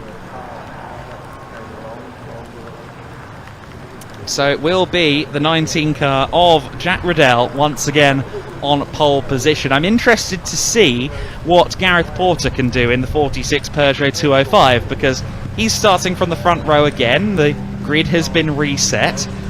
Last time he dropped through the order rather like a stone, I'm afraid to say. Is that going to happen again or no? We'll have to wait and see. The 13 car of Sheed though, that will be one to watch. Can David Sheed get a launch again? He's got rear wheel drive in his favour. That tends to be a big help off the line, of course. Some categories in touring car racing have to minimise the launch of a rear wheel drive car to make sure they don't just completely disappear off ahead of the rest of the pack. So Sheed in that E36 could be a distinct advantage off the line, but then of course he's again driving a very powerful short wheelbase rear wheel drive car on a wet circuit.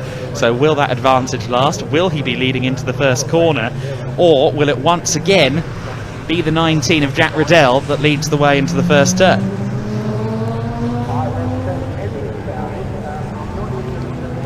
Looks like we are getting 2 formation laps again, so Two green flag laps it is once again. I didn't think they'd do two twice over, but they have elected to do so. So the EP3 Honda Civic Type R continues to lead them around. Of course, that is an early 2000s car, debuted in 2001, did the Civic Type R EP3 generation.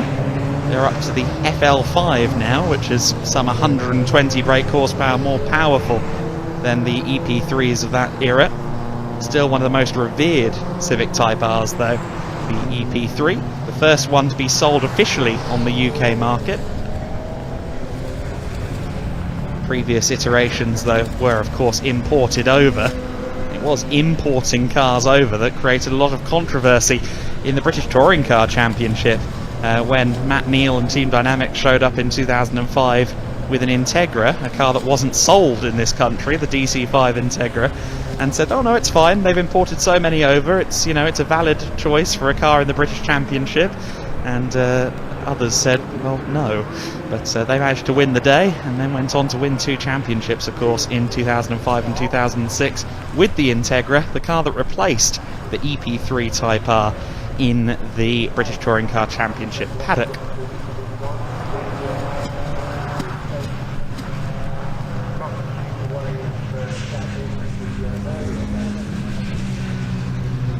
So then the Peugeot 205 will be alongside the Civic of our pole sitter.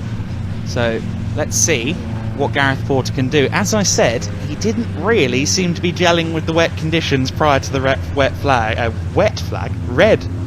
is what I mean. He wasn't doing well in these conditions prior to the halt, so can he use this reset as a lifeline, as a second opportunity to maybe challenge for an overall podium? He is, of course, also the first of the cars representing the tricolor trophy element of the race, the French element of the race. So it's all important that he gets a good launch. Of the 205s, it was definitely Adam Croft that did the best work off the line in that number 73 car. Adam Croft from Wellington. And you do need Wellingtons in this weather, don't you? Hopefully the cars will be lined up this time. Does look like the marshals are on the grid to line them up and go racing. It will be 12 minutes, which should be something in the margin, something in the region of 7 or 8 laps in these conditions. May just fall on the side of 7 laps, so it's going to be a short and sharp sprint race here. If you do make an error, you're probably not going to have time to rectify it. Keep an eye on that 555 Volkswagen Scirocco from the third row of the grid. Paul Rodison really did surge forth in the early stages earlier on. Managed to get his way up to second place before the red flag. He's once again on the third row of the grid. Can the Scirocco move its way forth once again? Will it be Riddell in the lead? What about Sheed from row 2? Can he use the rear wheel drive start line advantage to take the lead, or will the wet conditions and the lack of traction rather hamper that attempt? All cars in position, we're about to find out. Okay, we wait for the lights then, 12 minutes. 5-second board has been displayed, red lights will go on, and immediately they go off. We go racing, and it is a good start once again from the 13 car from the second row of the grid, but Sheed cannot lead. It is going to be the Civic of Jack Riddell that leads in the early stages. Everyone trying to find some grip, trying to find some adhesion in the wet conditions. It is Sheed in second place. In third position, it is the other of the 205s in the hands of Adam Croft. Once again, the 46 car has fallen through the order, and the little Renault Clio bouncing across the uneven surface on the exit of Campbell. The number 62 in the hands of Mike Bowman, having some issues there. Everyone else looks to be clean through the first few corners. And it is the top 2 that we somewhat expected in the early stages. Jack Riddell holding on to his lead, and David Sheed not too far back from him. What about the Scirocco? Well, it's actually still in 5th place, so it doesn't look as though we've had as good of a start this time around for Paul Rodison. They're in 5th position. The production 206 GTI field seemed to account for a lot of the spray there in the mid-pack among the 206s. It must be very difficult to sight your apexes, get to your preferred racing lines, and easily get lost in that spray. The top two cars head down into club for the first time under resumed racing conditions.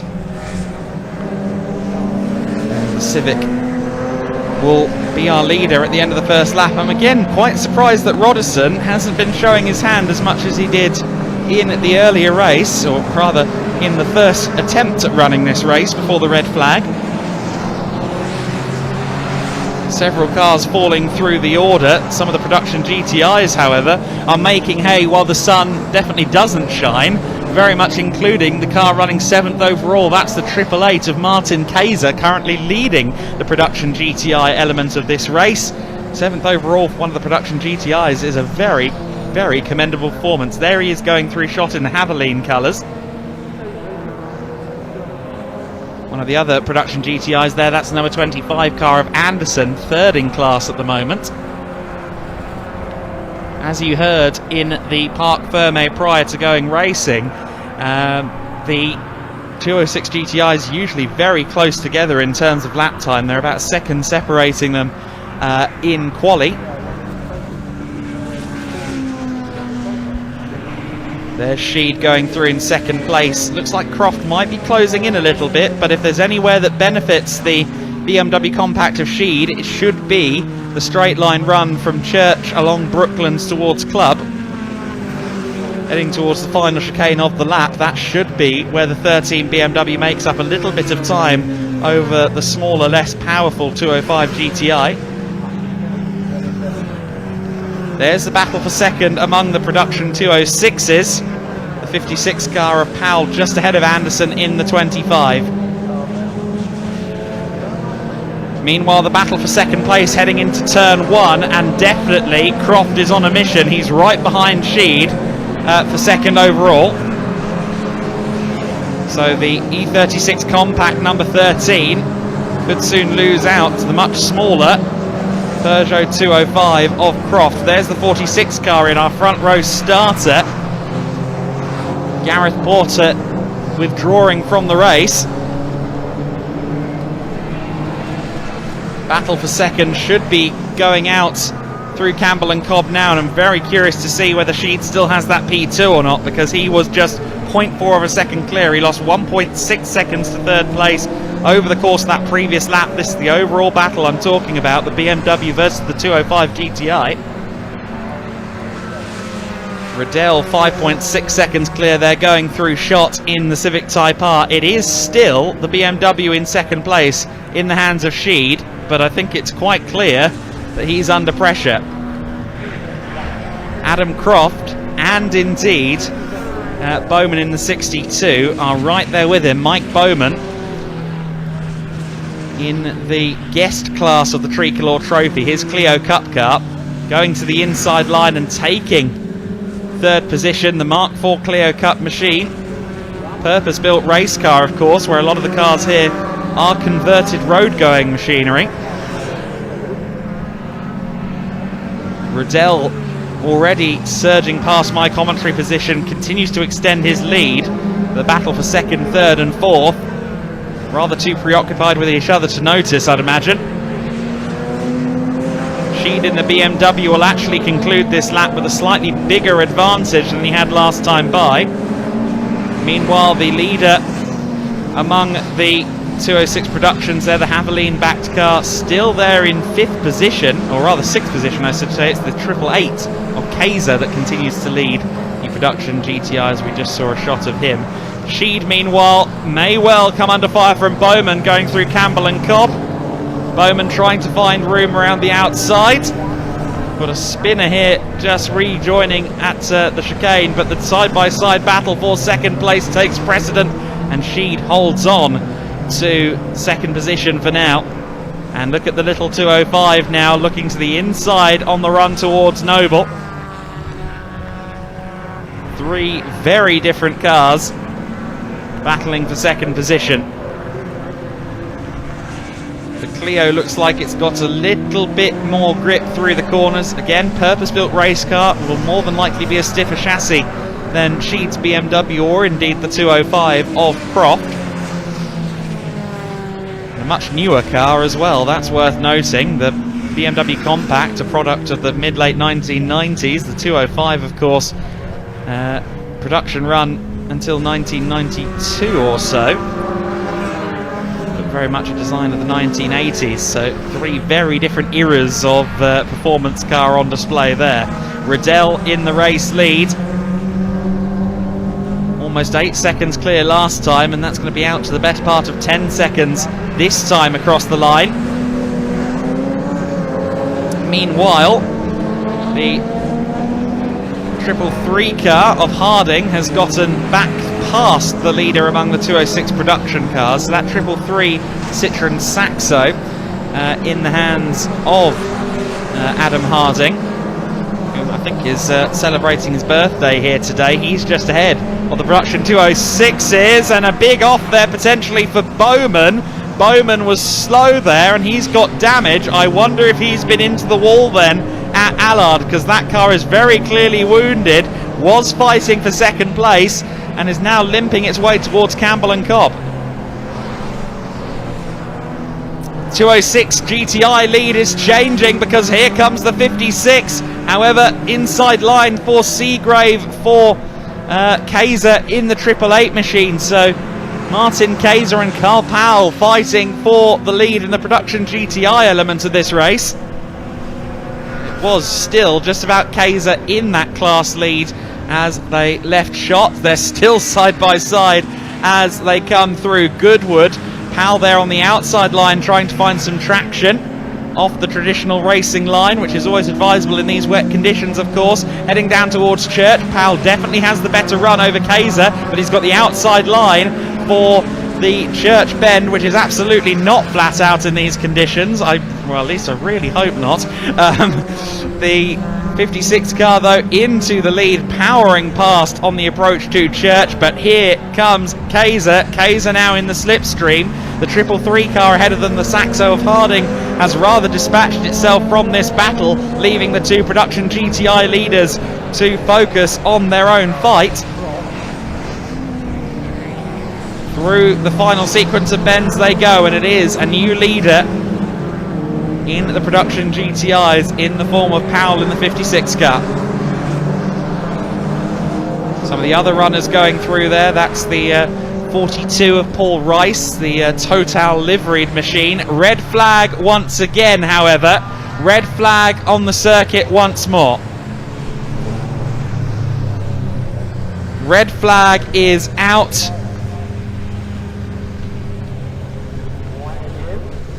I'm hearing that somewhere a car has pulled over. However, with 2 minutes and 48 seconds to go, now this is potentially part of the reason. After Bowman collided with the wall at Allard, there is the car parked. Remember, we saw the aftermath of the 62 car hitting that barrier. Tyre wall has been dislodged, and some damage to the front, significant damage to the rear, so that tyre barrier will need to be repaired, and with 2 minutes and 48 seconds left on the clock, I suspect that the race will not be resumed.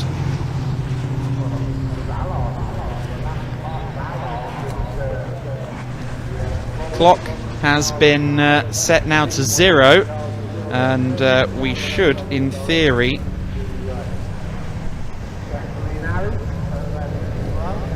so in theory, one would suspect the race will end. That always comes up with finished on TSL anyway when they reset the clock, but one has to imagine that we're not going to get this race resumed again. As a rule, if you get to the final third of the race and you have a red flag, that's it.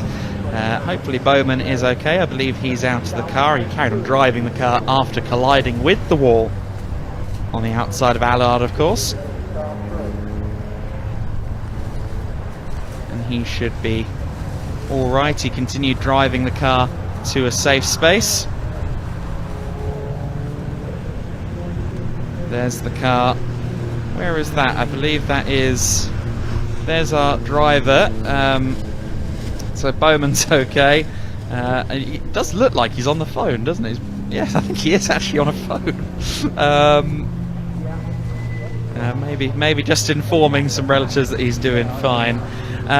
The cars then have returned to assembly area, and it will be, one suspects, Riddell that is... Or have they returned to the assembly? Yes, they are returning. But Riddell should be declared the winner then. We just wait official TSL confirmation on that, but the understanding is that this will be the conclusion of this race.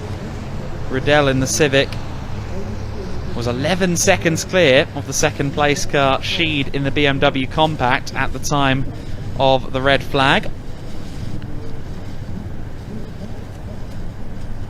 Croft and Rodison in third and fourth, and Harding in the Saxo VTR rounding out the top 5 on what looks to be the final order. And I believe we are, while we wait for official confirmation that this race has been wrapped, it sounds like we are now going to head down to Charles Boniface and the assembly area with the drivers.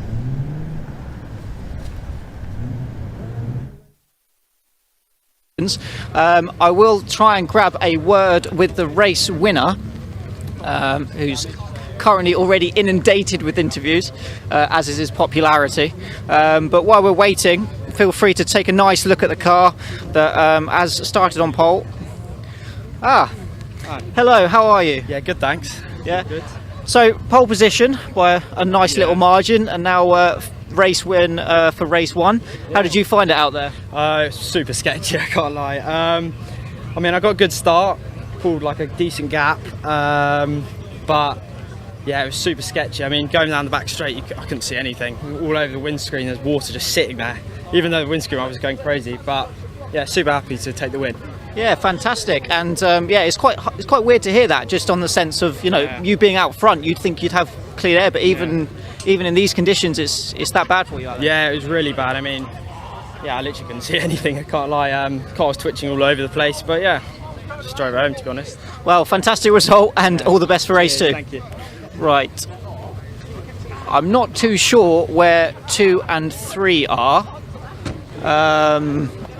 They're not in their selected spaces. So what we'll do instead is we'll have a quick wander through, have a pan around of some of the cars, and while I'm trying to hunt down second and third. 13 was second. 13 was second. 73 was third. Right, thank you very much. So we will go up and get second and third. It looks like 13 did manage to hold on to the second place, as he was being chased down there on the last few laps.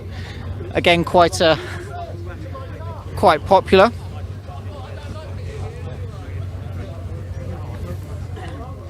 Right. Hello. Can I grab a quick word with you? You can, yeah. Right. So second place, obviously being chased down there right at the end. How did you find these conditions out here? Well, they were a little bit difficult. Obviously, you know, it's wet. It's actually raining harder on the other side of the circuit, so there's actually more puddles where it's fast, and that means the car can skip and jump and stuff like that. Obviously, when you hit them, that's not very nice. But other than that, it's quite a lot of grip here, so it kind of wasn't as bad as it can be. You know, it's not like Donington and that, which just slide everywhere. But yeah, no. I'm always up against it with front-wheel drive cars because they've got a slight advantage in the wet, putting their power down over their weight wheels and that. But it went well. I was quite pleased with that. Obviously, we had a bit of overtaking here and there. No problems with any of the drivers. Anything went very well. Really. It's great.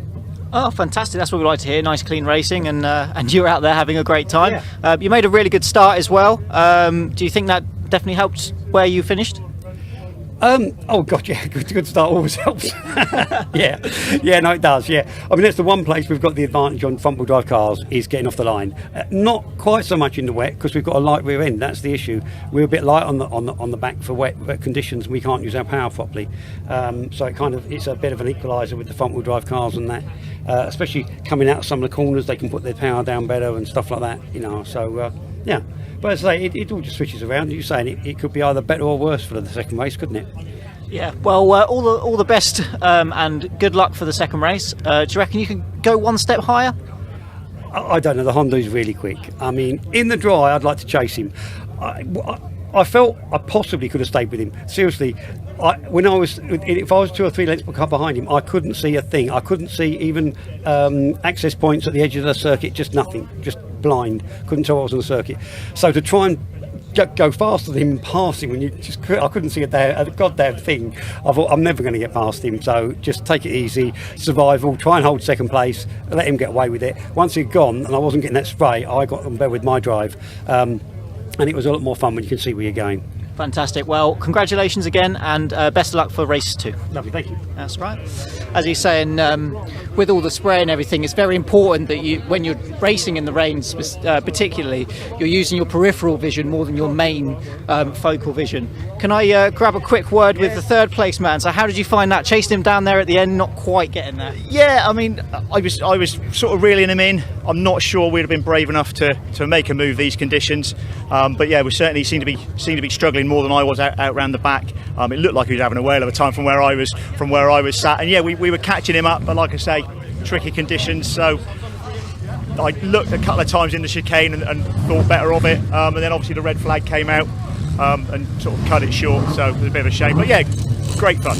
Well, sorry to wrap it up quickly, but hopefully you'll have another good race in the second race this afternoon. I wish you the best of luck.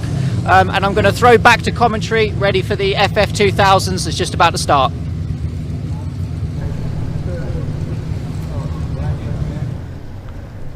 The Classic Car Racing Club's Formula Ford 2000 category is next. I'll tell you a little bit about them in a minute, but who better qualified than some of the drivers in the paddock? We caught up with a few of the faces of the Pinto Challenge a little earlier today.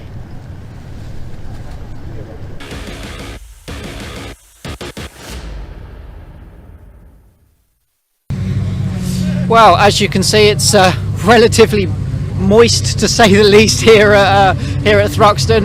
No, absolutely saturating wet is what it will be for race 1 for the Formula Ford 2000s. Now, I'm stood in front of quite a special car here, and I will grab a quick word with the driver. So the reason that this car is a little bit different is here on the Invitational class. It's an old Brabham, and it's actually an old Brabham F2 car. Do you want to tell us a little bit more about this car and its history? Well, it's basically F2 Brabham. All the German hotshots drove it in period. Eifland, who was a caravan manufacturer, sponsored people like Stuck, Stolman, Dieter Quester, Marco Werner. So rich German history. So one day, if I ever get to learn to drive it properly, we hope to go to Germany and reunite it with some of the drivers and maybe have a couple of races out there. But Rob's been very helpful to let us come and join the Pinto Challenge here as an invitation car. So we're just glad to be here, but we'll just see how things go. So as you said, just happy to be here, just going around and enjoying things. I just wish it was a bit drier, but we'll go out and see how we go, and dare I say, take a rain check thereafter. So thank you very much. No pun intended. I was going to say, how does this thing handle in the wet?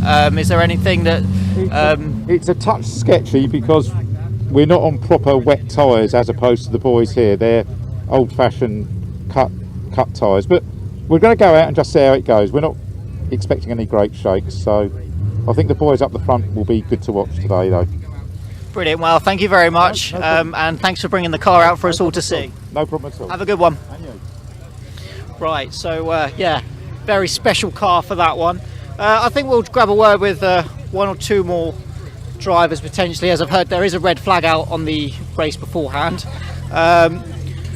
So, Stephen, could you give us a little bit of information about your car and what your hopes are for the race today? Well, we've done it as a tribute car to Ayrton Senna for last year's event because it was 40 years since he won the championship in one of these. I'm not claiming mine was ever driven by the great man, but I own this one and that one, and I'm sure they would have been on the grid with him, so it's our little tribute to him. And Luke there's having his first race, so we're just all quite looking forward to getting back round, having 4 corners still on the car, and be ready for the second race when perhaps we can go a little bit better. Oh, fantastic. Yeah, I must admit the Senna looking livery was the thing that definitely stood out to me, and one of the reasons I wanted to come over and have a chat. So it's quite nice that it's such a nicely done tribute car and everything else. Lots of people have told us, we've got pictures that we based this on and we've got them on display. They tell us that they remember seeing him here, and one of them is Senna in his car in that pit lane 41 years ago, looking just like this. Fantastic. Well, hopefully you'll have a great race, bring her back in one piece and enjoy it. Right, so that is all we have time for. I will throw back to commentary.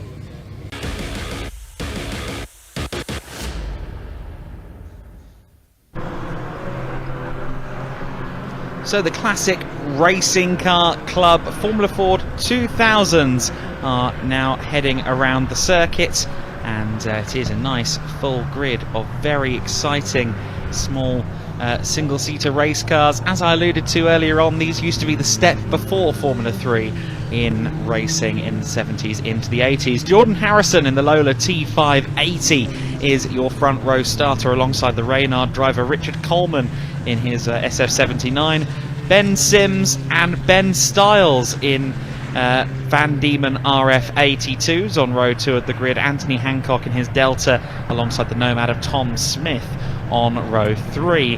Ben Tilley's 48 car, that's another of the Deltas alongside Roger Price in the 53, Anthony Denham in another Delta alongside Clive Wood in the Van Diemen RF82, car number 50. Row 6 of the grid should come up on screen in just a second, and that continues our way down the grid.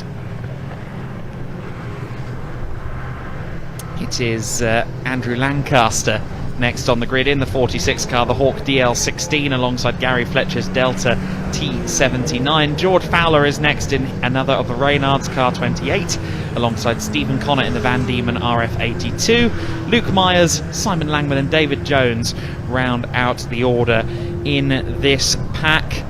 And just to cover the classes, these cars, Formula Ford 2000 cars, were built between 1975 and 1989.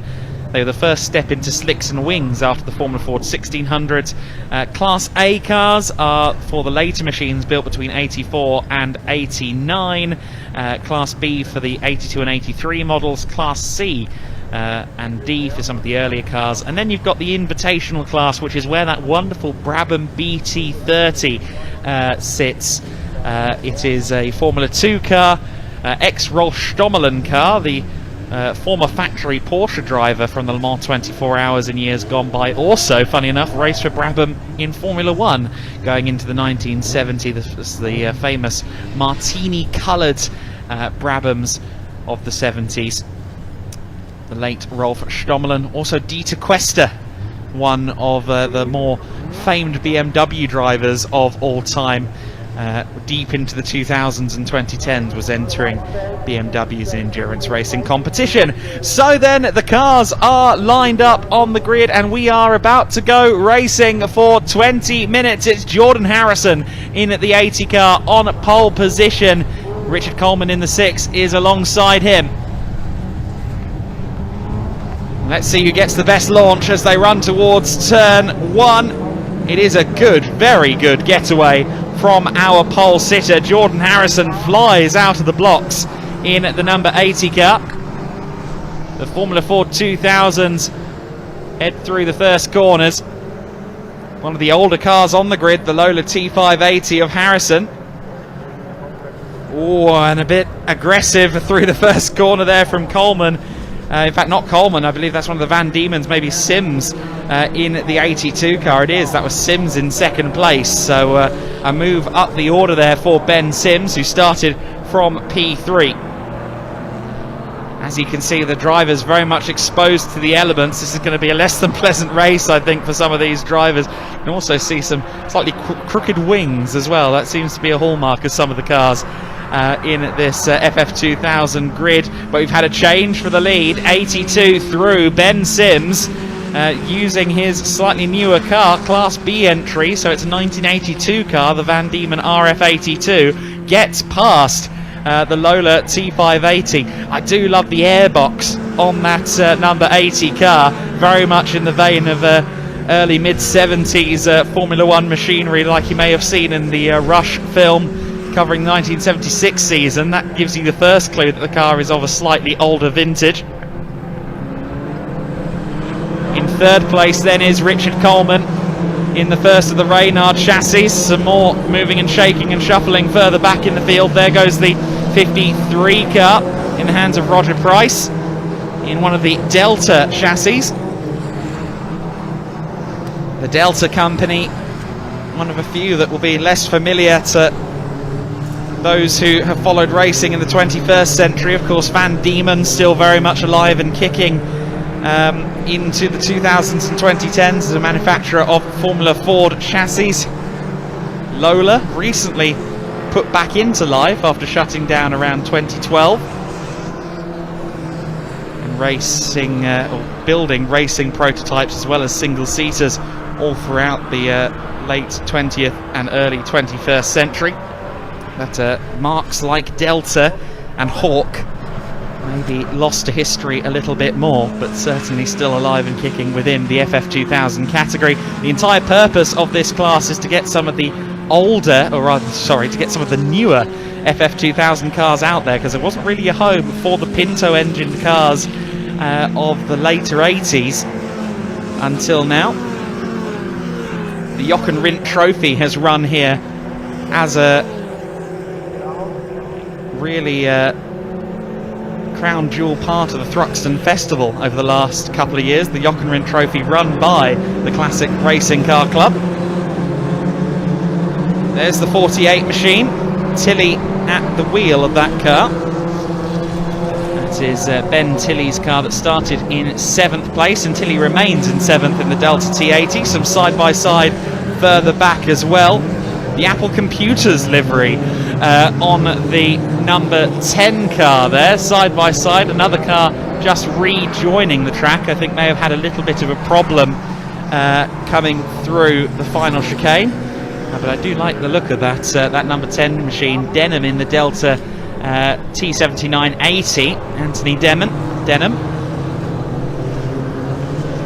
Gap between the leaders of the top 3 is still very close. In fact, it's the top 5 are all covered within 5 seconds. So at the sharp end of the order, it is still looking like a very close motor race, and indeed further back here, as we can see in this battle for what is 9th overall. But the 82 car of Ben Sims is our leader after a very good getaway from the second row of the grid. This car, the 82 of Sims, is your race leader. The gap was 1.2 last time by. I think it's gone up this time.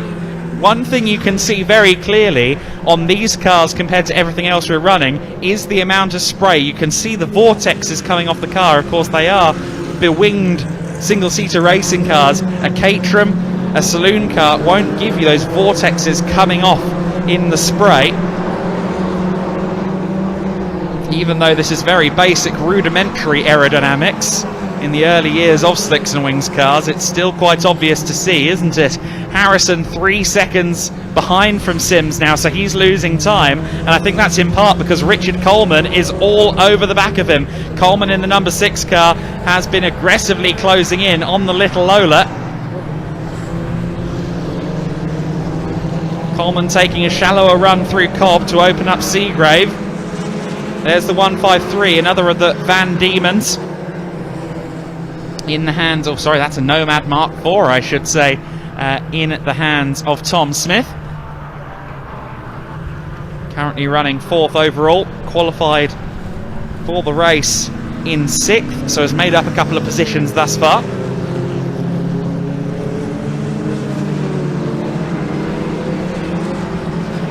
A really incredible group of cars that we've got here at the sharp end of the order. The top 6 are covered by 6.3 seconds, so it really is a close race here. Second through 6th places are covered by something more like 3 seconds, as I believe that was potentially Styles to the inside of Smith there for 4th place. Styles in the 18 car, he had a bit of an off in qualifying, of course, we did see that on the live pictures, but he's recovered from it admirably. I almost said amicably. Well, I guess it's amicable as well. Both he and the car want to point in the right direction after all, but he continues to run in at 5th position for now. He's also running 2nd within Class B, so that's for kind of the mid-vintage cars, if you will. There's only one Class A car actually running, and that is the Reynard 84 of Fowler, George Fowler. But a great opportunity to see more of these Formula Ford 2000 cars out beyond the Auchenrint Trophy, which is a part of the historic Thruxton Festival in the current era. Oh, and we have a car slow. I think that's just a back marker. That is indeed the Brabham BT30, the Formula 2 car being put a lap down. Careful driving there by the number 30 of Simon Langman. Of course, we heard from Simon with Charles Boniface down in the paddock before the race. And definitely not running modern wet tyres, that car. Very much running old school 70s treaded tyres, the Brabham BT30. That is a 1969 vintage race car. There's our race leader coming towards the final chicane. 2nd place, the 80 car that we follow with the camera there as well. Harrison, who was our pole sitter. Oh, goodness me, what a snap from the 153 car there. Tom Smith is really having to fight that Nomad, and it does seem as though he's starting to lose touch with the battle for 2nd place. There is the F2 car running again, a lap down now, but listen to it. It's a very different sound from the 2-litre Pinto engines out there elsewhere.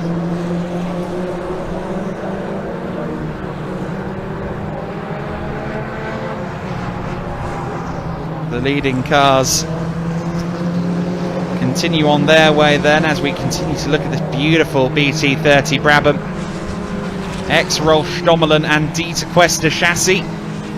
As you can see, the pre-Aero era of Formula 2. By this time, 1969, some of the Formula 1 cars had started sprouting wings, and that was starting to happen in Formula 2 as well. Back to the leading pack, and picking his way through the traffic is our race leader, Ben Sims.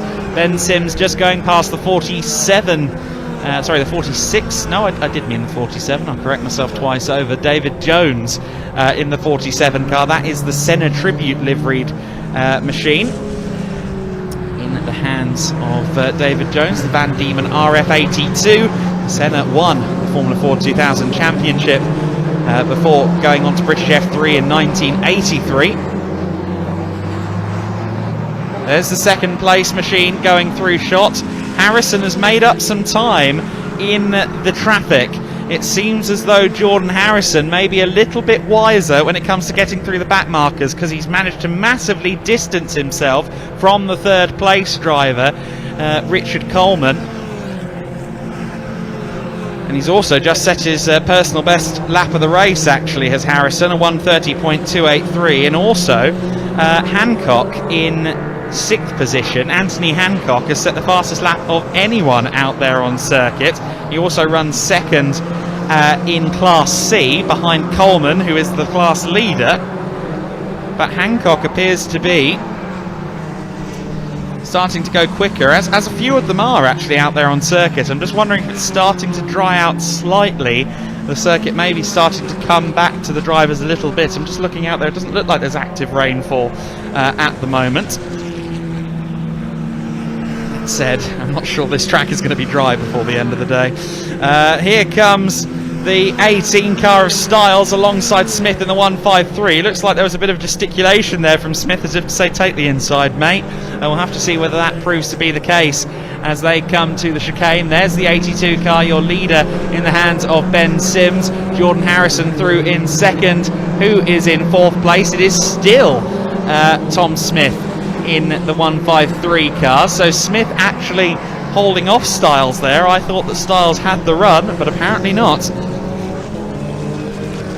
Ben Styles in his Van Diemen RF82 trying to look to the inside through Campbell and Cobb. That's side by side for fourth place. Can Styles find his way through?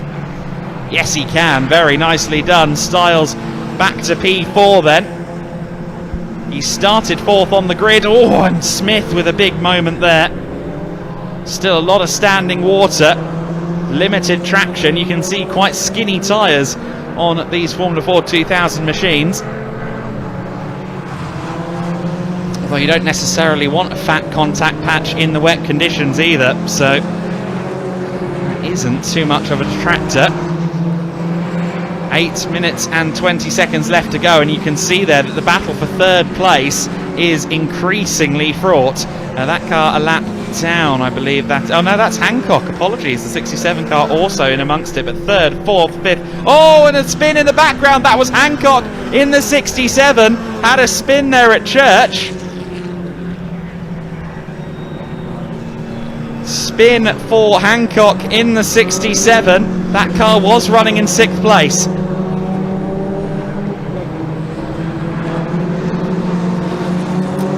So then Styles right there behind Coleman in the number 6.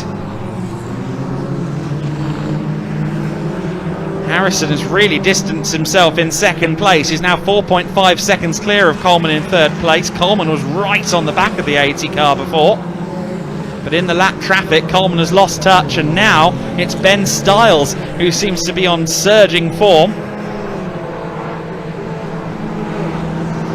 Styles a little bit closer to the apex going through Seagrave, carried more speed and is now trying to look to the outside at Noble. That's brave in the dry. In the wet it's maniacally brave.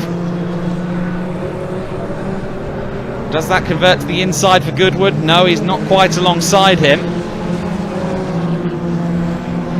The 67 car of Hancock did come across the line, incidentally, after that spin at Church a lap ago, but it did so 11 seconds slower.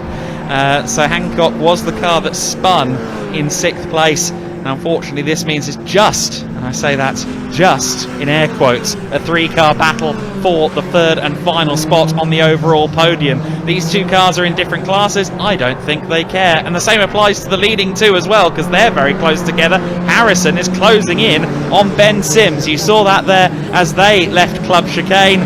In fact, I'd say they might even be a little bit closer than the battle for third and fourth now. Coleman and Styles are close together, as are our front two. The FF2000 cars really treating us to a fabulous race in these wet conditions.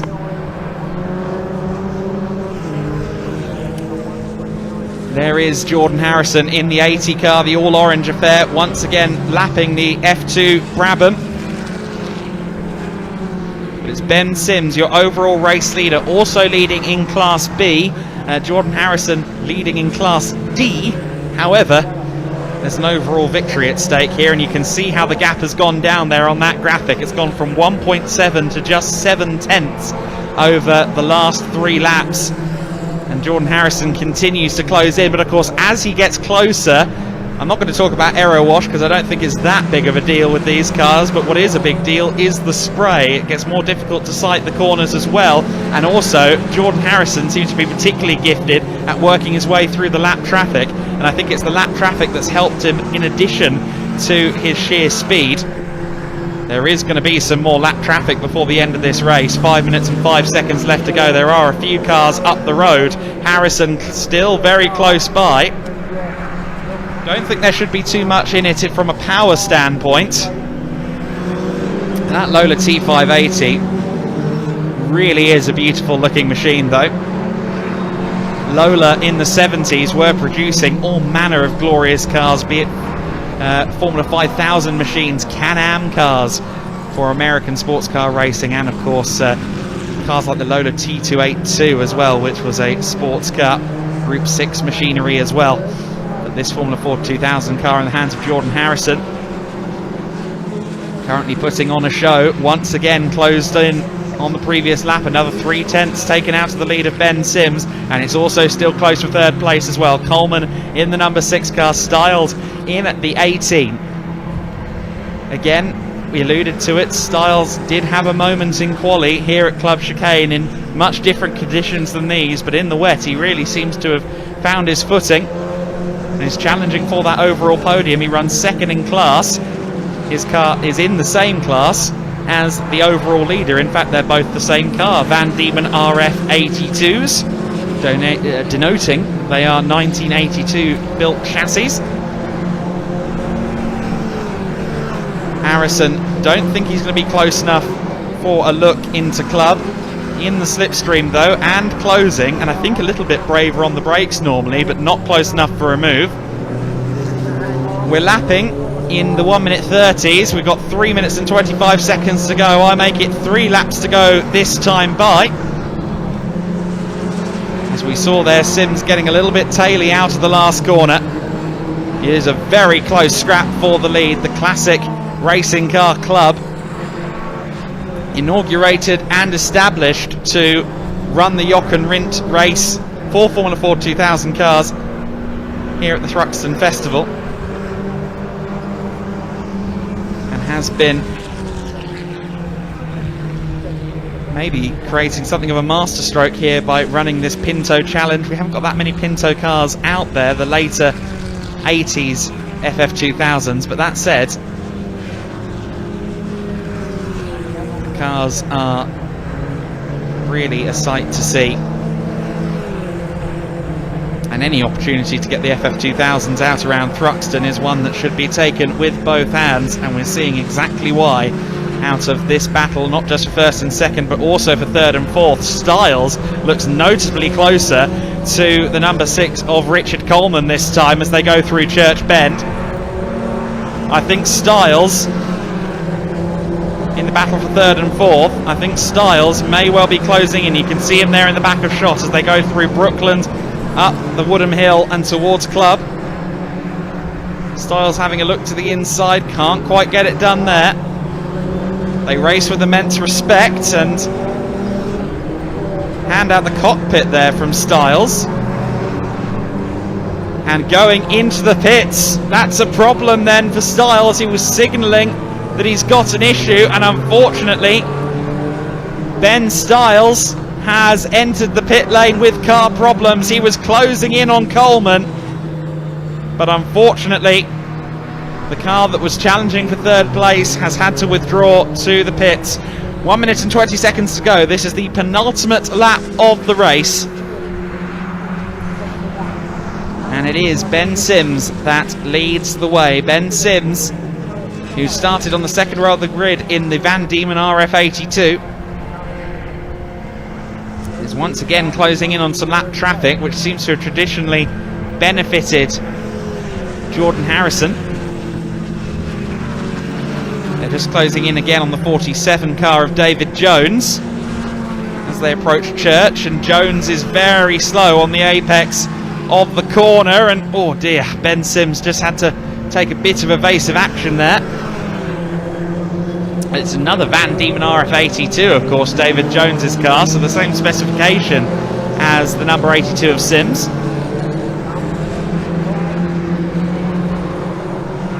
Less than 30 seconds left on the clock as our leaders head through the final corner to start what will be the final lap, and it's going to be neck and neck as they go on to the last lap of the race. It is a change of the lead for car number 80.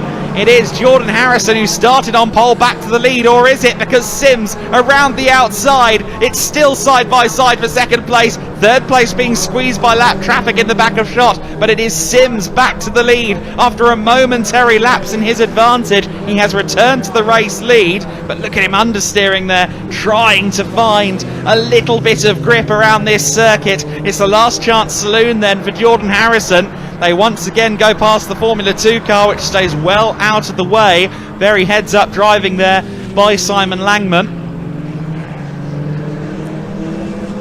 The leading cars still have some lap traffic to contend with, and by my calculations, I think they're going to catch them at Club. That could be interesting. In fact, they might get them at Church. It's not over yet by any means. Yes, Sims is now back in the lead, but Ben Sims and Jordan Harrison are approaching more lap traffic. There is the lap traffic in question. There's another car ahead of them as well, which they might catch before the end. And here comes Harrison. He got a better uncompromised run through Church. And actually, side by side, he's got the lead by a fraction. He gets himself into the lead later on the brakes, around the outside, up Woodham Hill on the approach to Club. And it is going to be Harrison, unless Ben Sims can pull something out at the very last gasp. He cannot. It is a pole sitter that takes the win. Jordan Harrison certainly earned that one. It was a victory at the very end. Harrison managed to dive his way to the outside line, was later on the brakes, wasn't at all disrupted by the number 50 car of Clive Wood, which was the lap traffic they went past on the way past Brooklands and Woodham Hill, and was braver on the brakes going into Club. The Lola T580 of Jordan Harrison is your race winner. He and Ben Sims, I think, will give a handshake and a well done old chap at the end of that one. Third place and winning class as well. I should say all of those cars class winners on the overall podium. Class D winner Jordan Harrison, Class B winner Ben Sims, and Class C winner Richard Coleman. Fourth overall is the 153 car of Tom Smith. Running out the top five, the car that spun at Church at one point in the hands of Anthony Hancock, the Delta T81. Still finishing the race in the overall top five, which is good going from him. Other cars coming across the line there. There was a good battle between Lancaster and Denham right at the end of the race there. That was for 7th and 8th overall. And the FF2000 cars will be back out later on, so we will get the opportunity to potentially see that battle back out there again later on. Jordan Harrison is our winner of that race then by 0.3 of a second. What a performance from Jordan Harrison to take the win from Ben Sims. Richard Coleman in third place. He will round out the overall podium. Tom Smith in the 153 in fourth, ahead of Anthony Hancock in fifth in the 67. The 53 of Roger Price, the Delta T78, is next. Andrew Lancaster taking 7th overall in the Hawk DL16. Anthony Denham, the last of the drivers on the lead lap in the car number 10, the Apple Computers liveried Delta T7980. Clive Wood in 9th position in the Van Diemen RF82, ahead of the 76 car of Gary Fletcher, who rounded out the top 10. Ben Stiles registered 2 laps down as a finisher in 11th place. Of course, that car withdrew from the battle for third place right at the end.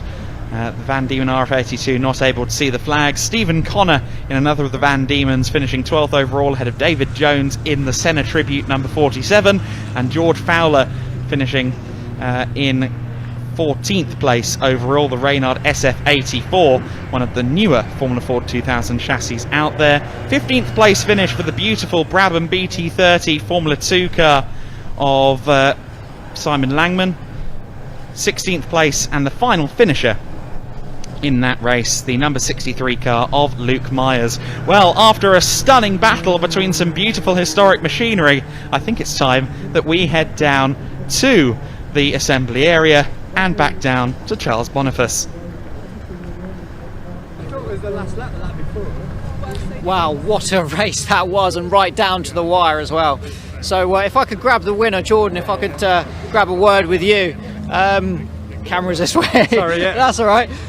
Yeah, so pole and then victory, but anyone, including yourself that was watching, will know that it was nowhere near as easy as that sounds. Getting him right there at the very end, what was the race like from your perspective? Well, I mean, Ben's a quality driver, so I followed him round for ages, but we had a bit more straight line speed, so when I got on the back of him after the traffic, I thought if I stay close enough I'll probably tow past him up the hill, but no, it's good. I was lucky, Yeah. I think. We'll take it. Well, lucky or skill, regardless. If it had been dry, I think we'd have won easily, but in the wet, I didn't think we'd had the speed, but I got the traffic well. So. Well, you seem to, and like you say, especially in the straight lines all around the back, that's where you sort of mostly seem to catch him. Yeah, fantastic driving from yourself, and really brave on the brakes around the outside there at the end. I know there's a fine line between brave and stupid. I mean, I'm going to go with brave. How did you find it? Well, I thought I'd won it the lap before, because my lap time said 20 minutes, so we were dragged across the line. I think we both thought it was the end, and it wasn't, so we had to go again. And I just passed him up the back straight, so it was pretty easy in the end. But Oh, fantastic. So with the weather slowly drying out and everything else, do you feel like even more confident now for race 2? yeah, we had less grip than Ben, so I think if we get a bit more grip from it drying out, we'll be better this afternoon. Fantastic. Best of luck for Cheers, them. thank See you later, hopefully. Right, if I can grab, I'll tell you what, I'll grab the third place man. So, third overall and first in class. How was the race from your perspective? Yeah, it's good. I just it's very tricky conditions out there, and I just lost touch with Jordan in the traffic. Other than that, I was kind of living with him, and at one point catching him, got a little bit alongside him coming out the hairpin, but then I just got a little bit unlucky in the traffic and kind of lost touch, and then it's quite difficult in those conditions just to keep your rhythm. So I think I could have had a different race if it wasn't for the traffic, but yeah, I'm happy to be here. Yeah, well, fantastic drive to be where you are. Do you think you can go further forward in the second race later on? Yeah, I do. I think probably could have done a little bit more wing on the car, and actually it dried up a little bit towards the end, so maybe we could have gone a little bit stiffer. But yeah, I just needed to get a cleaner run through the traffic. I got a couple of really bad bolts and cost me 5 or 6 seconds probably over the course of the race. So it's difficult for me to keep in touch after that. Yeah, well, good drive and best of luck later on. Thanks very much. That's all right. If I can grab the second place man. So, led most of the race, doing brilliantly out there. Even Jordan was saying he's struggling to sort of keep with you. You're a very, very good peddler, and then got you there right at the end. What was it like from your perspective? Yeah, it was a brilliant race. I mean, we got a nice little lead on it early days, got settled in, got into a rhythm, started to catch some back markers. I could see Jordan was closing. Jordan really sort of got his head into gear and started to get the times down. We could see that, and bit by bit he chipped away. Unfortunately for me, I caught back markers in a few awkward places, so that made it a bit easier for him, but what a cracking race. Oh yeah, it was brilliant. For all of us round here were saying fantastic to see it go so close right to the very end. Like you were saying with the back markers, luck of the draw sometimes, isn't it? You come across them in the right place or the wrong place. What do you think you can do different for race 2? Do you reckon you can get that top split? Obviously win in class, but overall do you reckon you can get back there? We'll have a bit of a think about it. The straight line speed is the key, because the car's obviously an aero car rather than a straight wing car like Jordan's car. He's catching me about 8 car lengths on the back straight, so it's like I see him coming, but then I pull away through the faster part. So I think we might just need to tweak the wings a little bit, try and get a little bit more straight line speed, and we'll go again and have some more fun. Awesome. Well, best of luck for later on, and hopefully I'll speak to you again soon. Let's hope. All right. Right. So the guys have just head out for Caterham's, and I'll throw back to commentary.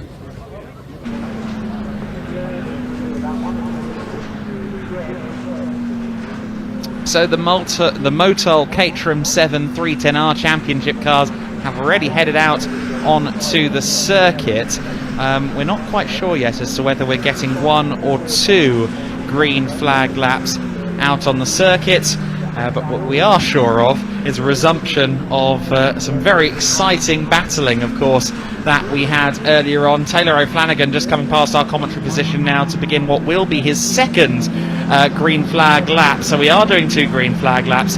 Time then to tell you through the grid. Taylor O'Flanagan is your pole sitter. He's alongside Tom Willis, who is on the front row with him. Dominic Mansberger, who came all the way from 31st earlier on. He doesn't have to do as much this time. He starts from 3rd. Jack Sales is 4th place on row 2 alongside him in the 35 car. Ben Lopez-Appleton is next in the number 5 alongside the 22 of Hugo Bush. Alan Cooper in the 71 is next alongside Lars Alexander Hoffman in car number 30. Chris Fraser in the number 10 is on row 5 alongside Philip Bianchi in the number 92 car.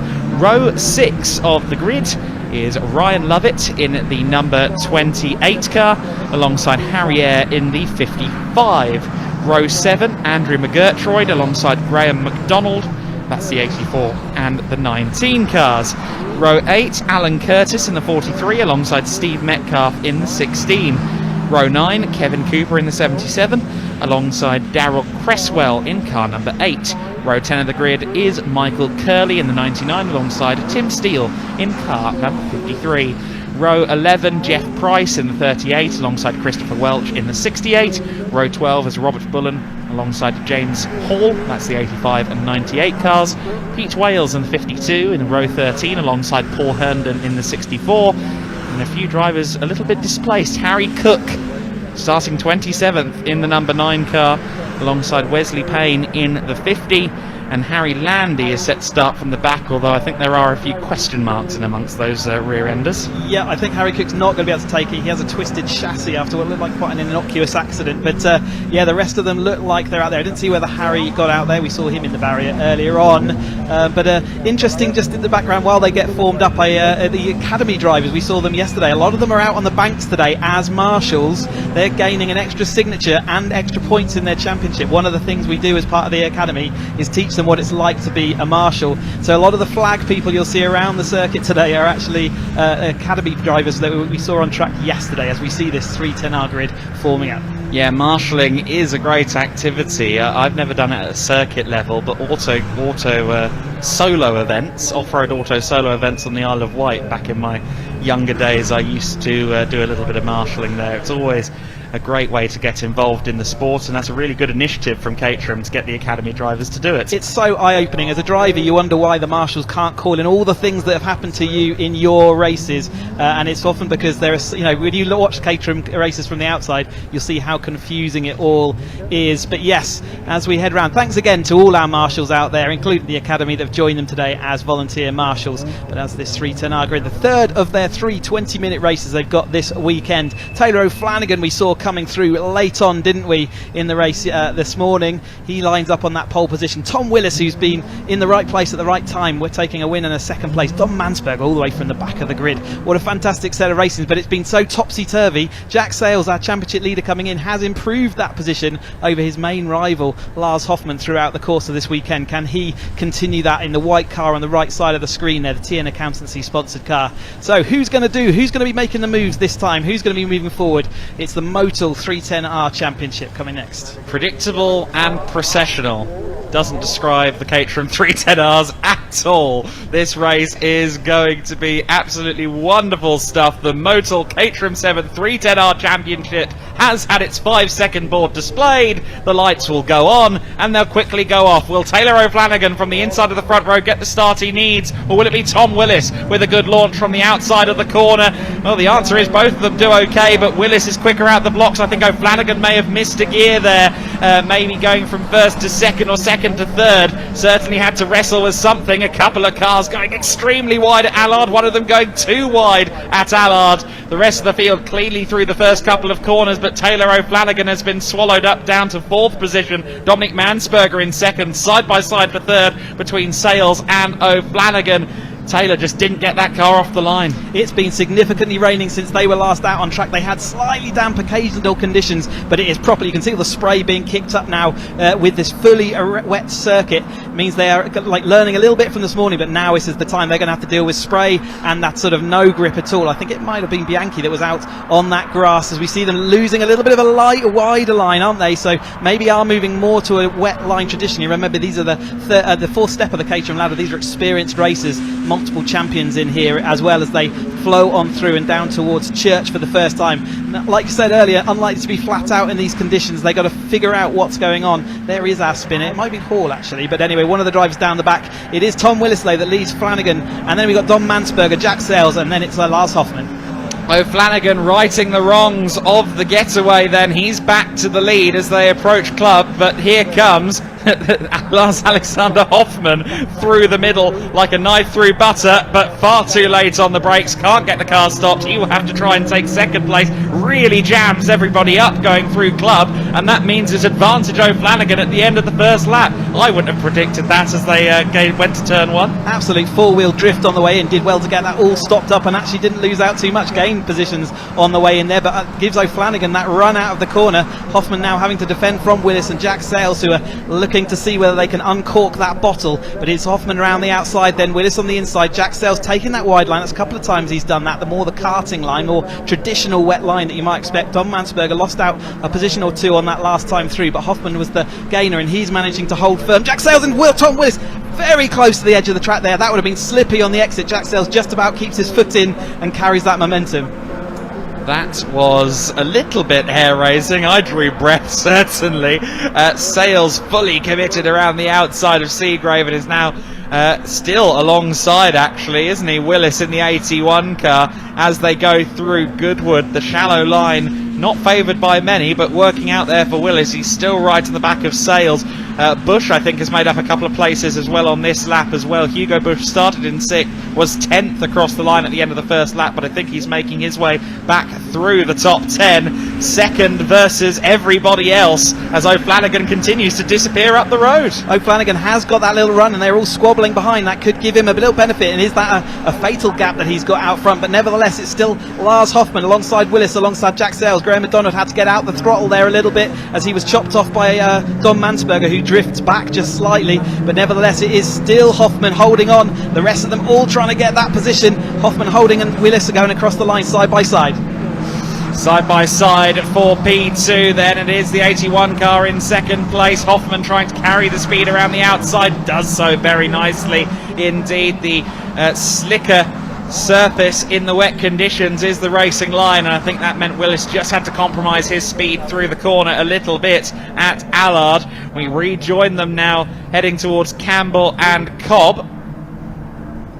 We should see the leading pack, or I should say the second backpack, because of course O'Flanagan has absolutely disappeared up the road. 3-second lead he had over the line, and not only that, the best lap was on the last lap for him, so he is not only in clear air, he's also gained all those positions as well. 3 seconds to the good of the rest of the pack, who are pretty much tripping over each other. Other big winners early on, Graham McDonald, we see him moving up through the field, and he made 6 places up, as did Hoffman from his starting position. There's a bit of a nose cone dislodged there a little bit further back. Was that the Dutch Barn vodka car? Chris Fraser, maybe?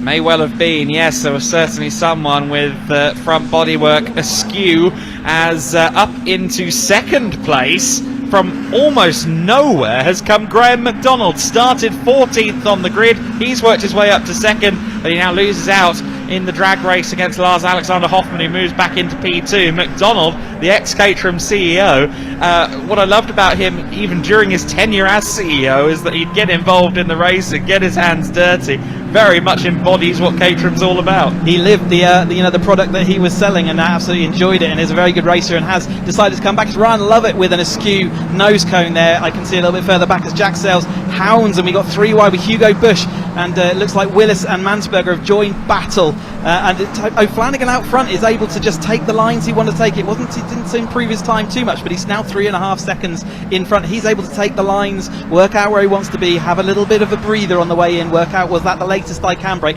He's not having to deal with anyone else right now. Yes, it's much easier to figure out what's going on underneath you as the track surface evolves if you don't have to worry about what's on your left, your right, and coming up towards you 10 miles an hour quicker than you, quite frankly. And it does appear to be just, I mean, it's not dry, it won't be dry, but it is drying, seemingly. There are no more spots, well, a few tiny spots on the puddles I can see, but from the sort of sheeting rain earlier on, it's now eased off quite considerably, so it will be getting drier as they pound around, but I doubt we're going to get that to fully dry, and there's still a threat of rain all the way through until we finish racing this afternoon. Hoffman, though, takes them through Church in front. You can see McDonald's pinged off the front as well. We've had Flanagan ping off there, and now McDonald's trying to see if he can do the same. Hugo Bush coming fully into that battle with McDonald, and this little battle pack a little bit further back with Chris Fraser there still with Mansberger.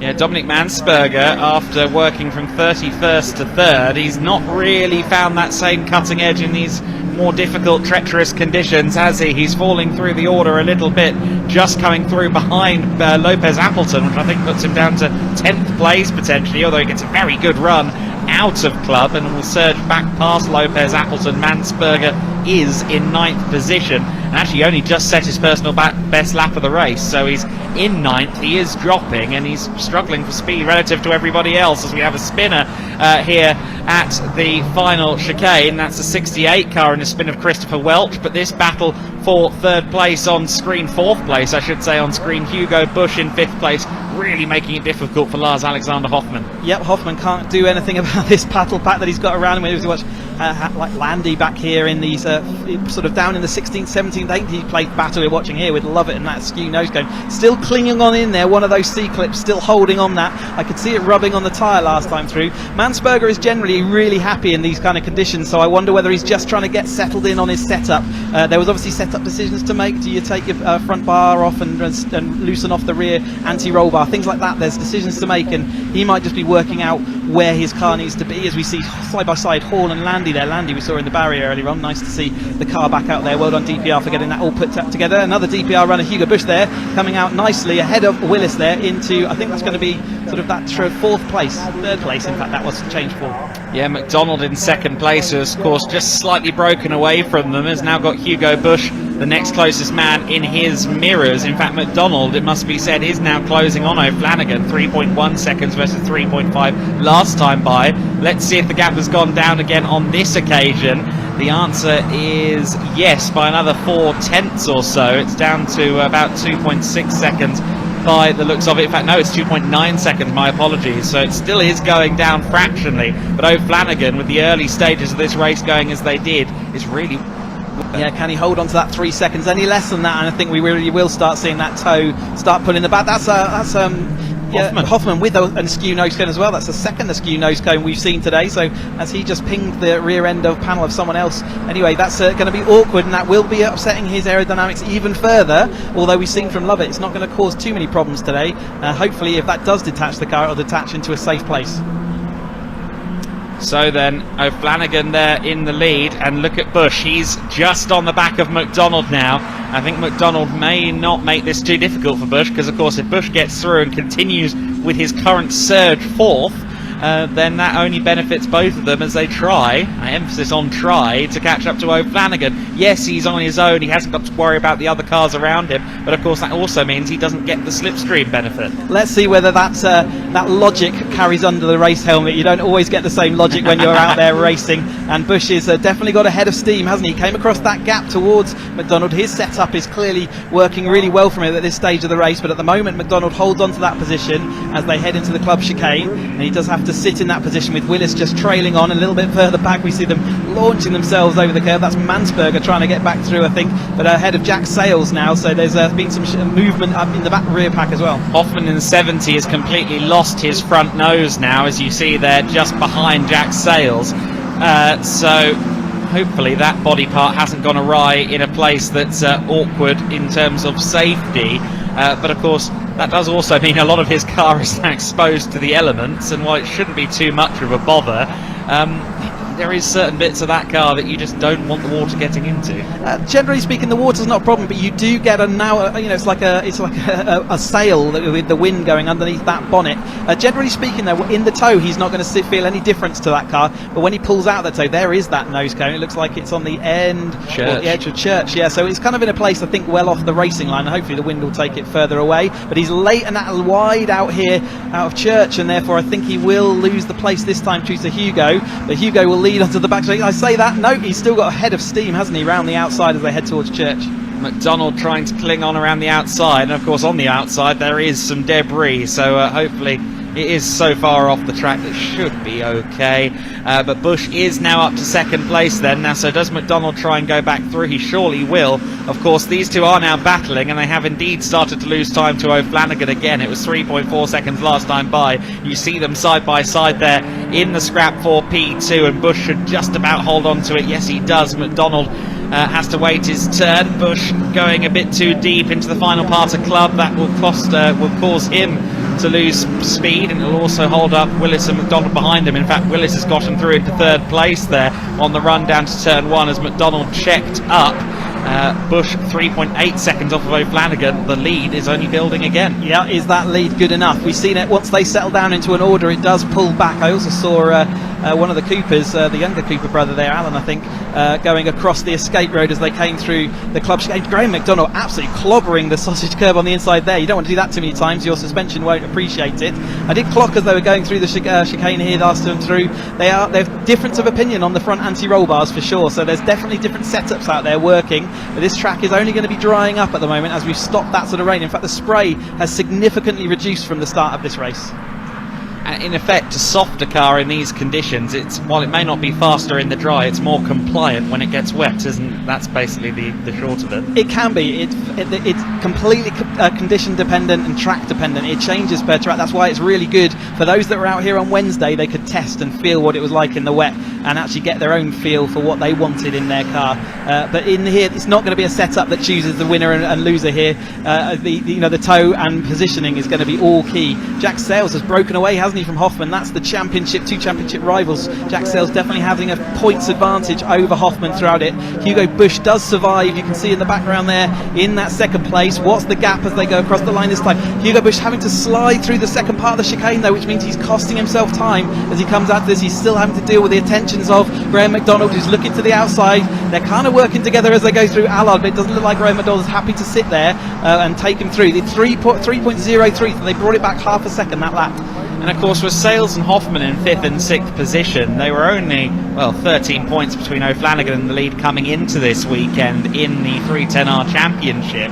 With O'Flanagan's weekend going as it is, I don't know if he'll quite be championship leader coming out of this one if it were to finish as it is, but he's certainly bringing himself right back into championship contention. Definitely close. Obviously the first race didn't go his way, but remember, drop scores and he's got a win and a second out, coming. He's in the lead of this one, hasn't he? A little bit of a screech in somewhere around our commentary box as cars maybe trying to rejoin, but we see this battle as Hugo Bush has pulled away this time from Graham McDonald. So as soon as they started squabbling, it was actually so Ryan Lovett's lost his nose cone as I can see as he goes through the chicane. But yeah, the squabbling stops and Graham McDonald's now lost a little bit of his speed he had, momentum, and Willis is now looking to see whether he can pull them both back towards Hugo Bush. I can tell you that Post 21 have almost built their own Caterham with all of the spares that they've gained over the course of the weekend. So expect Post 21 racing here next year at Thruxton in maybe the Caterham Academies. Bush and McDonald and Willis still very close quarters, of course. There's that big gaggle of cars from 5th backwards, much to the wincing of Chris here in the commentary box. It is still Bush in 2nd, McDonald 3rd, Willis 4th. Then it's Sales in 5th, Hoffman in 6th place. The number 10 car in the 25, Mansberger and Fraser arguing over track space there going through Club. Bianchi and Air rounding out your top 10, but Taylor O'Flanagan continues to be your race leader. The gap, however, is coming down again, 2.3 seconds. It was 3.8 about 2 laps ago. Are there enough laps left in the 5 minutes or so we've got to the conclusion of this race for Bush to be able to bring it back? It looks like, given that he took about 7/10 out that time through, there probably are going to be enough laps. So keep an eye out for that gap continuing to come down as we watch Chris Fraser following along from Hoffman. He's done really well in that mid-pack this time, just quietly got on with the job and had some really consistent results. And then heads Mansberger at the moment. He's looking up the inside once more, but it is Jack Sales still leading over Hoffman. Remember, those two are sort of looking at each other left and right, but like you say, maybe they need to also keep an eye out for O'Flanagan, who's disappearing up the road. There's not much they can do about him at this stage though. No, it's going to be a hard ask, isn't it, for Bush and Co to close in. We'll see though, it's well possible, that much is for sure. Willis, you heard how happy he was. He seemed pretty buoyant coming out of the second race earlier in the day. Another podium would certainly be a positive for him. Yeah, he's not here for points, he's only here for cups, and therefore all he cares about is getting in that top 3 to make sure he takes one of those. He's not affecting anyone as far as the championship goes, but here comes that squabble again. The gap was coming down, but they're kind of in a disagreement about who's going to do it. It's Graham McDonald who once again leads Hugo Bush. That gap looks now down under 2 seconds. Let's see as they cross the line, as the battle pack behind. Still Hoffman now ahead of Jack Sales and Chris Fraser just following along, and then behind it's Mansberger just having to take avoiding action, losing the rear end of the car that time. Yeah, lots of them bouncing over the sausage curb, lots of them really fighting for grip. Club has been resurfaced on the racing line rather recently, and that means that it is quite slick there by the looks of it. As you see there, Sales has got back to the front of that queue for 5th position, at least for the time being. Hugo Bush still in 2nd place. Gap is 2.2 seconds to O'Flanagan, 3.5 minutes left to go. Again, with each passing lap it becomes less and less likely, doesn't it?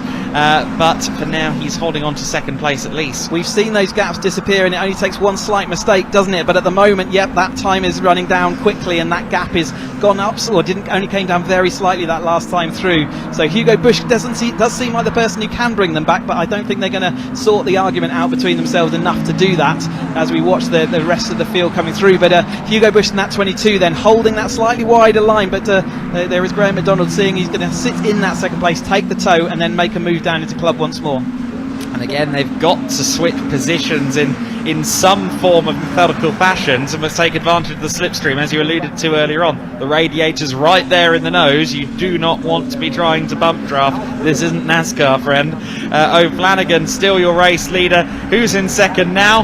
Well, it's still just about... it's Graham McDonald now in second place. Bush demoted to fourth position, so Willis has gotten through into third there as well. 2.5 minutes left on the clock. That means this is the penultimate lap of the race. Taylor O'Flanagan has a lead of 1.6 seconds. It's possible they'll be right there at the end. It's going to depend on some collaboration rather than confrontation in the battle for second. Another 7 or 8 tenths of his lead disappearing. You can see them all in the same shot now. Graham McDonald taken to that wide line. Whether he outbreaks himself, losing the rear of the car as he turned through there, that's not what they need right now. They need to be able to be absolutely under control, as the gap behind is we've got some cars in the barrier. You can see down here at club. We'll keep an eye on that. Marshall's attending to them. I can see Darrell Cresswell is in the barrier as this battle continues. Jack Sales just losing out now to Mansberger. That's a couple of cars between him and his championship rival. Doesn't want to go any further. We've got a red flag in here, so the accident down at the club chicane. Got a drivers getting out, but we are in a red flag with only 1:50 to go. I think they probably will classify that one. That is a huge shame, of course, because it was just starting to look like McDonald, Willis and Bush might get there at the end. I can tell you that both drivers there are out of the car, which is great to see down here at the hairpin. At the chicane, club chicane, and that is of course the first concern. Yeah, absolutely. I can see the rescue units going over to check on them as well, but the marshals are now checking to the cars and working out what they're going to do. You can see in the right side of your screen there, just the corner of the car there. So Darrell Creswell, I can see his car's kind of embedded in that tyre barrier, but nevertheless, he is out and wandering around. And as we watch then some of the cars, that's Lovett and Chris Welch just coming down through the field. Yeah, a shame it was really building that race and kind of curtailed a bit prematurely. Let's see what the actual classified results are, because they'll go back to the last completed by the whole field, and therefore the order that we saw them last time through does not necessarily mean that will be the order. And Jack Sales, I think, will be hoping it isn't, because he lost out a couple as we were looking at him last lap through. Yes, I think it was Cresswell and Metcalf, the two in that collision by the looks of it. The 16 car of Metcalf as well as the number 8. So that is the situation there. So they are both out of the cars. Hopefully they're not too sore. Darrell Cresswell and Steve Metcalf. The results provisionally, we are expecting them to count back a lap, but what we've got on screen at the moment suggests Taylor O'Flanagan, well, we know he's going to have been classified as the winner. Graham McDonald was second last time across the line. We'll see if that remains the case. It was Hugo Bush the lap prior in P2, so a question mark there over who will be second in the ultimate classification. Tom Willis third, Hugo Bush fourth, as we see on this screen. I'll go with what we've got for now. Philip Bianchi in fifth position. Quite the work up the order from him from the fifth row of the grid. Sixth place for Lance Alexander Hoffman. Jack Sales seventh. Dominic Mansberger eighth. Chris Fraser in ninth place ahead of Harry Eyre in 10th. Ben Lopez Appleton 11th. Andrew Murgatroyd in P12. Alan Cooper and Harry Landy rounding out your top 14 there. Again, we aren't too sure of anything in regard to the rest of the podium. We know that Taylor O'Flanagan will have taken the race win because he was leading the way all throughout, unless there's a post-race penalty or something of that nature. In all regards except finality, Taylor O'Flanagan would have won. It will either be Hugo Bush or Graham McDonald in second. Yeah, and like you say, it just takes a little time for the clerk and the timers to work together just to press the right buttons to actually then declare the correct result. They've just changed on screen, actually, so it was 11 laps on the screen previously. It's now changed to 10 laps. They've done the count back on screen, so it's O'Flanagan McDonald and Bush looks to be the top three. They've just changed it to be O'Flanagan first, McDonald second and Bush in third. And for Jack Sales, that's it, puts him ahead of his championship rival by a point. There you go. And he had lost out a couple, like I said, so he'll be happy to see that. And Willis just losing out on that podium would have been the perfect weekend for him, wouldn't it? But it does look like O'Flanagan, McDonald and then Bush is the classified order for now. We'll get that confirmed, but I think that's the early news is that's going to be the case. A great result then for the third by 310. Shame it was building to another great crescendo. We've got another 270R race a bit later to in a few minutes time actually, so we can go more Caterham racing, but at the moment let's hope that their drivers are all okay. Certainly early indications are everyone is good. And we can now go down to Sam. She is in the assembly area with our drivers from the Motul Caterham 7 310R Championship. Sorry. Well, that was not the end we wanted for that race, but still great racing from these guys. Taylor obviously got his lead, which is quite unusual for this race, or for here at Thruxton.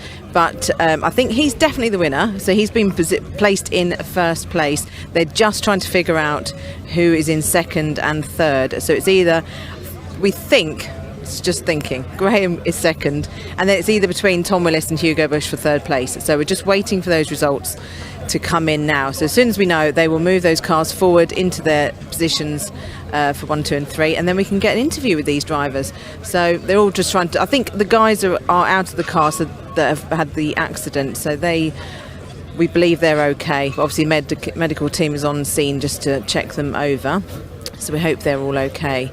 So we're just waiting to find out. But obviously it's very tricky with the red flag because they have to go back a lap and figure out what position they were in at that moment. So we're all just waiting at this moment. I think Taylor's family are congratulating him because I believe that is a win for him. That was quite a clear result for him. So in fact, what I might do is go and grab Taylor now whilst we're waiting. Taylor, I thought I may as well come and speak to you because you are the clear winner. Congratulations. I mean, you had quite a lead, which is quite astonishing here at Thruxton. Yeah, I just managed to, terrible start, and all of a sudden I was in like 5th or something, but I felt like I had good grip straight away, so battled my way through and then managed to just get a gap, and then it was just kind of managing that gap all the way through, not pushing too hard, not doing anything silly. But they started to catch me towards the end, so I started to push a bit, but super chuffed, felt really good, and just hope both drivers are okay, but yeah. It was about a 3-second gap at one point. It dropped down to just under 3, or 2.5 to 3, and then we were thinking, oh gosh, they're catching you. You could see it. Yeah. We thought, oh no, they're going to, cause a bit of grief for you, but no, you managed to keep out there. Yeah, I've had it before in the wet when you just start pushing a little bit too hard, and then all of a sudden you have a lock up and you're off the track. So I was just trying to manage it and not do anything silly. But yeah, I saw them catching me at the end, so I was having to push on a little bit. But yeah, super happy. Have you got some advice for the? Oh, Graham did get second. He's happy. We'll come to Graham in a second. But yes, how was the track out there for the 270 drivers going out in a little bit? Surprising amount of grip actually. It is sliding around a little bit, but I don't think it's sort of super wet lines or anything like that. So yeah, go for it. Have some fun. But it is slippery, so be careful. Yeah, thank you very much. Wise words. Congratulations. Right, I will move forward and speak to Graham in a moment. He's just talking to the circuit radio, and then we're just waiting to find out who third is. Oh, here we go. I think we've got confirmation. Hugo Bush is in third place. So hopefully we can grab a quick word with Hugo in a moment as well. In fact, I will go through and speak to him now because Graham is not ready yet. Hugo, fantastic. Well done. I bet you were hoping for that finish, weren't you? Well, it's always nice to come away with a trophy.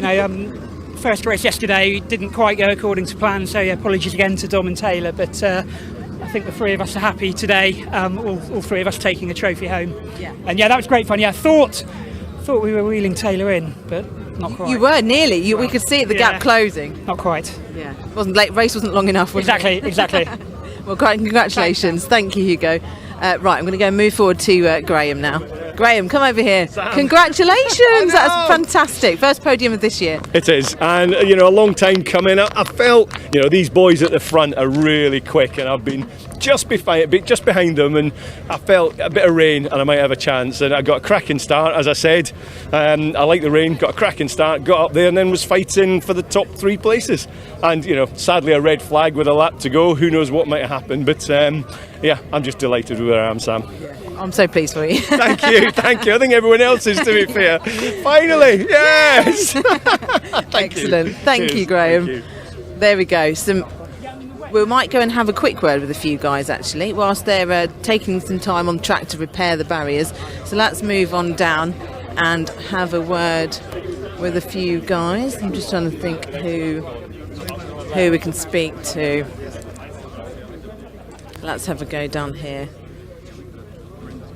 Hello, guys. Hello. How was the race from your side of things? It was brilliant. Yeah? It was great fun. Really good. Yeah, racing around the fast boys, which was nice. And that's my last 3:10 race because I'm going up 4:20 now, so I'm quite pleased to finish in top 10. Yeah, so a good way to go out in the wet. So you're not going to continue for the other 2 races this season? No, I'm going to do the final 3 rounds in 4:20, so I can get a bit more practice before next year in the full 4:20. So good idea. Yeah, good to get up top 10 and show hopefully I'm not a crap driver.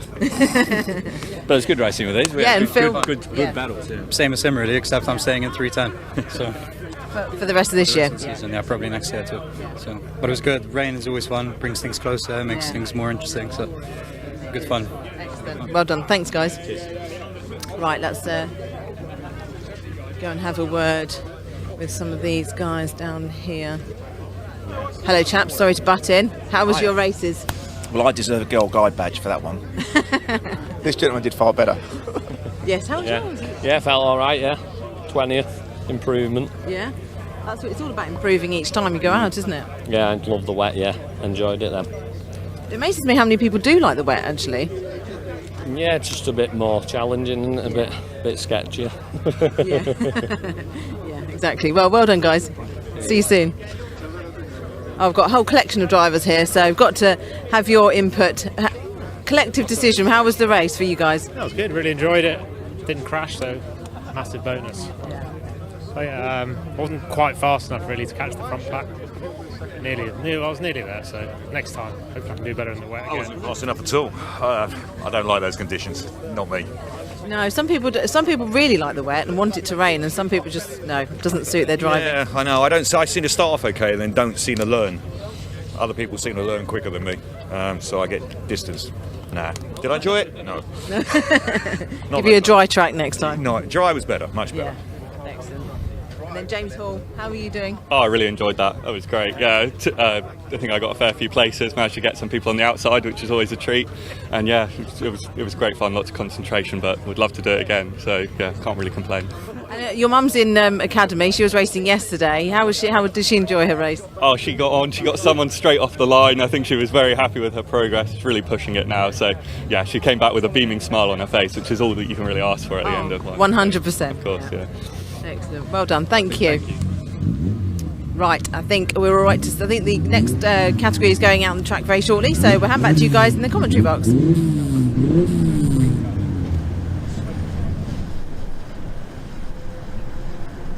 So the Junior Saloon Car Championship is what we are going to see out next on circuit. Recovery and rebuild of barriers still ongoing here at the Club Chicane. Shouldn't be too long before the cars are released, but in the meantime we'll throw to some interviews recorded a few moments ago.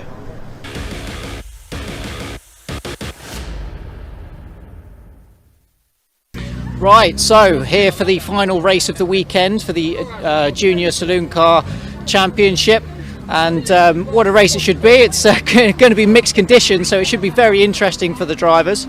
Speaking of, shall we go and talk to a couple of them? So if I get between you two lads.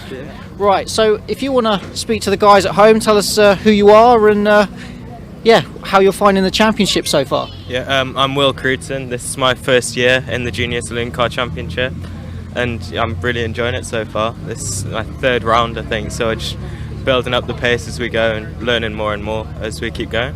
Oh, fantastic. And yourself? I'm Elliot Fuse. I did 2 rounds last year, and I think I did pretty well. I was with RX, but now I'm with TMS.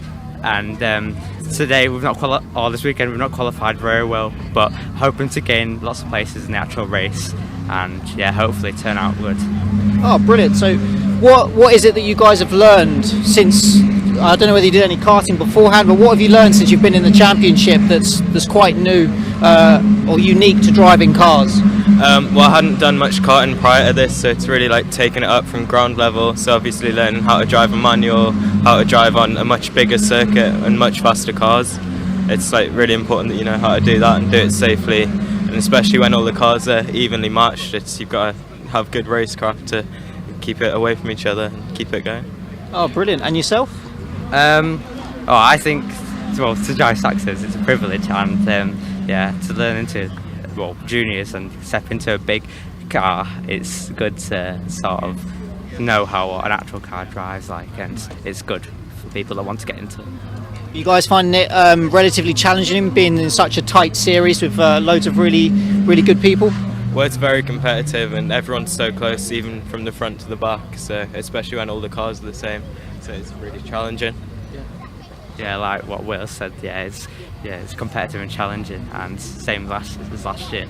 So.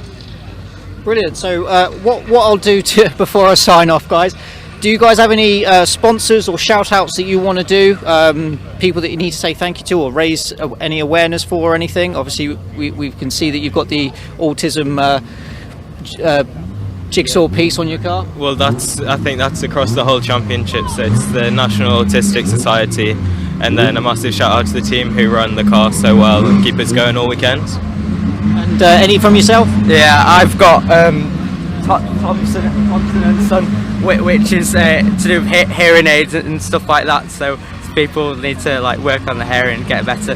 Big shout out to them for helping me race this year, and also shout out to TMS, Top of Motorsports, for running me. So we'll brilliant. Well, thank you very much, person, for today. Before we start to wrap things up, we've got a nice little dad and lad team and outfit over here. If I could grab the both of you, just been told obviously you guys run the car yourselves, you're on your own. So what sort of challenges do you find going up against teams and things like that? I think it's just the amount of people to fix the car, the spares availability. We've gone through 3 headlights and 2 wing mirrors this weekend alone, a couple of bumpers. Had a bit of damage in the first race, a lot more in the second race, but the boys over there have sort of pulled it back together. We don't know if it's straight or not. It seems okay, but it's just a case of go out and get some points, get a finish, and drive the best he can. He's a novice still. This is his 5th weekend racing, so we're happy with what he's doing. He's getting up the grid now, sort of 28th place down to 15th, 14th place, and he's doing well. Oh, fantastic! I was just about to say, it's really good to see that even obviously running sort of like a smaller team or a smaller outfit, I should say, you're still quite far up the grid, which is really promising. Especially with another family, the Butlers. From day one, we sort of got on with them. We're helping each other, and it's working well. It's nice to have some pals in the paddock. Most people get on okay, but up against the teams, there's a lot of quicker drivers, better prepared cars. I don't know, but a lot more experience, learning the little niches in the cars, the things we've got to find out for ourselves to get him quicker. But he's doing good. It's fantastic, and I think it's good to show everyone at home as well that you can do it on a reasonable budget, just by yourself, with obviously a nice paddock that can help you out and get you out and racing. Yes, exactly. We run a garage ourselves, so we've got ramps and equipment to do it with. I think to outsource it to a team is very expensive.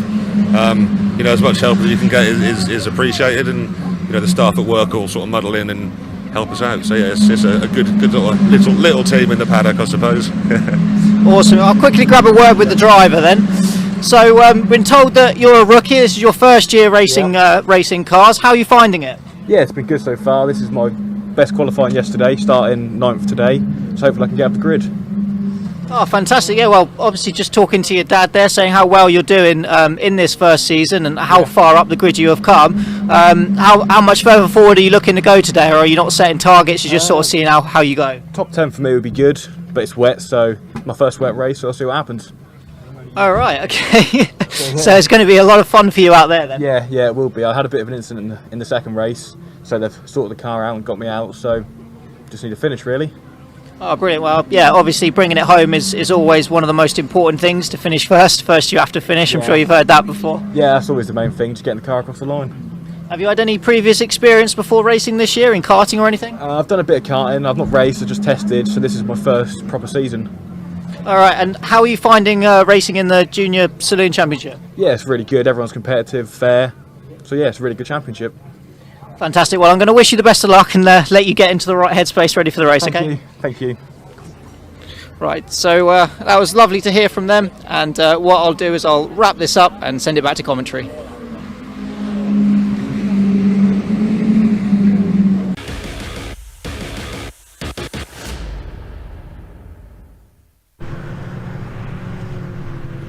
Thank you so much, Charles, for talking us through some of the stories there in the JSCC paddock. It is Dare Flock who will be on pole position for this, their third and final race of the weekend. Jack James is going to be alongside him on the front row of the grid, 22 and 53 on the front row. The 37 Cameron Pratt-Thompson, who's already got a win to his name this weekend, he will line up in third place. Sorry, he doesn't have a win to his name. Apologies. He might do after today, after this one. Jonathan Moore alongside him, the 37 and the 12 on row 2.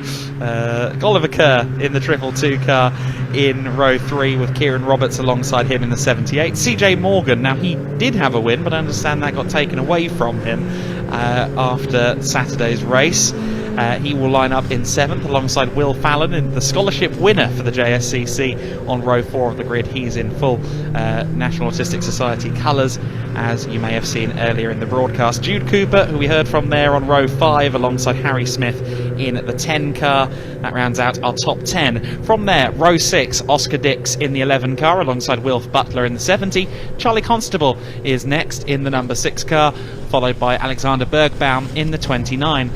Row 8, Caleb McDuff in the 38 alongside Kyle Wells in the 448.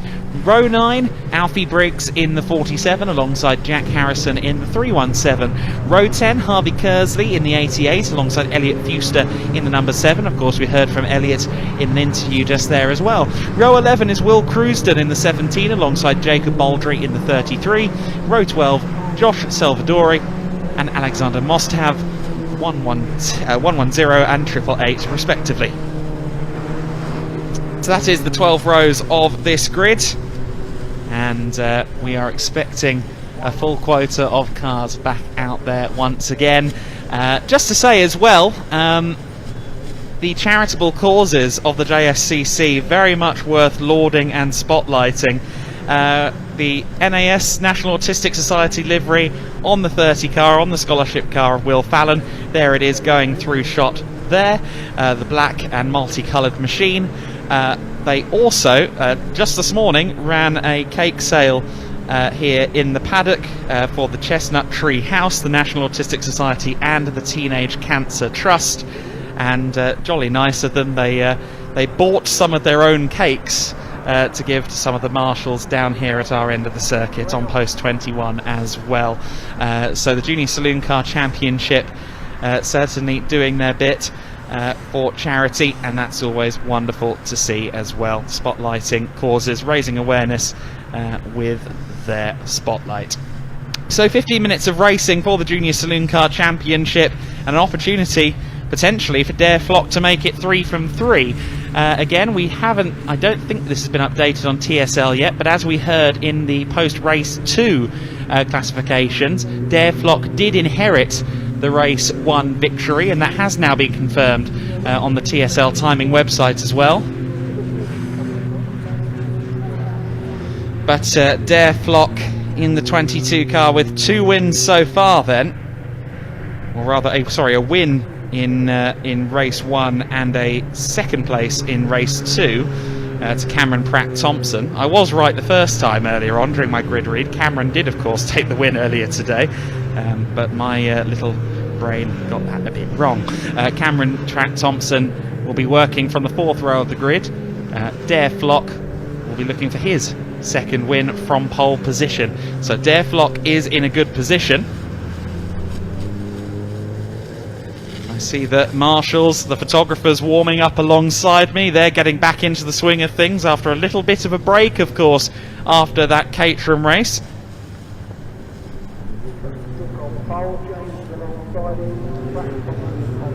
And so the driver's now heading towards the grid. Let's see what Jack James can do as well. Jack has always been in amongst the top 5 so far this weekend. He's been quite impressive with some of his racecraft as well. I think we've seen a couple of moves around the outside from the 53 car so far this weekend. Pratt Thompson, who, again, I apologise, did take a win earlier today, lining up third on that grid.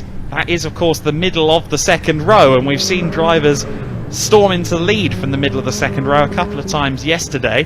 Let's see if he can do it in these wet conditions. Jonathan Moore, I think he's waiting for his opportunity to claim a win. He hasn't done so far this weekend,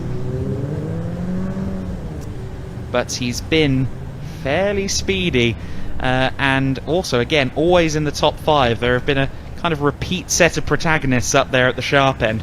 Another driver who'll be looking to improve from the third row of the grid, Kieran Roberts. You can't miss his car, it's the one that's painted like a lime.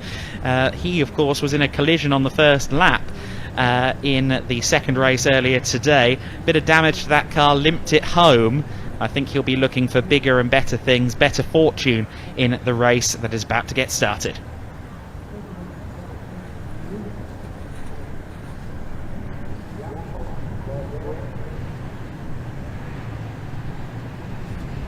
Five-second board has been displayed. Lights are on and the lights are off. We are racing for the final time this weekend in the Junior Saloon Car Championship. It is a very good start indeed from Pratt Thompson from the second row of the grid. He took his very first win, of course, in JSCC earlier today. He's looking to try and make it 2 in the same day.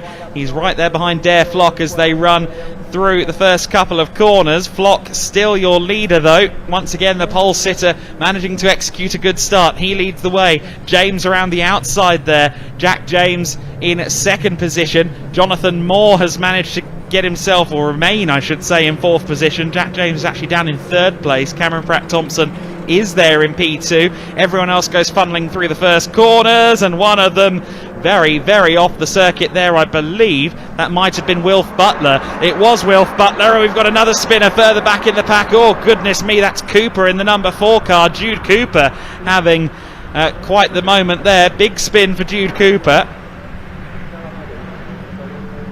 And thankfully, while the car is pointing the wrong way, all of the wheels are still pointing the right way after that collision. Not sure who hooked him into a spin, but certainly a spin he found himself in. Thankfully, nobody else collided with that car.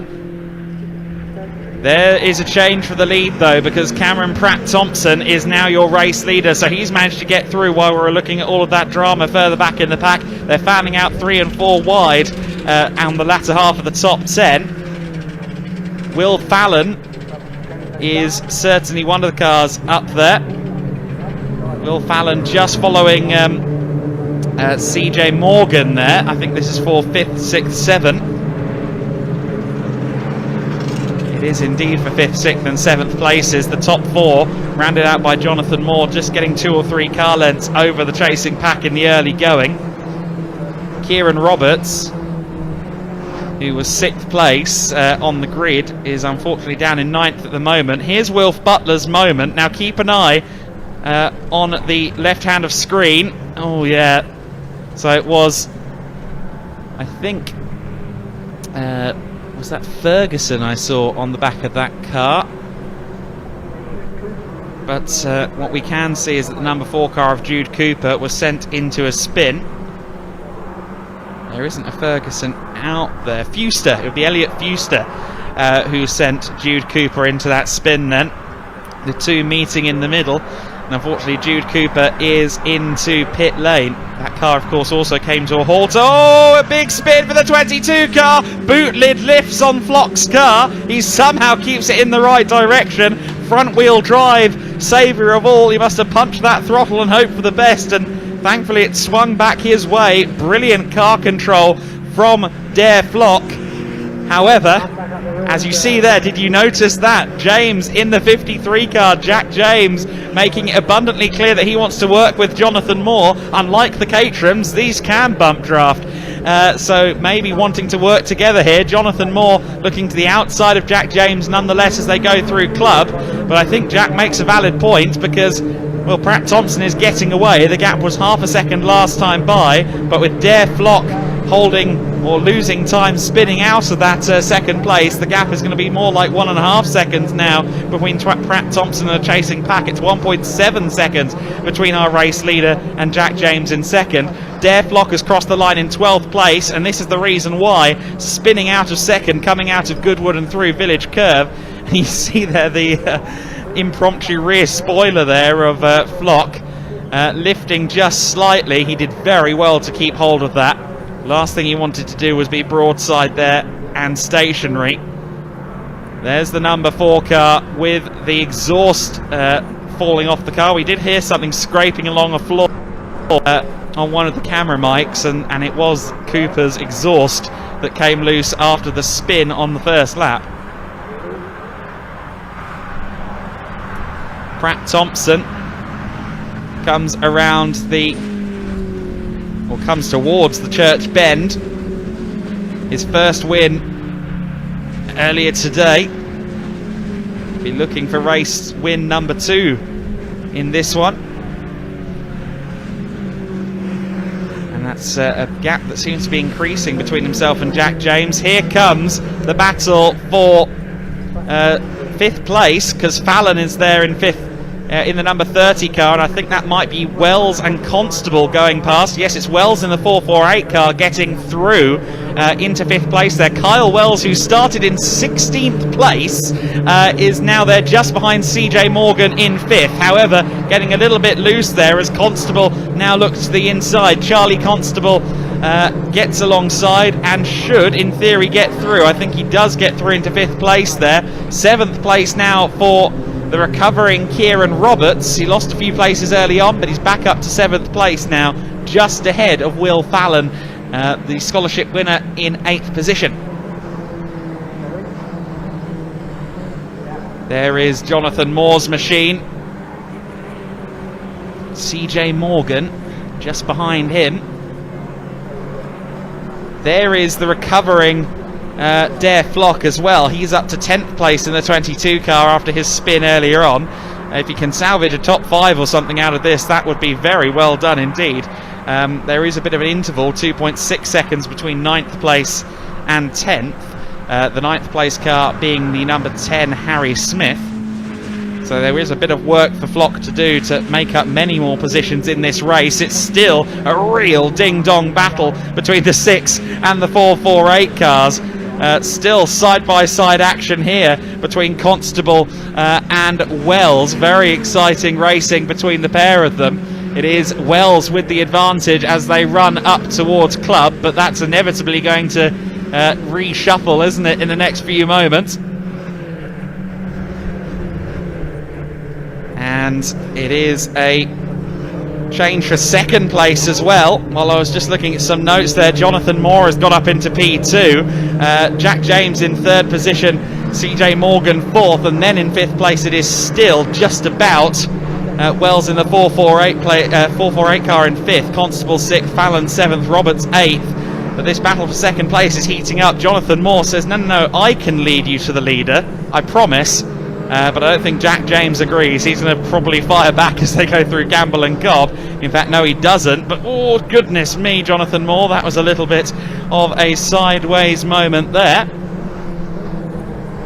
Doesn't take much to get these cars loose coming through the mid part of a corner, of course. The rear on a hot hatch is often set up quite stiff for exactly that kind of fun, and that can sometimes that can sometimes work against you in a racing scenario. Cameron Pratt Thompson there in the lead. We just saw him through shot, 3.3 seconds clear from Moore in 2nd place.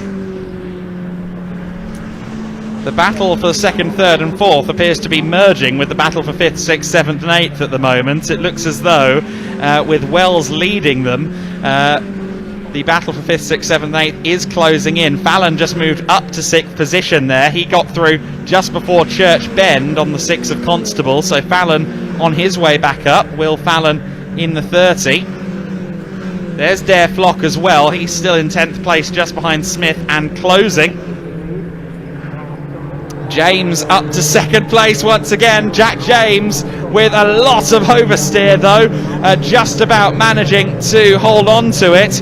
Will Fallon in the 30, he went grass tracking there. I think he may have got into it a little bit with Constable because they held each other up rather going through club. Meanwhile, Wells in the 448 car has joined the battle for second. He's now firmly in there. He's paid for his membership and he showed up to the first meeting as they head towards turn 3 of the lap. Campbell, for what is the 6th time in the race, 6 minutes of this race left to go. And can Wells maybe move himself up into a podium position? We'll wait and see. Oh, meanwhile, the 317 car going very, very far off track and unfortunately just locking the front axle. Does he get that thing stopped? I'm not sure he would have done. Very far into the runoff area there, going out of Goodwood and Village. 317 in the hands of Jack Harrison. But just locking up the front axle there. Obviously wanted to slow down, needed to slow down, but when you've got wet grass, it's very difficult to make that happen. Jonathan Moore, side by side there momentarily with Wells. I think Wells was having a look to the inside, then realised there were yellow flags. Wells now just tucking in behind Jonathan Moore then. And now it's side by side, and it looks to me as though Moore is under pressure, not just from Wells, but also from CJ Morgan. Morgan now with Wells alongside him. And CJ Morgan on the curbs there. Tried to take the curb, and in these wet conditions, that's never going to work out, to be honest. You don't want that amount of suspension travel, wet or dry. And it really bucked against him there. Pratt Thompson in the 37 car, 4.5 seconds clear of Jack James, who has just about given himself a second's worth of advantage over the battle for third place. So Jack James might be able to start to move away from them now. So Jack James in second place, Moore in third, Wells, then Fallon, then Morgan, your top 6. There's Dare Flock just going to the inside of Kieran Roberts for 8th place. Didn't leave much room for Kieran Roberts there, but Roberts tried to carry too much speed, I think was probably the bigger issue. Grass tracking is Kieran Roberts. And thought for a moment that right front tyre was down, but it did stay up. Often you can just snag it in a grass runoff area and puncture the tyre, but thankfully that wasn't the case for Kieran Roberts. The battle for 4th and 3rd place has switched again since the line. It's Wells to 3rd place once again, and Jonathan Moore in 4th place. We got a brief look at Pratt Thompson in the lead. He is still there, 4.5 seconds clear of the chasing pack, but Jonathan Moore is contesting a podium here. This has been a brilliant drive from Kyle Wells, who came from 16th on the grid to be here in 3rd position. We get a replay now of some incidents down at Church. That was Baldry in the 33 car getting into it with Elliot Fuster. Elliot Fuster, second time we've seen him in the wars a little bit. Jacob Baldry this time involved as well, as it's going 2, maybe even 3 wide in the battle for, I believe that is 7th place. Constable, Flock, Morgan and Dix, your cars involved in this one. There's the battle for 2nd place. Jack James has been reeled in. And Smith very, very sideways turning in. It's a battle for 6th place because Smith is there at the head of it. Harry Smith making his car extra wide with a bit of sideways action. Don't think that's an intentional strategy, but it kind of worked for him. Constable 7th, Flock there in 8th as well. Dare Flock, who of course was in 2nd place before that sideways moment at Goodwood earlier on in the race. Here is that 6th place battle funneling through now. This is the 2nd place battle. The 55, or I should say the 53 car of Jack James under pressure from Jonathan Moore and Kyle Wells. And it's going to be Moore to the inside of James. He's going to be in 2nd place as they run through Church. Wells getting on a bump there, I think, a bit on the inside of the corner. Unsettled him slightly. There's a drag race now between Wells and James. I think James has a bit of a tow from Moore ahead of him. Meanwhile, Pratt Thompson will start the final lap this time by. So Cameron Pratt-Thompson is beginning the final lap of the race. He's fairly ironclad there at the front of the order, but who's going to follow him and who will join him on the podium? Those are questions I would not like to put money on right now. It's Moore across the line in second place, but once again Kyle Wells looks to the inside and reclaims second place. I thought for a minute there was going to be a bit of a hip check between the two. Thankfully not. They managed to go side by side through Allard. Rather splendid racing between Jonathan Moore and Kyle Wells there. Moore still around the outside as they go through Campbell. That of course becomes the inside line for Cobb, and he squeezes Wells out. Wells though tries to stick it right back in through Seagrave. They're still side by side coming out to the corner, and there is Jack James involved now as well. Jack James has struck back again from 4th place.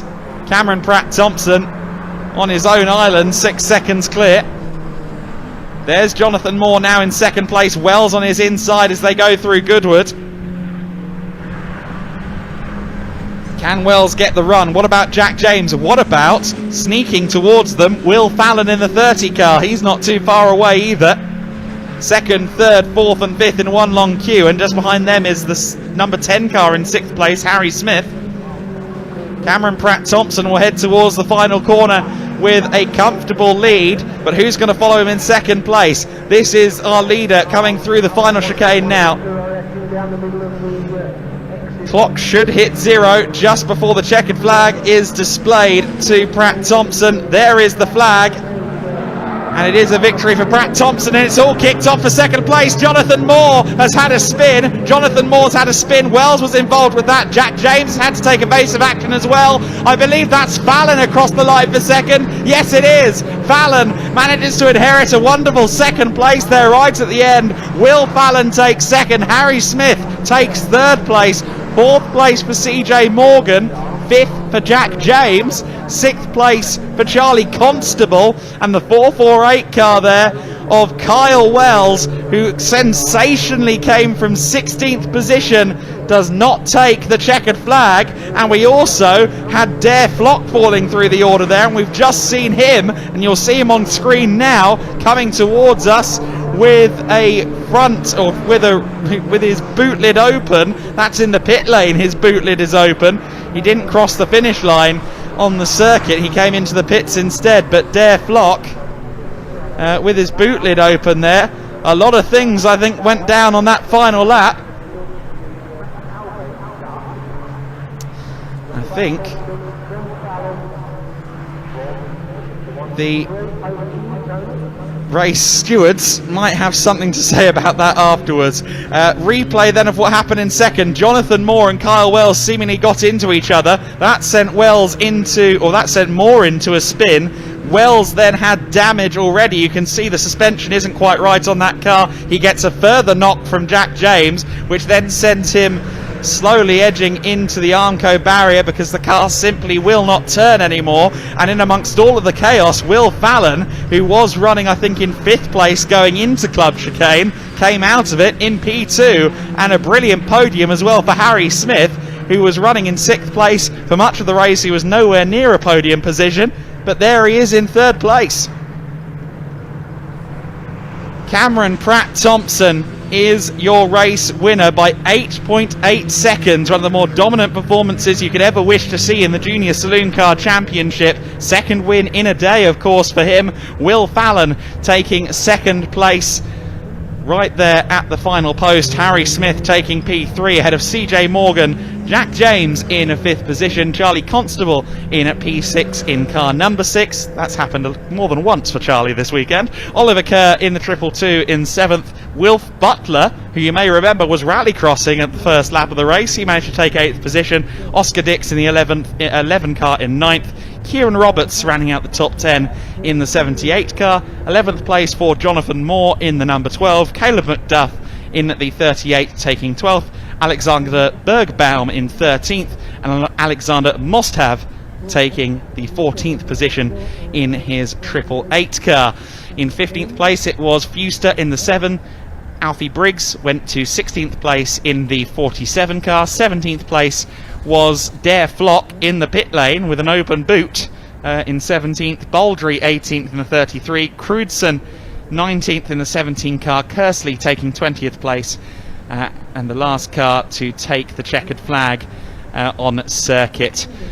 Well, dramatic racing once again in the Junior Saloon Car Championship, and we can now head down to the BARC TV crew once again to get some reactions from the JSCC drivers and our race winner, Cameron Pratt-Thompson. Well, what a thrilling and chaotic end to that race. What we're going to do is we're going to talk to the third place man first. So, third place, podium to end the weekend. Yeah. How did you find that? To be honest, I've got no idea. I mean, we started 10th and I got off the line all right. And I think I was about 8th or 9th for the most of it. And then I caught up with CJ, and me and him both just got our heads down and worked together, and we managed to catch a pack up in like 2 laps. And then obviously everything went down at the last corner. I managed to avoid it all and just scraped third place. Oh, fantastic driving. Obviously, you need to put yourself in that position to be able to make the most of it. So, brilliant work from you two to be able to work through that. Do you find that working and probably a little bit of bump drafting going on there in the slipstream? Yeah, definitely. I mean, slipstream's worth so much around this track. If you can both work together and catch people battling in front, you catch them like that, it's ridiculous around here. Fantastic. Well, congrats on the third place. Any sponsor or anything you want to give a shout out to? Yeah, the team and my sponsor and family. None of this would have been possible without the team. They've put so much effort in this weekend. I can't thank them enough. Congrats, all the best for the next round. Thank you. Right, I want to grab the race winner. How are we? I've just I spoke to you earlier on today, and I said, you know, how do you think about being able to do this again? And you were like, yeah, I think we can do it. Now you absolutely smashed it with a dominant win. Yeah, how was it from where you were sitting? Yeah, it was good. I wasn't expecting to be have such a good gap, but I think something must have happened behind. But from the start, we had quite a good pace. We had a really good initial start, but got held up a little bit, having to overtake. But from there on out, we were really quick, and yeah, good race. Yeah, well, from where we were sitting, you sort of made it look a little bit easy. Like you said, there was things that happened behind, a spin from Flock, I believe, and then the others sort of coming together right there at the end. But still, you drove pretty much brilliantly all the way throughout, and yeah, pulled a really big gap. Is there anything you want to say to anyone at home? I'd like to thank Callum McLeod for the best coaching, my coach Nessie for making sure my head's straight, my dad for paying for it all, and also Ross for setting up the car perfectly every single time. Brilliant. Well, congratulations again on 2 wins today. All the best for the next round. Thank you. Right. So if I can grab the second place man. So, wow. How was that? Shocked, to be honest. Completely over the moon. It was not expecting that at all. It was main aim was just keep it on the track and keep it consistent, and it paid off with a gap opening up on the last corner that I wasn't expecting. I mean, it looked like it was going to be going to my teammate Kyle, and then a little coming together on the last corner, and the gap just opened up. But yeah, absolutely ecstatic going from last yesterday to second today.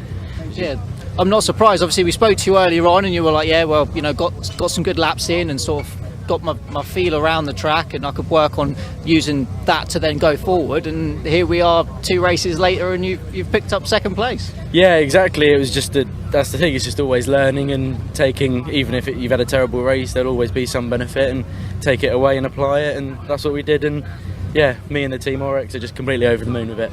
Yeah, I'm really not surprised at all. I mean, you're really in the fight as well. It's not like you lucked into it or anything else like that. Like, you're really in that fight for second place with the other 3 guys, you know, for those last few laps.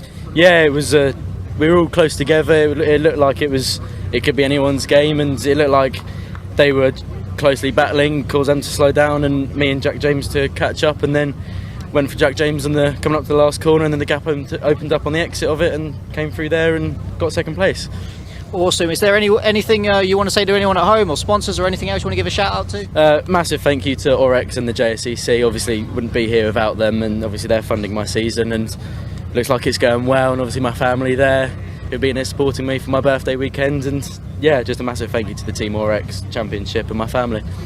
Well, happy birthday. Seems like you've had a pretty decent present from today. Yeah, good birthday wish came true.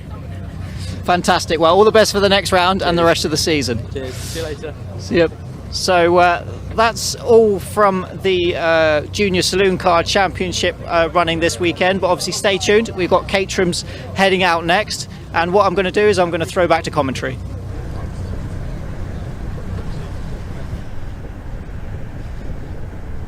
Clearing still ongoing, of course, on track. So while we wait for the Mission Motorsport Caterham 7 270R Championship cars to take to the circuit, we'll listen in to some of the interviews we caught a little earlier on.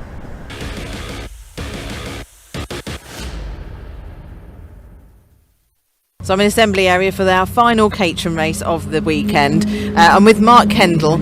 So Mark, it's been a bit of a tricky weekend, isn't it? And I've noticed you got some damage on your exhaust. Was that from this weekend? No, I think that was from, I can't remember when that was from, but I've been clean racing this weekend, but just unfortunate with the weather and losing the toes, and I think this track is just all about luck at the end of the day with the toes and whatnot, so I hope to do better this time. So it's a good position where you are at the moment, so hopefully cling on to the front guys. That's it, I'd rather try and get, I want to try and get on the podium, so yeah. Well, we're used to seeing you on the podium, aren't we? We have been this year, so I need to keep it up. That's it. yeah. Excellent, well, wish you all the best. Thanks, Mark. So I'm now with Joe Priday. We were discussing earlier about the setup, weren't we, for this race? What did you go for? Bar's still in, drying track, so hopefully it will come together a bit, but yeah, it was pretty difficult last race, so yeah, just trying to ease it home now. No damage, keep it on the track. That's it. End on a good note for today's race, last race of the day. But the whole weekend has been quite enjoyable. Oh yeah, good. Had a few little incidents. Had a miss spinning car first race, and second race had a spin myself. So yeah, but overall, I mean, yeah, great quick circuit. Yeah. Eating the tyres though, it's like unbelievable car eater, but. No, overall, really good. Is this the first time you've been here or tested here? Yeah, first time. So I think we're supposed to be here academy year, but COVID, etc. So yeah, first time here, and yeah, so far so good. Excellent. Well, wish you all the best for the race. Thank you, Joe. So I'm now down here with Lydia Gould. Lydia, so what made you get into Caterham racing? What made me do for Caterham racing? What made you get into Caterham racing? I always loved driving cars. I just wanted to get into motorsport, and I couldn't afford any other form, and Caterham was the best way to get in, and the academy is the best thing you can possibly do for novice drivers, and I worked my way up from the academy to where I am now, and no, it's absolutely great. It's super. I really enjoy it. Excellent. Well, that's what it's all about, isn't it? Oh, it is. Yeah. I had a stupid off just now, and I've ended up last on the grid. And but there you go. Made a silly mistake. Too much adrenaline. Trying too hard. Locked it up and straight into the barrier. Oh. But car's all right now. We've mended it. All done. So see what it's like this time around. That's it. Can't do it again though, can I? It'd be really embarrassing. No, I've got faith in you won't do it again. No, I'll be careful. I'll take a better line into that last corner. Exactly. Yeah. All right, brilliant. Thank you, Lydia. Have a good race. Yeah.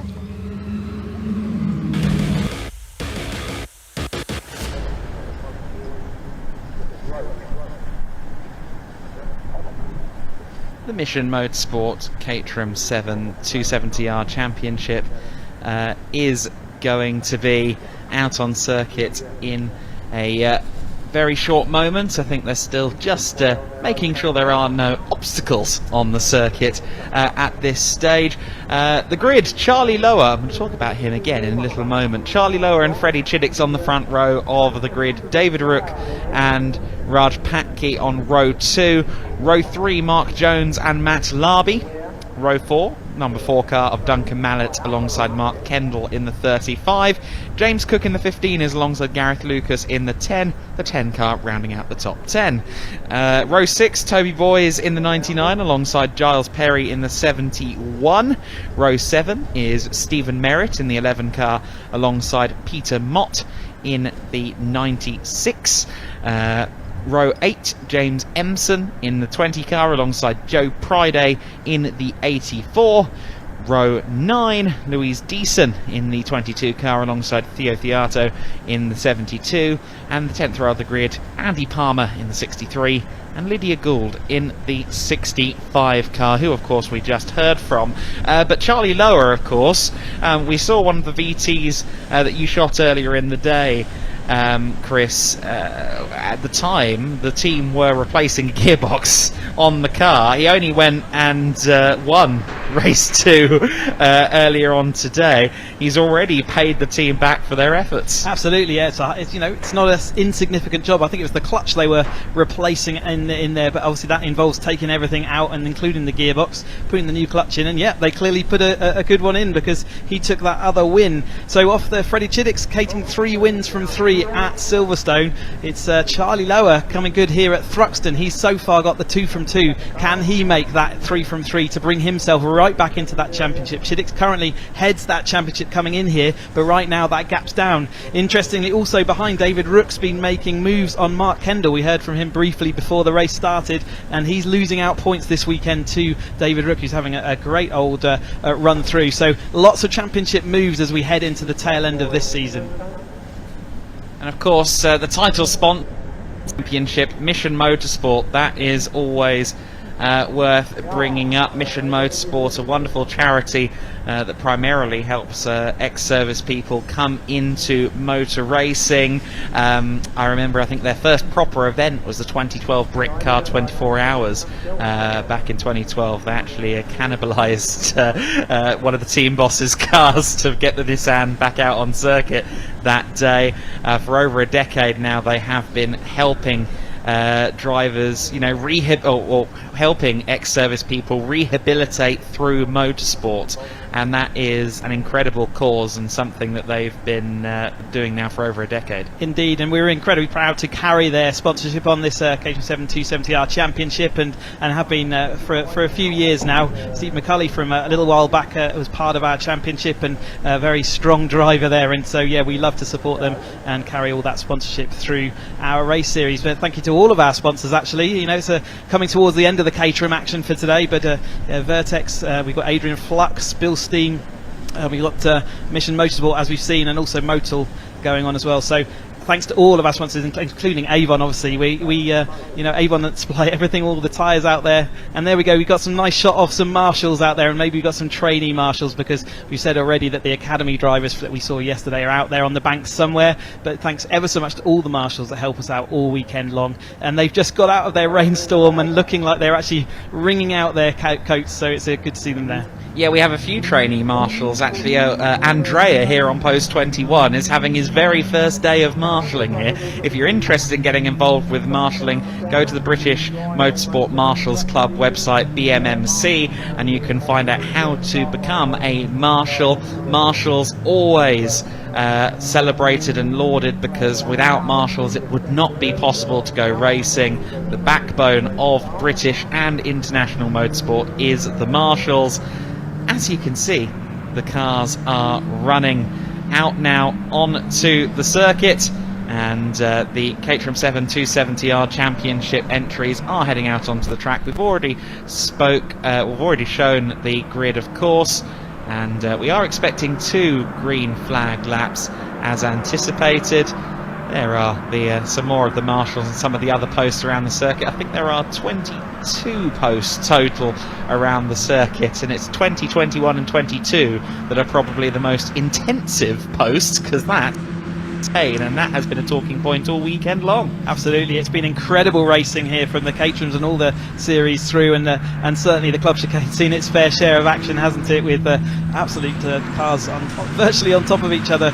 And yeah, really good to see everybody out there and having a lot of fun now that the rain has stopped. And in fact, the rain stopped for a while now. We could start seeing a drying line. I'm not going to say we're going to see a dry line, but a drying line by the end of this race. So again, what decision have these drivers made? Tyres and roll bars and all those kind of decisions they've got to make. This is the 3rd step of the Caterham Motorsport ladder, so they are experienced. It looks like they are going to get they're going to get 2 laps, or is Charlie Lowe just taking a... Yeah, they had 2 laps earlier, didn't they? So they will just do, I think, just the 1 this time through. And but carrying plenty of speed round, just again seeing where that speed lies in these cars. You only have 1 opportunity to see all the corners, and Charlie Lowe there making absolute maximum use, seeing how much grip there was through this club chicane. But they're all slowing down now as they approach for their third, then, final Caterham action today, third 20-minute race for the Caterham 270R Championship. To briefly reiterate the top 10 then, it's Charlie Lowe on pole position on the inside of the front row, with Freddie Chiddicks alongside him on that front row in the 66 car, David Rook and Raj Patki on row 2. Patki had a really good drive earlier on today, I must say. Mark Jones on row 3 in the number 2 car alongside Matt Larby in the 73. Duncan Mallet on row 4 in the number 4 car alongside Mark Kendall in the 35. Row 5 is James Cook in the 15 alongside Gareth Lucas in the number 10. There is Freddie Chiddicks in the 66 car, lining up alongside Charlie Lowe. The marshals are vacating the grid. That means the green flag will now wave in just a few moments, if it hasn't already, and we will go racing. It's going to be a drag race between Lowe and Chiddicks. The last car's just getting into position now, as a matter of fact. Now the green flag will wave. It's Charlie Lowe versus Freddie Chiddicks, round 3 here at Thruxton. It's scheduled for 1 fall, and let's see what happens between Charlie Lowe and Freddie Chiddicks this time. 20 minutes of racing begins, and the best start of all comes from David Rook on row 2. He really fired away as they got started. Where is he? I think he may well be in the lead. Yes, he is. It is David Rook in the race lead in the early going then. He was the 3rd component in the lead battle earlier today. Freddie Chiddicks comes through in 2nd place. Charlie Lowe in 3rd. It is Raj Patki in 4th place. 5th place for Mark Kendall, who started in 8th. Another quick starter. Yeah, absolutely great start from Rook. He's hooked that all up, and he'll be looking to see whether he can take his revenge after having been demoted in the last corner, wasn't it, as he lost out last time through. He's had a great weekend so far. Can he end it with a win? Can he stop that 3 from 3 from Charlie Lowe, his teammate, as we watch Louise Deason there side by side as they head through Noble, the left-hander. Yeah, they head through Goodwood for the first time then. Everyone pretty much in single file in the early doors, but what a start from David Rook in that number 45 car. He leads them towards Church now. He was very modest in his post-race interview earlier on. Oh, I'm not as quick as these two, not as quick as Chiddicks, not as quick as Lowe. Side by side there, I think, involving Lewis Deason further back as well, but it is David Rook in the lead. Oh, well, never mind. It's Freddie Chiddicks in the lead. Oh, wait, no, never mind. I think it might soon be Charlie Lowe in the lead.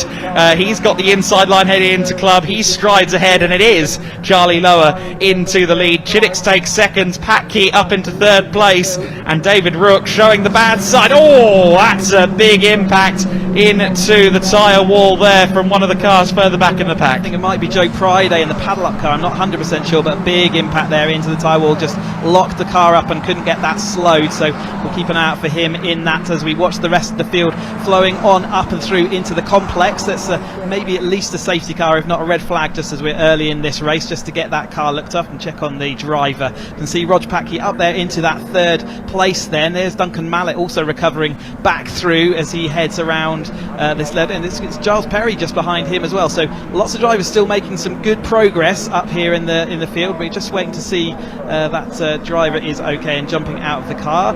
Keeping an eye out, looks like he is. So yeah, big impact, but the driver is out of the car as we watch them then up through Goodwood.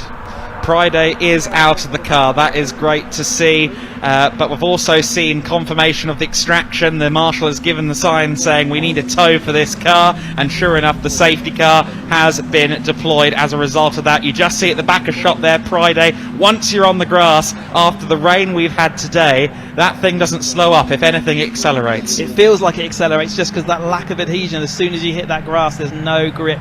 He will be checked over for concussion and everything else, but he did hit the tyre barrier rather than anything more solid. So yeah, we've got a safety car now, just while they manoeuvre that car away from where it is and maybe repair the barrier as well. But with 17 odd minutes of this race to go, I think they'll still have time to get that race underway. But it was Lowe who came across the line first as they crossed under safety car conditions. Chiddicks, Patki in that 3rd place, and Rooks just dropped that 1 place.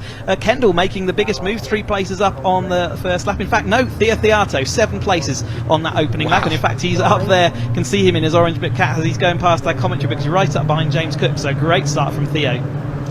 Yeah, Fiato is one of those drivers who just goes for it, doesn't he? More often than not. The marshals are pushing away the car there from the 84 of Friday. So thankfully we haven't had to perform and tow away or anything of that nature. Obviously, if we need heavy machinery, it takes longer to get the race restarted. However, we are of course going to need to repair that tyre wall. Yep, they've got to get that conveyor belt back in place, put the full strength, and obviously that has made significant contact with the actual barrier, which will need to be checked to confirm that it is safe for the racing to continue, or whether they have to replace some posts. But a great job by the marshals there pushing that car. Caterham's only weigh about half a ton-ish, but nevertheless, if they're damaged like that, it's not an easy job to push it. But they did a great job to put that into a position of safety, as the barrier team are now there looking at the barrier and checking to see what will happen. You can see some of the tyres have been pushed to the other side of the marshal post there, so again shows how important the marshals are here for us to go racing, and why they're here in their job, and why we have so many of them as well. Yep, no, absolutely. You need to have well-manned posts, that much is for sure. And well, safety car has been declared, and we are 5 minutes, near as makes no difference, into this race. I'd expect at least one more lap of safety car. The safety car slowly going around Goodwood Bend at the moment. I'd say 1 to maybe 2 more laps of safety car before we can get this one back underway. I was going to say, benefits Charlie Lower, but I don't think this really benefits many drivers at all, because there aren't many out of position as such.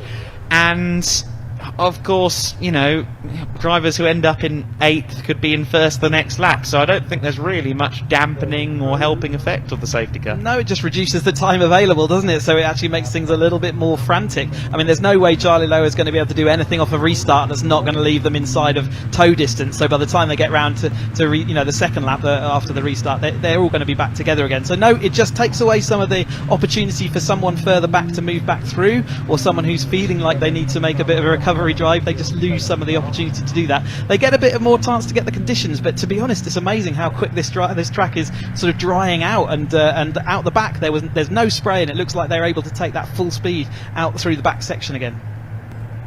Yes, no, it is practically dry at parts of this circuit now. You have to be brave, though, I imagine, knowing what it was like earlier on, to go commit to flat out through Church, for example. Or indeed, Goodwood, where usually there's a minimal lift, I think, in these cars anyway. Absolutely, you really do have to convince your brain that it's okay again after it's been going through that corner and sliding out wide, and now you've got to convince it that I promise it's not going to do that. And I tell you what, it's not always easy to do that. Your brain says yes, but your right foot just wavers off of the throttle just as it's still questioning. So yeah, it's very much a case of making sure the brain is controlling it and your feet's not doing its own thing. Well, it's funny, isn't it? You often see in racing series where there are slicks and full wets, you have one school of drivers that's like, no, I need these wets, as you hit the crossover point, and you've got another school of drivers that wants to be the first one on the slicks, the first one to go faster than anybody else around the track. There's a lot of different types of driver mentality out there. It's the gambling mentality, isn't it? And then how you feel confident knowing that the slicks is going to be the car, the tyre, the sooner you get on them. We see it, obviously the 7 Championship UK, we don't have change of tyres, but we do sometimes have a decision about whether you go out on the slicks or not. They'll be back with us at Snetterton, which is our next race. So if you're enjoying all this action you're seeing, we're going to be doing it all again on the 19th and 20th of August at Snetterton on BARC TV, and if you can join us on the banks, even better. And that's going to be the Academy Road Sport 270, 310 and the Caterham 7 Championship UK. So all of the steps of the ladder with us on the 19th and 20th of August. Yeah, what a trifecta of events remaining. Snetterton, Donington, Silverstone, all very good circuits for Caterham action. I think I've covered them at all 3 venues and had a jolly good time, as I have here at Thruxton this weekend. And the Snetterton and Donington, that's for all of our championships, and the final one at Silverstone National is the 7 Championship UK, sporting the British Touring Car Championship. So a fantastic opportunity for the 7 Championship at the end of their season to support that Silverstone National track, and that's going to be epic racing. That is going to be brilliant. That's a circuit that suits them very well, and obviously that is the bright lights of ITV among other things there. That will be very exciting for the sponsors, for the drivers in equal measure. 11 minutes and 40 seconds left to go. All cars and vehicles have been removed from the barrier recovery scene, as have any marshals. So I would expect, and it's usually somewhere around Church that the lights do go out on the safety car. I am expecting the lights to go out on the safety car this time by. So if that is the case, we will still get a solid half a race in. Absolutely, yep. And let's see what they can do off the restart then. Again, Charlie Lowe is still in that key position to try and take 3 from 3. Can he do that? Chiddick's still in that erstwhile second place. It's between these two. It has been all year. But can Patke or Rook just interfere? Kendall's come back and recovered some of those positions that he's lost out, and he's right behind his own championship rival for that kind of final place on the podium, and looking good. And Emson here, we've seen having a bit of a topsy-turvy race weekend, but let's say everyone comes back with their own stories. Yeah, absolutely the case. 10 minutes and 45 seconds to go, and Charlie Lower is backing away from the safety car. I believe the lights are out on that safety car. Yes, they are. So Charlie Lower now managing the stream of Caterham 7s once again. He will once again, as is often the case, just pull the pin there halfway through club, punch the throttle down. Obviously the intention is always to put the throttle down and not have to lift it back off the floor. Absolutely, but again, like I say, this isn't the most crucial restart, because as long as you get one, I think that's as much as you can do and see whether you survive half a lap or not. He does put the throttle down a little bit later than maybe expecting. Chiddick's hanging back there, so Chiddick's will have Patke for company as they exit, and Charlie Lowe does have a little gap, but again, that'll just protect him for the first couple of corners. There is a bigger gap though back to, it looks like Kendall is dropped away a little bit from the other padlock car there. I think it's Mark Jones, so in that fourth place. He's having a sort of a mixed weekend, but he's back up there in the battle in the fifth place as he crossed the line that time through. Jones did get by there before the start-finish line, so I don't know whether that would be looked at in any form. The top four nonetheless have broken away. It's Lower from Chiddick's, from Patke, from Rook in this early going of the second half of the race. We basically got that race started with exactly 10 minutes to go, so we have half the length, but the Caterham 270R battling will continue in earnest from here. Lower has survived that half a lap, but as he turns through Church and now makes the long pilgrimage up towards Club Chicane in just a few moments, I think we can expect him to be overhauled. It's not the length of your race, it's what you do with it, and they've got 10 minutes to enjoy themselves as they're heading down towards the Club Chicane this time through. Charlie Lower does lead them through. Freddie Chiddick is going to join in on his rear panel again as they head up towards the Club Chicane then. A little bit further back there's also battles. Kendall looking to get his revenge on Mark Jones as they come down through, and then we've got Mallet as well firmly ensconced in that battle. A great opening weekend for him in this 270R. I remember he was in the Academy last year. This is opening race weekend. Chiddick does go around the outside, doesn't give Lower any room at all. So he didn't have anywhere to go, and that means that Kendall now is right up with that battle once more. 8 minutes and 30 seconds left to go as they cross the line then, and it is Chiddick's just ahead of Lower. Rook there in third place. Patke, Kendall, Jones, Mallet, Larby, Cook and Theato, your top 10. Theato working his way up there nicely. Looked like Lower was to the inside of Chiddick's there. Yes, he is.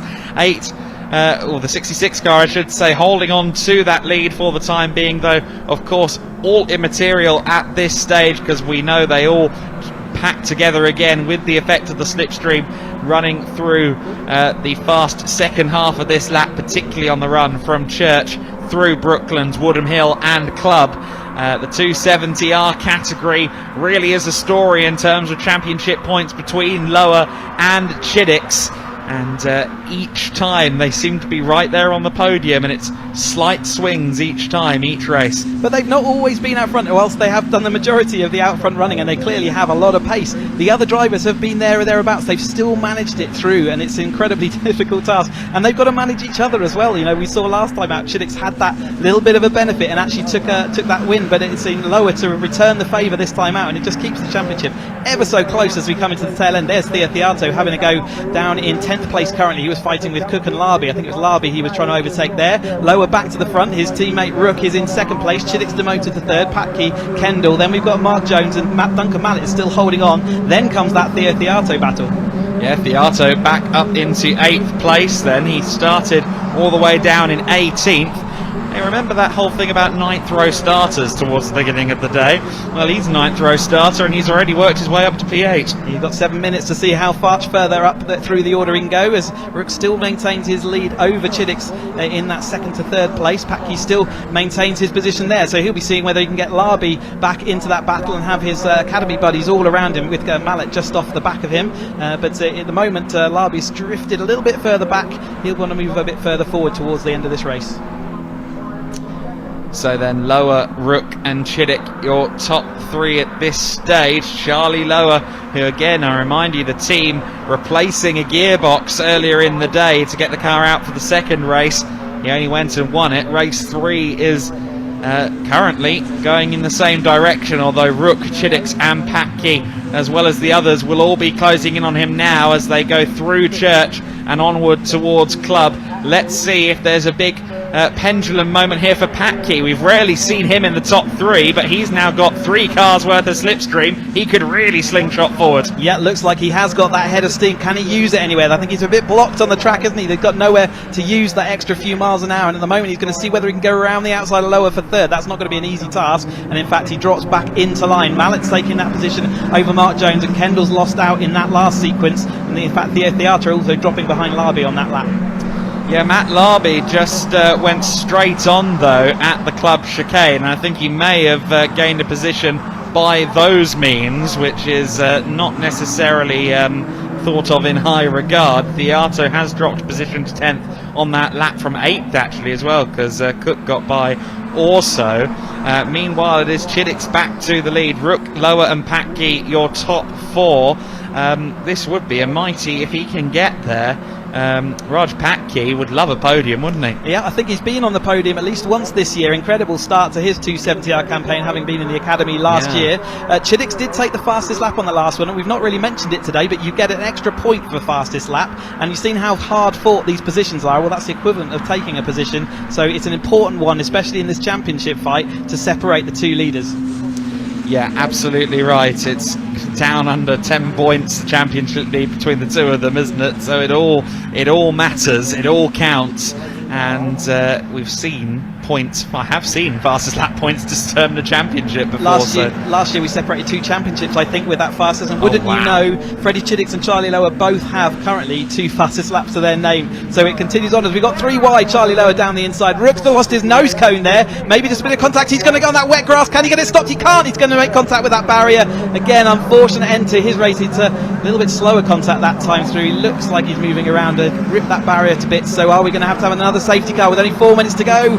I think that's touch and go whether they can get this race back up and running. I think a safety car is inevitable, and if a safety car is scrambled, I can't see the race resuming. But let's wait and see what the decisions are. Certainly the scene currently covered by local yellows. I think potentially his nose cone is still in the middle of the track there. I can see it resting just beyond the first apex of Club. I'm not sure if that's on the grass or on the track. But with 3.5 minutes to go, we are still currently under green flags. It is still Lower in the lead. This is what happened then to Rook.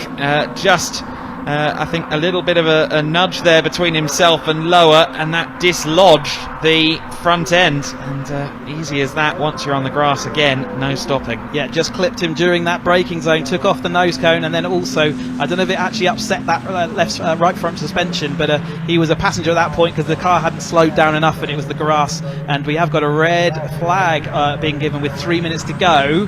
Again, they may try and get it up and running, but I fear that might be a classified result. I think given race will not be restarted, so that is the end of that. Of course, what this means is we could see the order shuffled because the count back 1 lap. I would suggest that would be potentially a win for Chiddix, because Chiddix lost 2 places on that last lap. Interesting. Yeah, I thought it was Lower that went across the line, but you're right to give those positions. Yeah, maybe that is correct. That Chiddix may be given that and awarded that win.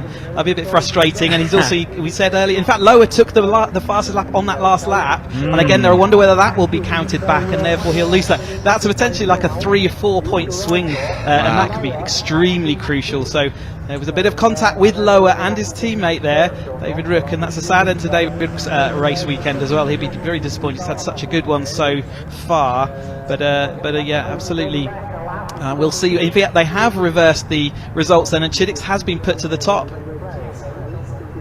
So yeah, it looks like the results have been confirmed back to lap 7. That puts Chiddix on top with Rook in second place, although he may be discounted because he wasn't rolling and moving at the time of the red flag. So because he's the cause of it, they often get removed from that result. And then Lower and Packy would therefore take the second and third places. Yeah, that is true. I'm just there you go, back on now. But Chiddix with. Yeah, Chiddix has been given that, and also given back the fastest lap. So again, what a point swing in that tail end of that bit. Yeah, Chiddix taking now the fastest lap, and the Rook and Lower taking. In fact, like I say, I think we'll see Rook disappear from the results, and Lower and Packy taking those. Duncan Mallet comes home in 5th. We'll give him 4th, I think, and then we'll have 5th for Jones, Kendall, Cook, Larby, and Thea Theato will give him the top 10. There you go. So Freddie Chiddix taking the win. David Rook, again, as we've suggested, he might be discounted from the results because he was the cause of the red flag. Charlie Lower 3rd, Raj Packy 4th, Duncan Mallet 5th. You've already covered this, of course. But Mark Jones in the number 2 car taking 6th. Mark Kendall 7th. James Cook in 8th position in the 15 car. Matt Larby 9th in the 73. Theo Theato 10th. Good recovery to 10th place with Theo Theato. Toby Boys in 11th place. Stephen Merritt in the 11 car taking 12th place. Gareth Lucas lost a few places to take 13th position. 14th for Peter Mott in the 96. 15th position for Emson in the number 20 car. 71 of Perry in 16th. Deason taking the 22 car 17th. Gould in the 65 in 18th, and Palmer in 19th place. Our last finisher, of course, we saw Priday into the wall at the conclusion of the first lap of racing. And that is the conclusion of our Caterham racing for the day. We are about to have our last Caterham session. I don't think the cars are quite ready just yet.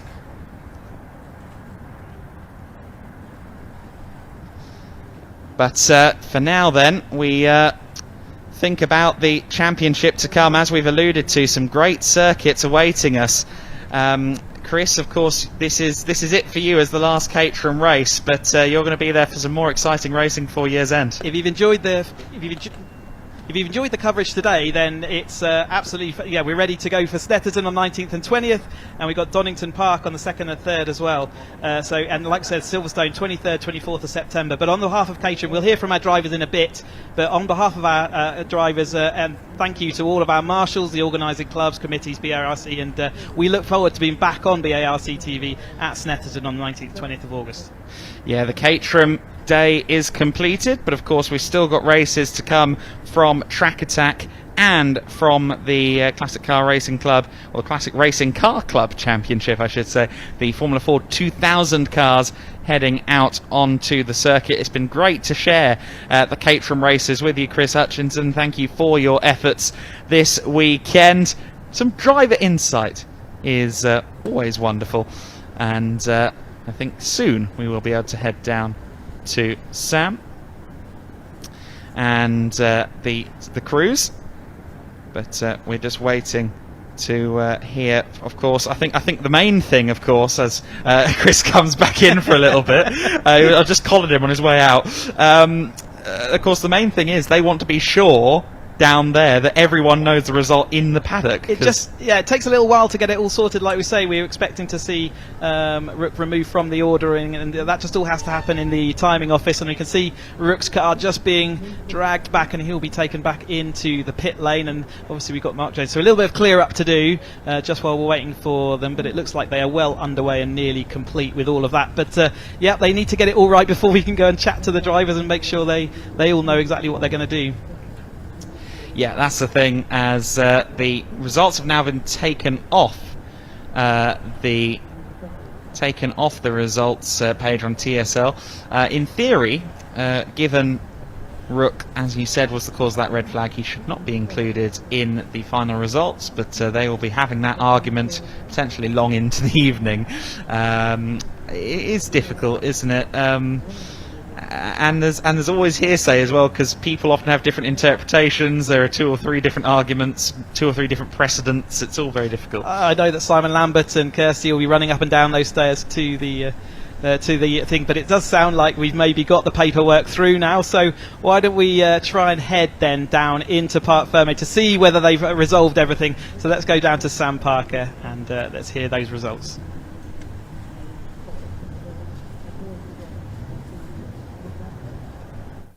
Well, that was quite an eventful race, wasn't it? You know, hopefully the guys are all okay that came off. Joe Priday and David Rook, both in the same corner. The grass, you're a passenger when you come off there. But anyway, back to the winners. We got Freddie.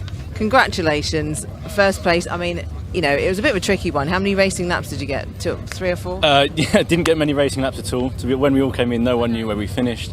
I couldn't believe how dry it was out there. We thought we were going out onto a completely wet track. I think everyone went out with wet set-up-y stuff, and it was pretty much dry. But yeah, lovely to get a win at the end of the race, and I think all the guys are okay that were involved. Yeah, brilliant. Thank you. Well done. Right, I'm going to move on to Charlie now. Charlie, can we have a quick word, please? Obviously, a bit of confusion there over who would, you know, where everyone finished. It was a bit of a nightmare, wasn't it? Yeah, well, absolute nightmare, really. Yeah, just hope David's all right and the car's not in too bad of a state. But I'm sure Dan will get it sorted for the next race, so it's all good. Yeah, he will do. All right, lovely. Well done. Thank you very much. And Rog, here he is. He's right down here. He will be pleased with this podium. Let's move down and just interrupt these guys. Sorry, Rog, can we have a quick word? Congratulations on third place. Thank you very much. I mean, you were really, you know, doing well, battling with the top guys there, weren't you? Yeah, it's been good actually, and I think that's been the story of the season. Get to race 3 and I get out to the front and actually battle at the front, which is really good fun, really good for the experience. And I started at the back of the grid or halfway up the grid quite a lot this season, which has actually taught me a lot, to be honest. And it's been, in terms of learning, fantastic season. And as you know, for me, jumping to 270, that's what it's all about. And we only have 7 races in the academy, right? So yeah, it's been fantastic, and it's been really good racing with the guys up and down the grid. Just really enjoyable, really fair, really close, great Caterham racing. Excellent. Well done. Congratulations. Right, there we go. We've got podium celebrations in a moment, but that is all from the Caterham racing this weekend. I hope you've enjoyed it. We've still got more racing to come, and Charles will cover that for you, but from me, that's it, and hope you've all enjoyed it as much as I have. Thank you for watching.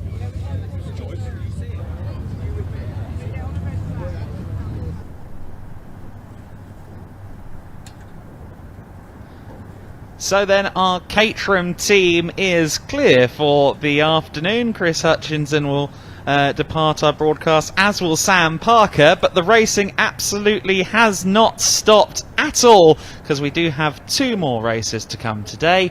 That in the form of the Track Attack Race Club and their various saloon cars, and then the CRCC Formula Ford 2000 category as well.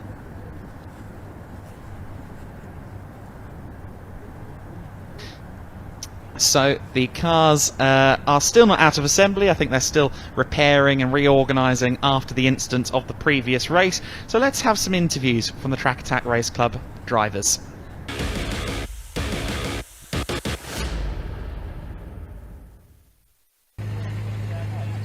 Well, welcome to the second race of the time attack. Can we? Yeah. Take 2. Well, welcome to the second race for the track attack of the weekend. Obviously, we had a thrilling race earlier in the wet. It is starting to dry out now, so it'll be interesting to get some take of some of the drivers, especially some of those that we haven't had a chance to speak to yet. So, Paul, can we have a quick chat with you? Yeah, certainly. So it's drying out now. It almost seems like it would potentially be a dry track. Do you feel like that's going to fare better for you? Well, this car is a car that I've only recently bought it, and I've probably had less than an hour's track time of it. So it was a bit of a baptism fire with the last race. So hopefully, if it's drier this time, we might be able to make some progress. Oh, brilliant. So do you reckon podium's on the cards for you then? Well, first time out in it, we got one 15-minute race at Alton Park, and I finished second. That was the only race, because the race after got cancelled. And then obviously the race earlier on today, so yeah, it'd be nice to finish somewhere in the top 3. Perfect. Well, I'm going to wish you the best of luck with that, all right? And hopefully I'll be speaking to you in a little bit. Excellent. Thank you very much. Right, so that should be definitely one to watch then, I think. Let's see if we can grab another front-wheel drive car. Let's drive up with this Civic. Hello. How's your day going so far? First race I couldn't see, so it wasn't that the best of races really. But no, it's good fun. But yeah, we'll see what happens. I can see now. Well, it always helps if you can see around the circuit, doesn't it? Well, the last race you saw how wet it was, and I came in because I nearly actually drove off the circuit. So I thought I'd best come in and get the window cleaned. Yeah, better safe than sorry on that one. Yeah. So, like, do you feel like you can go further forward in this one? I think so. Yeah, possibly. I think the guy who's in one in front of me is now not in the race, so definitely one place I can go up. So it might be 6. Well, take it however it comes. You know, a place gain is a place gain. Yeah, we'll see. I mean, I just have to have fun, really. That's it. So, yeah. Do you find you're really enjoying this kind of championship with like different cars and different styles and everything? It makes a difference because you've got like this car next to me, complete opposite of this, and we're like half a second apart in time, and it's just nice to have that sort of mix of different sorts of cars. Yeah, it's definitely good fun. Yeah, it probably makes you have to think a little bit more when you're out there as well, because you've got to think about where they're quick or where they're strong and where you're strong, and where's the best place to get people and be able to then pull away if you can. Yeah, I mean something like that car there, he's like in the wet, we're going to be naturally a bit quicker, but in the dry we'll see what happens now, because obviously we've got a dryish track, so yeah, it'd be good fun. All right, well, best of luck, and see you later on. Right, so I think what we will do is we will grab a quick word with this BMW driver. Hello, how are you? Very good, thank you. Yeah, looking forward to a nice fun race. Yeah, well, I mean, it's dry now, so it should hopefully suit you guys a little bit more. Yeah, I think the wet conditions with it's a big heavy car, quite torquey, so we're kind of right on the edge of traction all the time in the first race. We went for some wetter tyres, but I think doesn't matter what we'd have gone with, we'd have been tiptoeing all the way around, and the little front wheel drive cars were straight past me. So it's just going to be a lot more fun this time. Now it's dry. I just want to beat Ian. So we turn up together and we want to race together. So it's that'll be the fun bit. Oh, brilliant! Well, he's just told me that he's going to do the opposite. He's going to beat you. Right. Okay. Yeah. That's probably about right. We'll see. We're close. Yeah, it's just remarkable how two cars that are so different and that are like sort of 16 years apart, you know, just different in every single way, can be quite so close performance-wise, which makes it great fun, because you just sort of play to your strengths and play to the other person's weaknesses and try and compromise them somewhere so they can't come back at you. So, thinking man's game this one's going to be as well. Yeah, that's exactly what we've literally just been talking about over there, about how you've got to think about strengths and weaknesses. Game plan.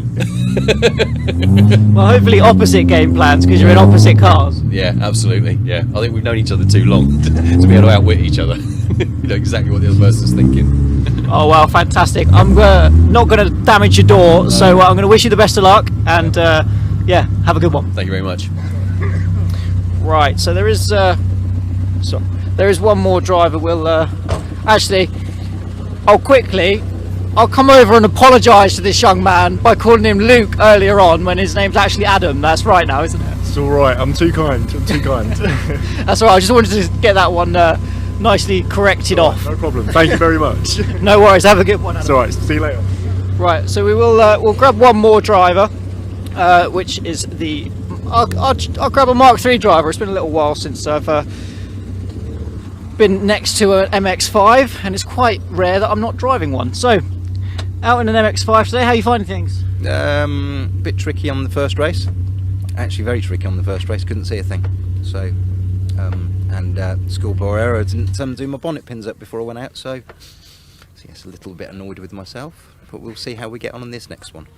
Yeah, I mean, things like that generally help, especially if you want to see. It's bad enough with just water, but having a bonnet in your way probably wasn't easy. Well, there is that as well, yes. I did put it back down, but as I say, the rain, the spray, just, very tricky. Oh, okay, so we know that you don't like making life easy for yourself then? Nope, never, but we'll see how we get on in the next one.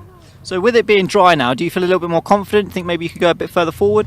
Hopefully, but if there's a dry line, then that's fine. If there's not, then it's going to be quite greasy out there. Yeah, it's true, and I think, to be fair, it is starting to look like it might grip up a bit, obviously with all the running and things out there. Something I've just noticed about your car is you've got a sort of much smaller, almost single-seater-esque steering wheel. Can we hear a little bit more about why you've decided to go a little bit smaller with that? Well, if you get it all wrong, little steering wheel allows you to get it all right again. Bigger steering wheel, it's a bit more effort. So yeah, it's quite good fun. You still running power steering with that? Yes. Okay, so it's easier with these. Just keep the power steering pumps with all the belts. Okay, all right, nice. And it's just something a little bit different and unique. We don't always see things like that. So, is there anything else that you think would be good for us to know, or good for the guys and girls at home to know? Well, this is the first time I brought the Mark III out in years. I mean, we've been running the Mark IVs for years in the MX5 Championship, but yeah, we've just decided to do a couple of rounds in this, and I decided to dust the cobwebs off on this. I think this is the first time this has been raced since 2016, so it's been a long time, but so far, touch wood, it's not missed a beat. Awesome, and as long as you're having fun, that's all that matters. That's all that matters indeed. Yes. Brilliant. I wish you the best of luck. Have a good one. Take care. Thank you. Cool. Right, we're going to leave it there, and I'm going to sign off and head straight back to commentary.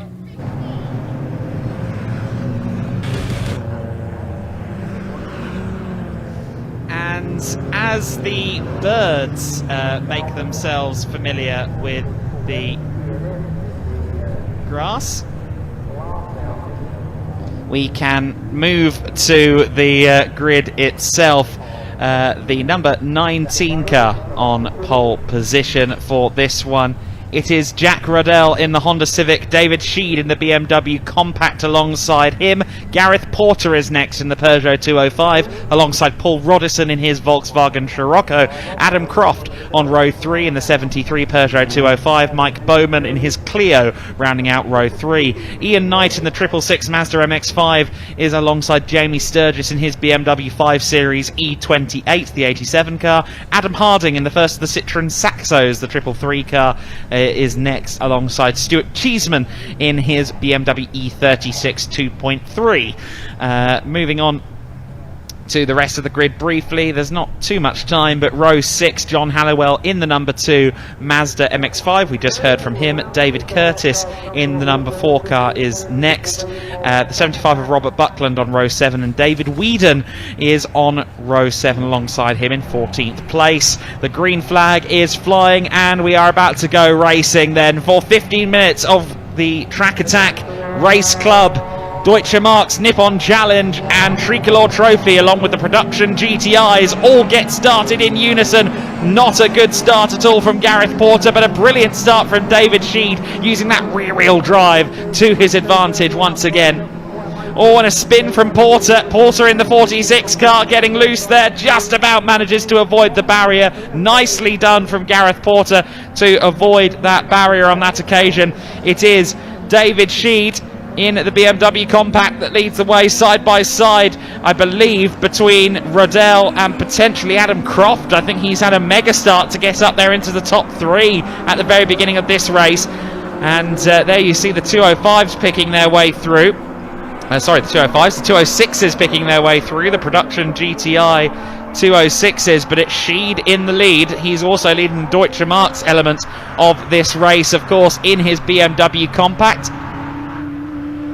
Just trying to pick up the first of the production GTIs, not quite sure I can tell which car that is. I'll see if I can spot the number on the first of the production GTIs on this shot. Oh, 2, 3, 4 of them all go off circuit there, including the 888 car of Martin Kayser, the 56 machine, and 56 car involved in that as well, Carl Powell.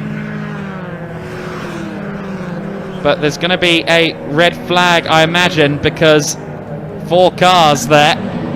It's Sheed in first position, but I'm expecting a red flag momentarily because there are 4 cars off there, as we saw. Green flag still on my timing screen for now as they continue to race, but I have to imagine safety car is out for now. So they have neutralised the race as expected. And red flag now, as I'm seeing red flag panels around the circuit as well. I believe we are going to reds. Yes, red flag is out now.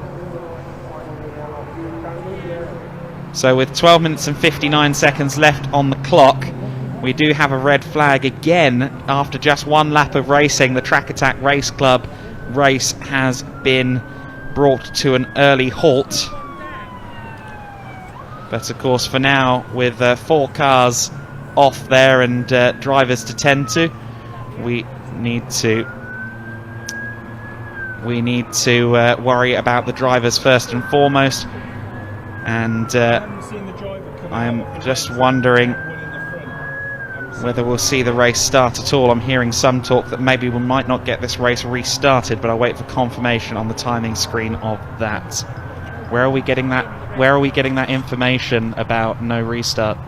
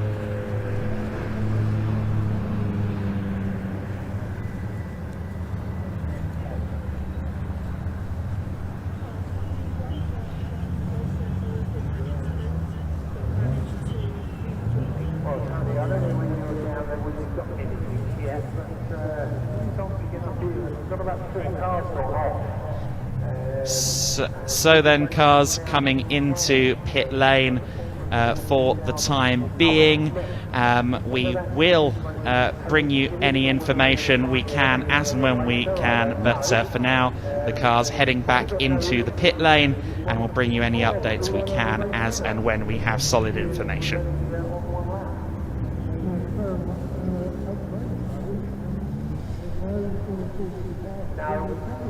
We've got 4 cars on down there, they've got sorted out yet, and I think they're calling them some medical as well for one of the cars. Nothing too serious, I don't think, but they're calling for that. So it's going to be another 5-10 minutes perhaps before we get underway with the Formula 4 2000.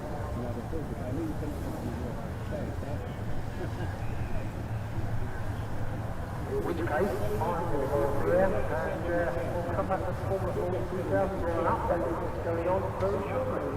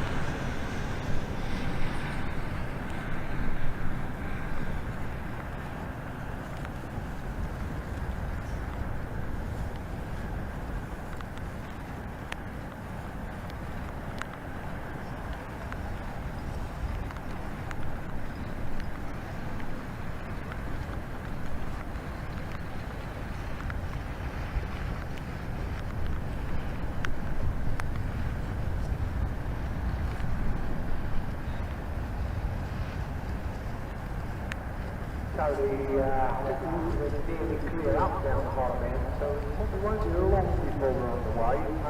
Have you got your Formula 4 2000 with you February yet?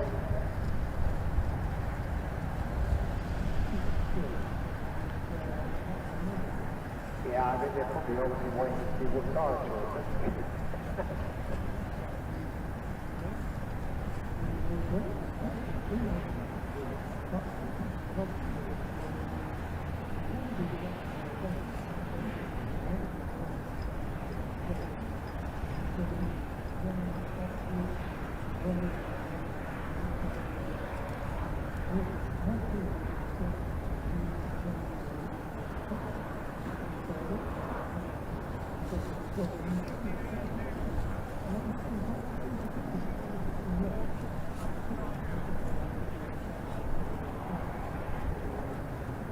So your claim to fame is great, Harry.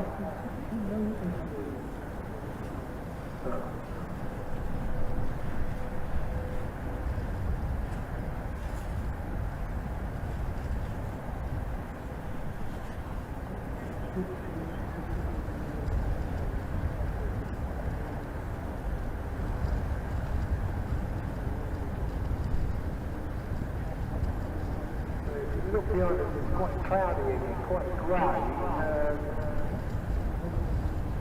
Yeah, it did, but it only lasted 3 or 4 minutes, didn't it? It was gone. Right.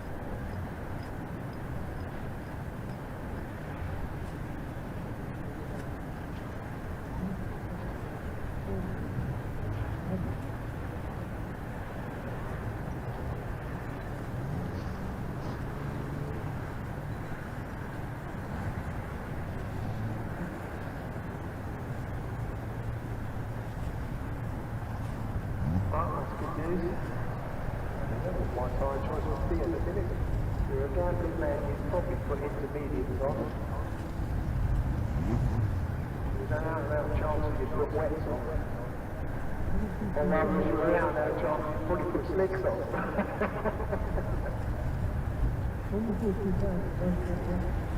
Yeah. So, I think wet might be the answer.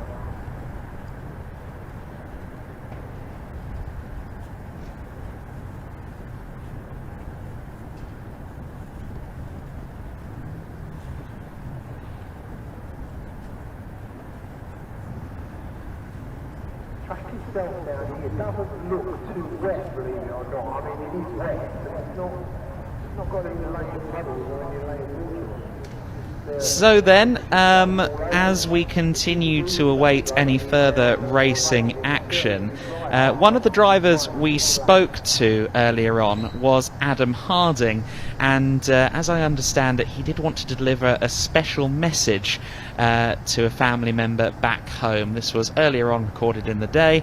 Let's listen in on Adam Harding.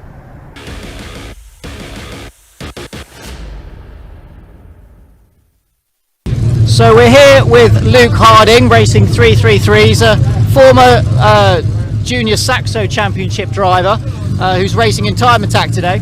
And I've been told that you've got a special shout out to a special lady that's watching at home. I do. There is a lot of sacrifices with motorsport, and obviously one of them today is it's my nan's 75th birthday, so I'd just like to say very happy birthday to you, Nan.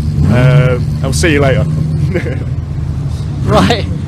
Well, we're going to shoot on back. Thanks. Thank you very much, Luke. Welcome. Best of luck. Ta-ra.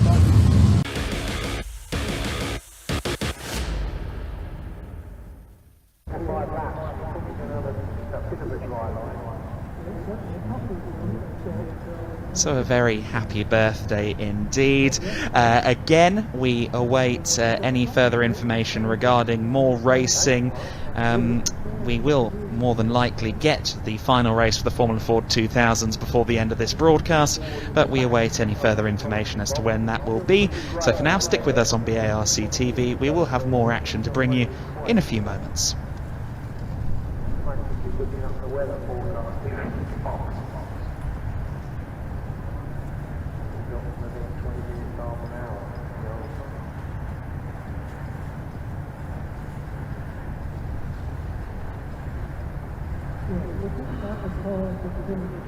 Well, it's just got a little bit of a cloud coming across this in the next sort of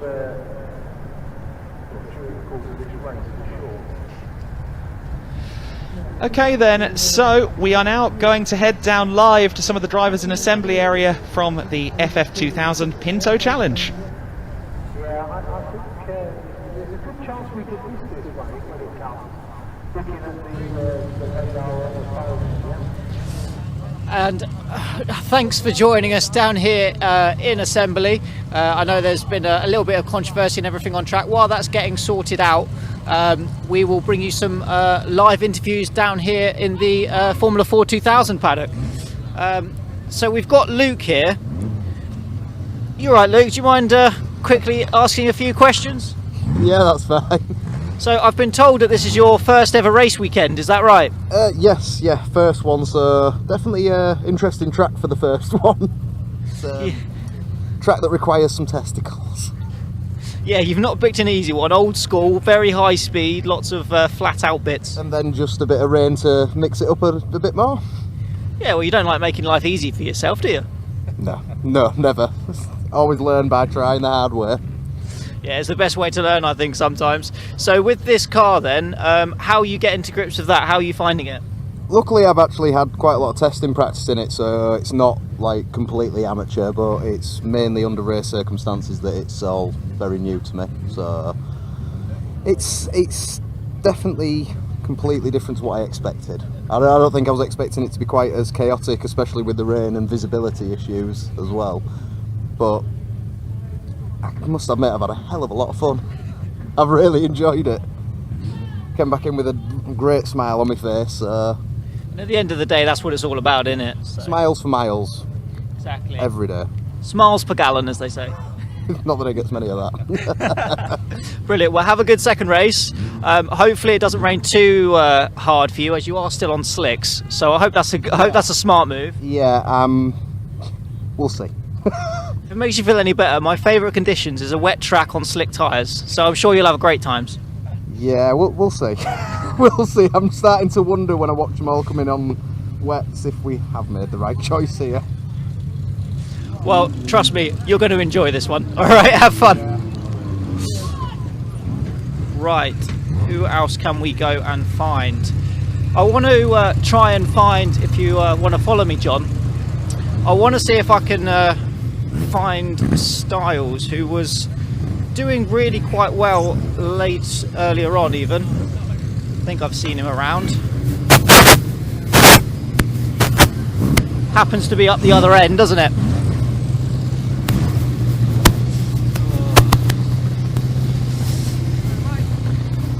Hello. How are we doing? Yeah, not too bad. It's perhaps not the ideal conditions, but makes it all the more fun. So it's going to be a bit of an interesting race. Yeah, it sure is. And obviously, after such a good one first time out, obviously getting second, how are you feeling about this one now? Well, all of the adjustments we've done to improve the car are now out the window. So we're just going to play this one by ear. We usually go quite well at the start, so we'll see what happens. I think it's going to be more a case of when the track dries out. The tyres are going to start to overheat and then we're going to struggle. But yeah, same for everybody. We'll have some fun, I'm sure. Well, not everybody. There are a couple of people out on slicks. Oh, bless them. I wish I was that brave. I wish I was out there on slicks, trust me. Absolutely that. Good for them. Yeah. Right, well, have a good one, Ben. All right, and hopefully I'll see the other side of it. With a bit of luck. Right, so that was Ben Sims there. I do still want to see if I can grab Styles, if I can find who it is I'm looking for. Sorry about this, I'm just trying to do it based on number more than anything else. I might have to take a quick... Well, you guys take a quick look at the cars, and while they're all getting ready, I'm going to see if I can find the number of the car that I'm looking for. Obviously a few different chassis in this championship as well, and that will always make things really quite entertaining. So it looks like I'm looking for a car that isn't here yet, which is probably why I've not found it. I think we'll randomly grab one more interview, as we do have one more minute. So, Clive, can I grab you quickly? Yeah, sure. So, how did you find race 1, and how are you looking forward to race 2? Well, I found it very slippery. I'm not sure this is much better because it's at no standing water. So hopefully we'll go a bit better. Yeah, it's almost worse in these conditions, I find. Sorry, I couldn't hear. That's okay. I'll let you get on with it. Okay, best of luck. Thank you. Cool. So what I'm going to do is I'm going to fire back to commentary. Okay.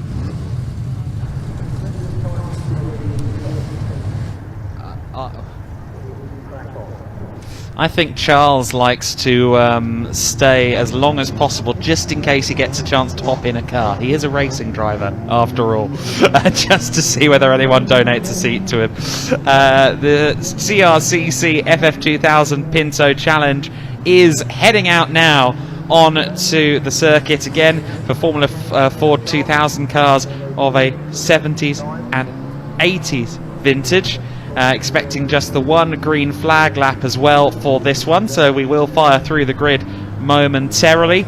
This event spawning from the CRCC Jochen Trophy, which runs for F2, F3 and all sorts of different single-seaters, Formula Atlantic cars and FF2000s. This field solely for the FF2000s. Jordan Harrison is your pole sitter for this one. Remember, he just pipped Ben Sims at the end of the previous race for these cars. Richard Coleman, he'll be one to watch as well from third place alongside Tom Smith in the 153, the Nomad Mark IV.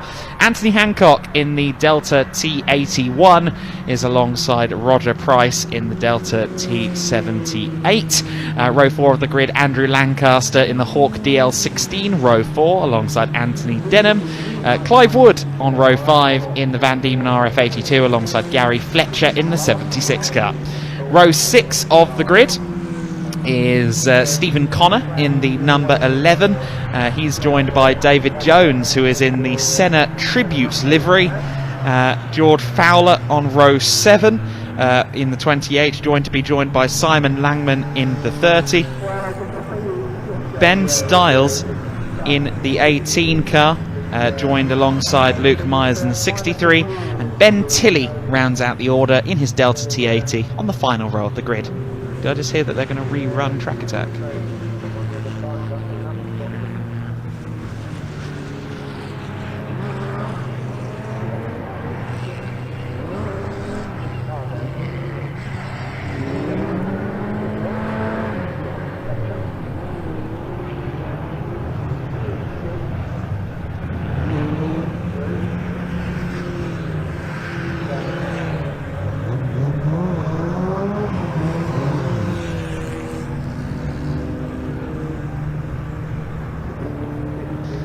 So then we now go to a replay of a significant moment there. That was one of the orange cars. I'm not sure whom that was, but one of the cars exiting stage right there. That was the 53 car of Roger Price. Roger Price losing his wheel there. His right rear just disappeared off. And that was not good for him. So we are losing Roger Price from the third row of the grid. You see the gap in the grid for him. His car already vacated.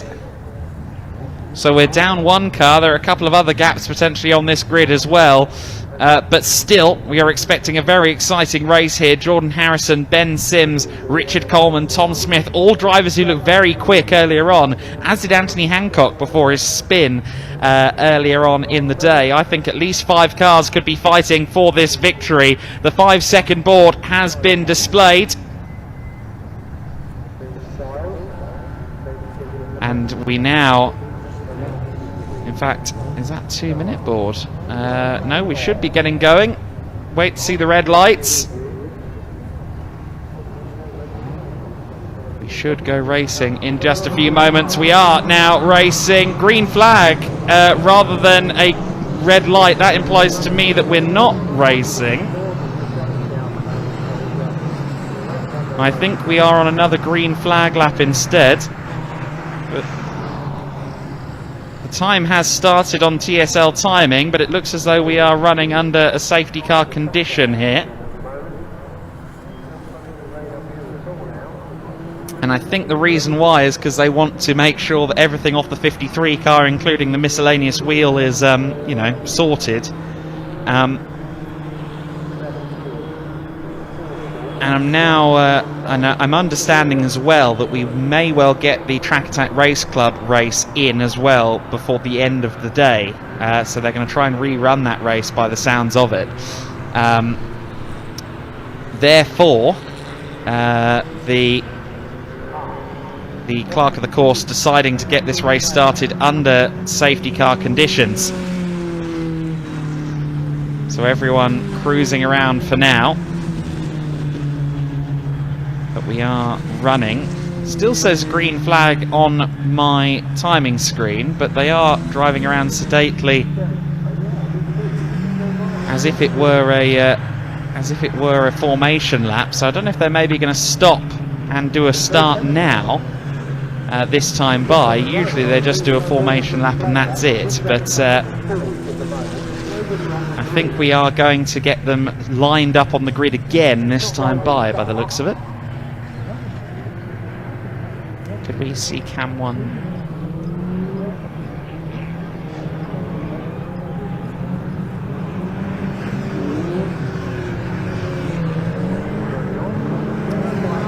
So then the 80 car leading them to what I believe will be a starting grid this time.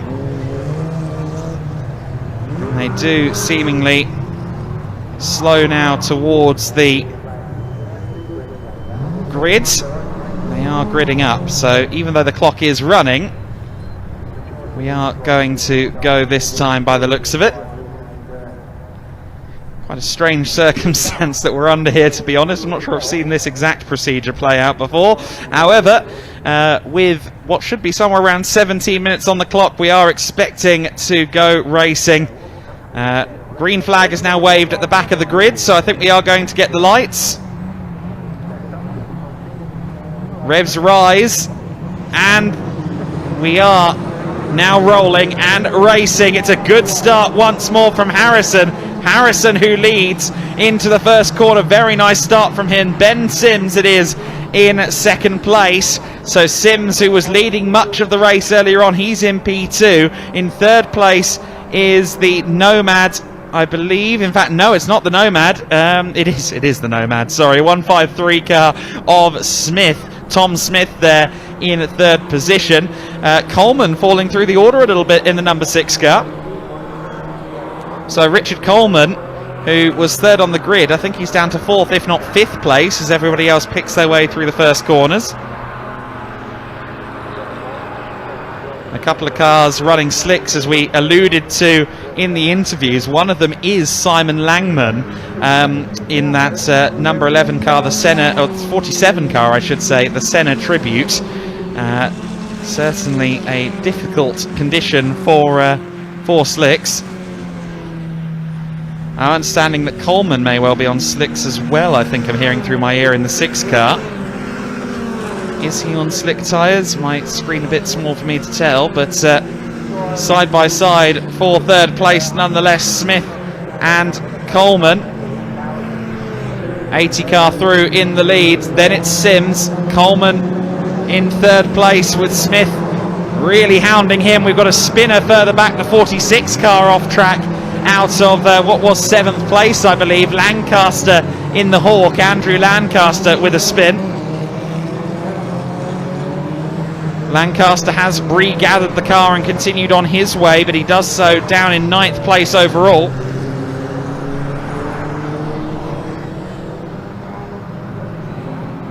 So we continue to watch this battle for 3rd place. Coleman has managed to get back past Tom Smith,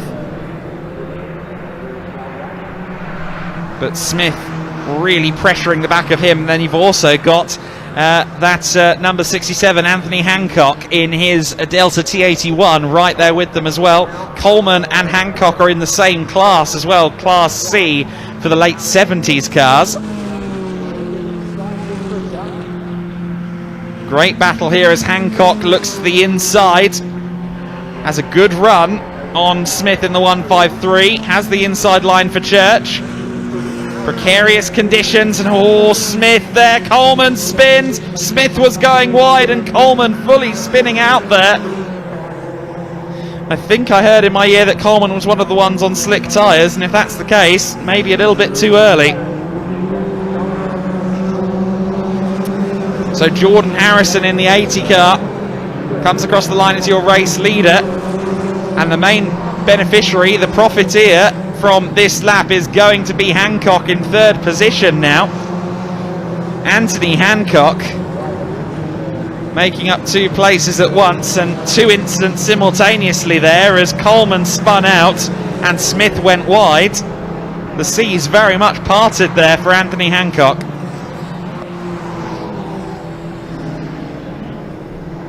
And a car stopped further around. That's Fowler's 28 car, and you see the steering wheel on the side pod, rather implying that he has abandoned ship there.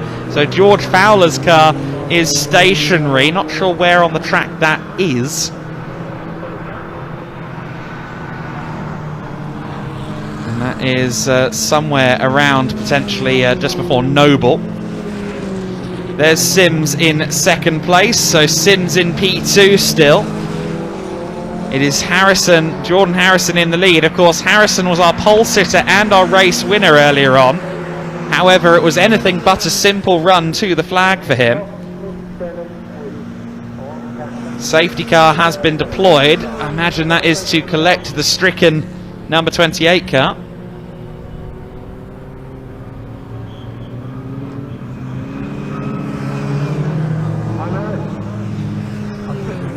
So then Harrison will lead the isolated race now under safety car. Safety car conditions with 12 minutes and 30 seconds to go. So Harrison will now meet the Ford Focus between Allard and Campbell. And of course he lost the lead in that first race. Had to work his way back towards Ben Sims. And a lot of where Jordan Harrison found his time earlier on was in the traffic. He really could pick his way through the back markers with a lot of efficiency that Ben Sims seemed to lack. Of course, with this race being isolated now, that may slightly dampen the factor of back markers, because everyone is still on the lead lap currently, and they will be pressed together once more in one big pack. And also, of course, this helps Coleman as well. Coleman, who spun a couple of laps ago going through Church, the number 6 car. Coleman is going to keep himself, he's already back up to 8th place. He's back into the top 10, and he's now going to draw far closer to the rest of the field, including those he was fighting with previously. Of course, he was in a great battle with the 67 car Anthony Hancock, and also in a good battle with the 153 of Tom Smith. before. So now that he's in 8th place and everyone is behind the safety car, he might be able to resume that scrap.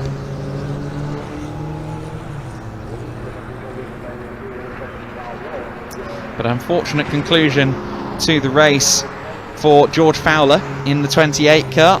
He pulled over to one side. I think some form of mechanical issue for him. So that is a sad end to his day. These Pinto engined cars tend to be fairly reliable. Of course, the Ford Pinto motor with a lot of history and has been very well developed over the years too, much like the Kent engine in Formula Ford 1600 previous. These were the days, of course. The Kent engine now rather replaced by Duratec.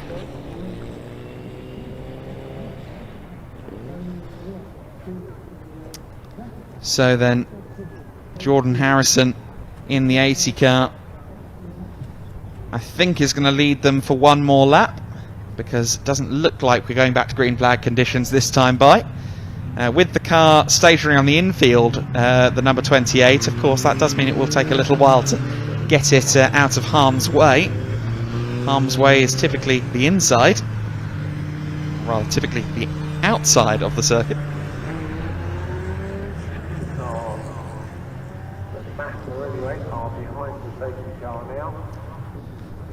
So another lap potentially under safety car, because the lights have not gone out as we thought, not going to be resuming this time by. And this is going to be not in favour of Coleman, of course. Yes, he's being brought back into the fray, but with each passing lap he loses time to make his way back into the top 5 and start battling for positions again. He's not on slick tyres.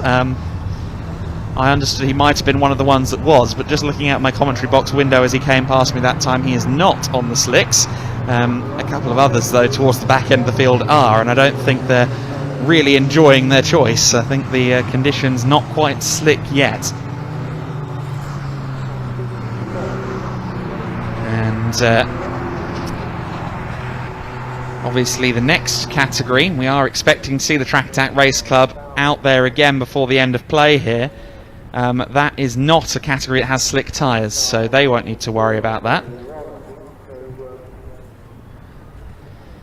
And the cars continue on around as we wait to see whether they come in this time by.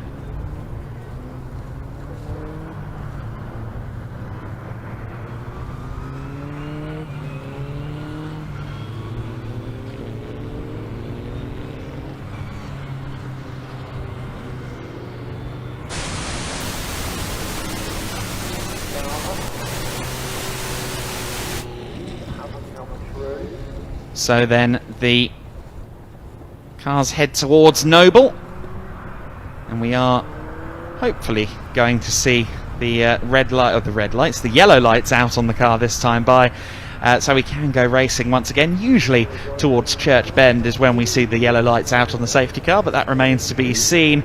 Jordan Harrison then in his fabulous Lola T580 is your race leader right now. One of the older FF2000 cars on the grid.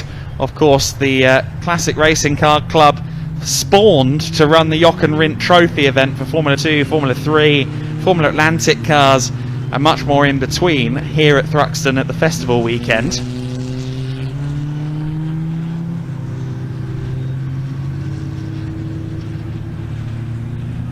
And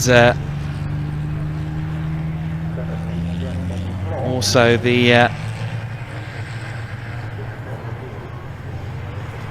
Classic Racing Car Club now expanding to this category. The Pinto Challenge in its first weekend here, and it's provided us brilliant racing so far. I suspect you're going to get more of it momentarily, because Jordan Harrison in the 80 car has backed off. The safety car is coming in. We've got 6.5 minutes left to go.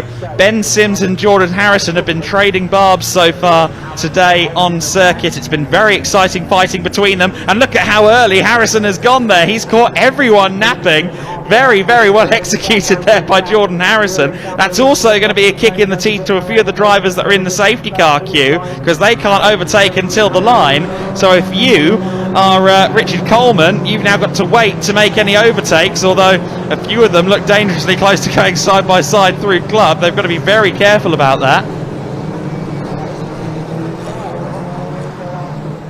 So then, less than 6 minutes to go. Can Jordan Harrison sustain the pressure? That is the big question. Jordan Harrison is your leader. Meanwhile, side by side for third and fourth places, Hancock and Smith dueling. It is Tom Smith in fourth position, make it third position because he got himself past Hancock there. Coleman around the outside of the number 50 of Wood, so that puts him up to sixth. Clive Wood demoted a position there by Coleman. I think Wood losing out to another of the cars there. I think that may have been the 46 of Lancaster as well, and here's Hawk. Of course, that car was in a spin a little earlier on off camera. Alluded to that in the broadcast earlier on. There is Coleman through, there is Lancaster behind, then Clive Wood. There's the 76 car of Gary Fletcher as well, running in P9. But what's going on with the leading pair then? It is still the 80 car coming out of the final corner now, in the lead. And the gap was 1.2 last time by. Look at Ben Sims there, didn't look like he was too happy with the car through club. Harrison looks back in his rearview mirrors and realises that his gap has increased. It's increased to 2.2 seconds. It's 2.2 seconds now. Smith in third, Hancock fourth, Denham fifth, and Coleman in sixth.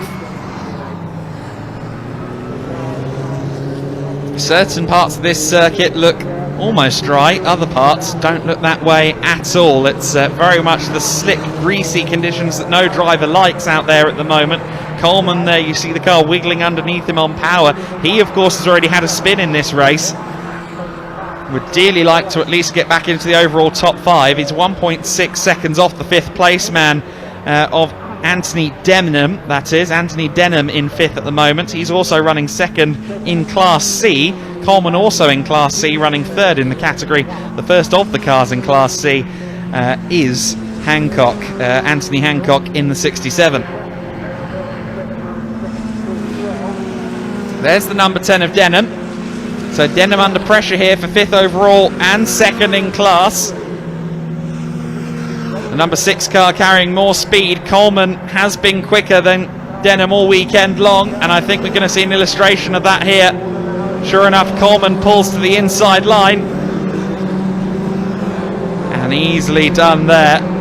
Coleman makes it look easy. Fifth position is his. 3 minutes and 5 seconds to go, so it's going to be a hard fight now to get any further up the order. He'd have to make up a good 4 or 5 seconds to close in on Hancock.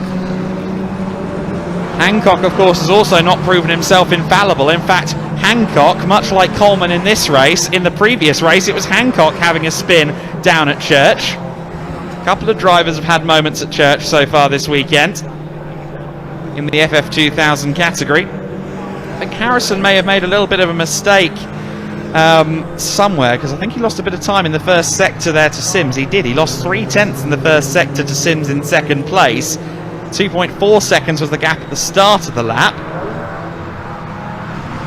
Sector split 2 is somewhere here on the run towards Church, I believe. So let's see if the gap has shrunk again. It has. Sims is really pushing the pace now. He has gone half a second quicker through the first 2 sectors of this lap alone. So Sims in the 82 car is really pressing on. There's Smith in third. We now switch focus to that 82 car. The gap was 2.4 at the start of the lap. I'm fairly sure it'll be down under 2 seconds by the time they get to the start-finish stripe. Maybe just slightly over 2. It does look like Sims is a bit cautious there through club chicane in particular. That might be where he's losing a bit of time. The gap across the line has actually gone out to 2.5 seconds. So yes, he lost it all in the final sector. He was half a second up through the first 2 sectors and then lost all of that time and a bit more through the final sector of the lap. So I think it's Harrison with more confidence in club more than anything that is continuing to swing the race in his favour over Harrison. This is the penultimate lap of the race, of course, with 1 minute and 15 seconds left on the clock.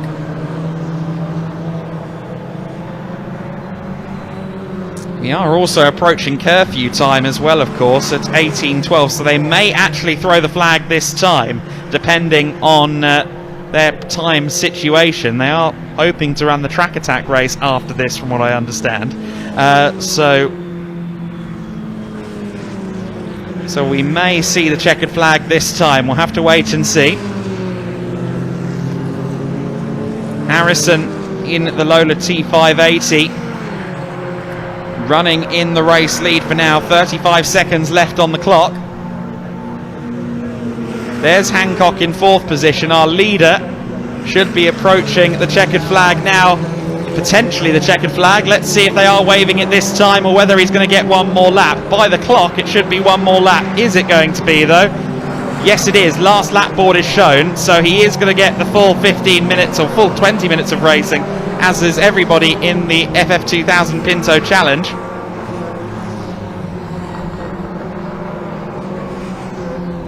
Harrison and Sims, your top two. 3.6 seconds is now the gap. And I think that short of disaster, Harrison has got this one. And Smith in 3rd place overall will also take 2nd in Class D.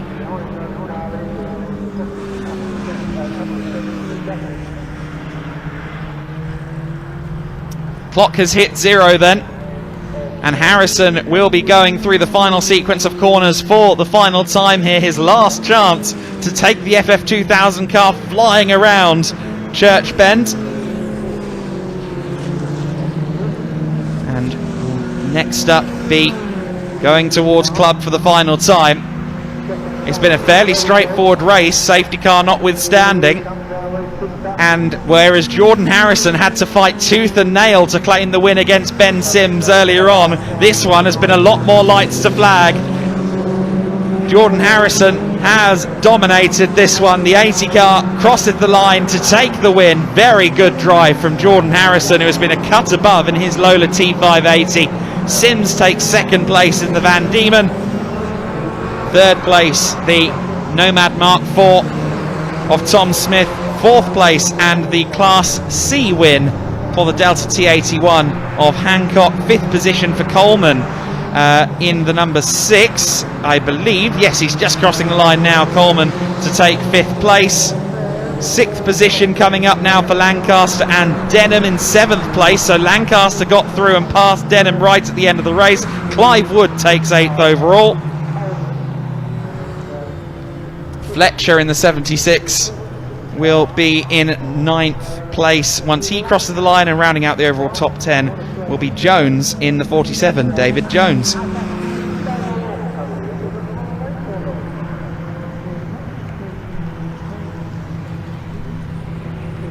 So the checkered flag is out there, a couple more cars yet to take it, but Jordan Harrison has claimed another victory in the FF2000 category, the CRCC FF2000 Pinto Challenge, with their first run this weekend, continuing to prove the interest in Formula Ford 2000 racing of historic nature. These cars used to sit between Formula Ford 1600 and F3 in the single-seater pyramid, and he takes the checkered flag twice, interestingly, does Jordan Harrison. Once, twice a winner, Jordan Harrison then. He will head now to pit lane. Jordan has been a cut above here today at Thruxton. I understand that we are intending to try and get the Track Attack Race Club drivers out there for something of a rerun of the earlier race. And it was Harrison that took the win. Ben Sims taking second place, Tom Smith taking third, Anthony Hancock in fourth, and Richard Coleman rounding out the top 5 of that one. But we are now anticipating the track attack cars out there.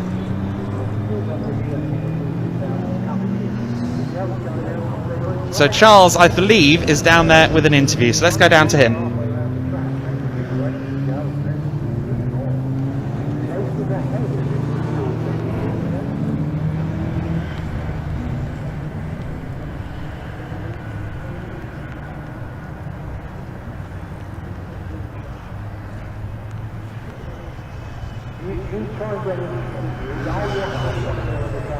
It's definitely a tricky one for all the drivers out there, wasn't it? First place has decided he wanted to take the checker flag twice, so a nice little victory lap for him after two races wins on the bounce today. So what I'll do is I'm going to grab second place man Ben Sims. Sadly, I've had to say that twice for you today, Ben. This time though, look like you have to work a little bit harder, you know, to even try to get to that first place. Yeah, I mean, I just haven't got the pace. The setup was sort of a medium setup, which I'm sure Jordan was, but with a slightly drier track, the advantage, his straight line speed advantage was even higher. So it was a case of wave bye-bye to him and let him go off and play, and I'll do my best to keep the rest behind me. Yeah, sadly I thought that would potentially be the case, but yeah, I think you've done, you know, pretty well today though. 2 seconds, I think you can be quite happy with that. Yeah, more than happy with that, to be quite honest. I mean, in a car that we've barely driven, fantastic result, really pleased. Oh, in that case, yeah, even more impressive. Well, sadly I don't have a lot of time because the track attacks do have to get started, so thank you very much for speaking to us, congrats again, and I'm going to throw back to commentary. Cheers.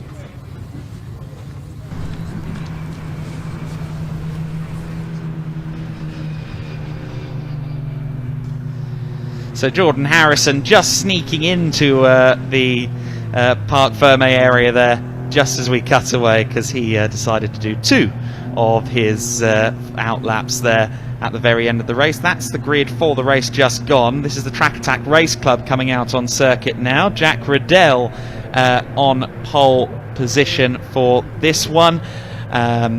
Second place, David Sheed at the number 13 car.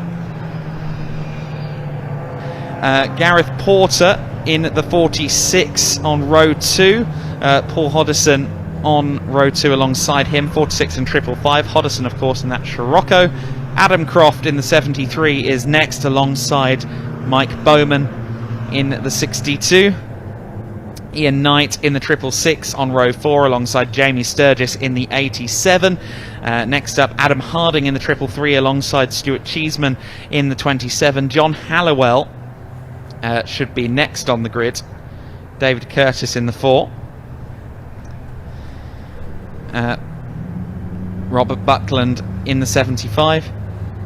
David Whedon in the number 3, also on row 7. From there, with the 206 GTIs, I'm not sure how many are running, because 4 of them, of course, were involved in that incident earlier on. So we'll leave that because we're not sure how many are actually going to take the start in terms of the 206s. But what we can say is that it's going to be, once again, Jack Riddell versus David Sheed here at the sharp end of the order. And of course, Sheed with the rear-wheel drive BMW should be quicker off the line. There's a few different questions at play here, one of which is, how long is this race going to be? Curfew tends to be 6:30 here, from my understanding.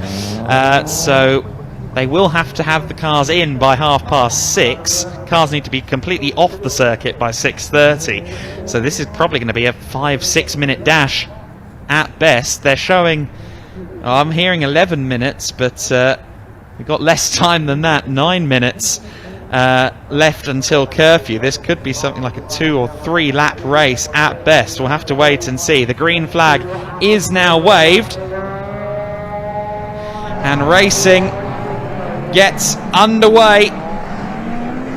We are now racing, and it was a really poor start there from our pole sitter. That was not the start that was wanted at all for Riddell and his Civic. It's Sheed, though, in the lead. There's the little 205 hits coming in hot there. The 73 car of Croft, the Peugeot 205 GTI. I think maybe going for the lead. No, not quite. Sheed just about controls it for now.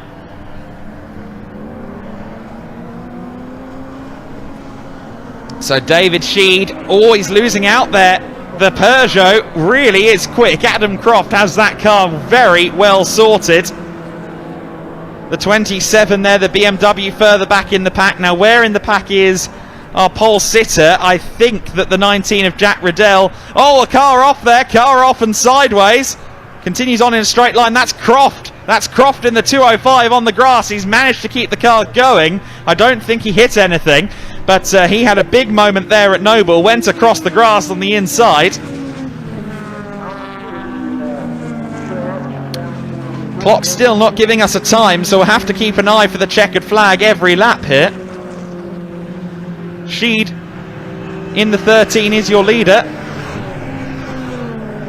And I'm hearing that the checkered flag is in a hand of a marshal, so we might see the checkered this time. It could literally be a one-lap dash. We'll wait to see visual confirmation of that as they come across the line. It's Sheed who crosses the line, or comes towards the line. Does he come to the line and see a checkered flag? We'll have to see.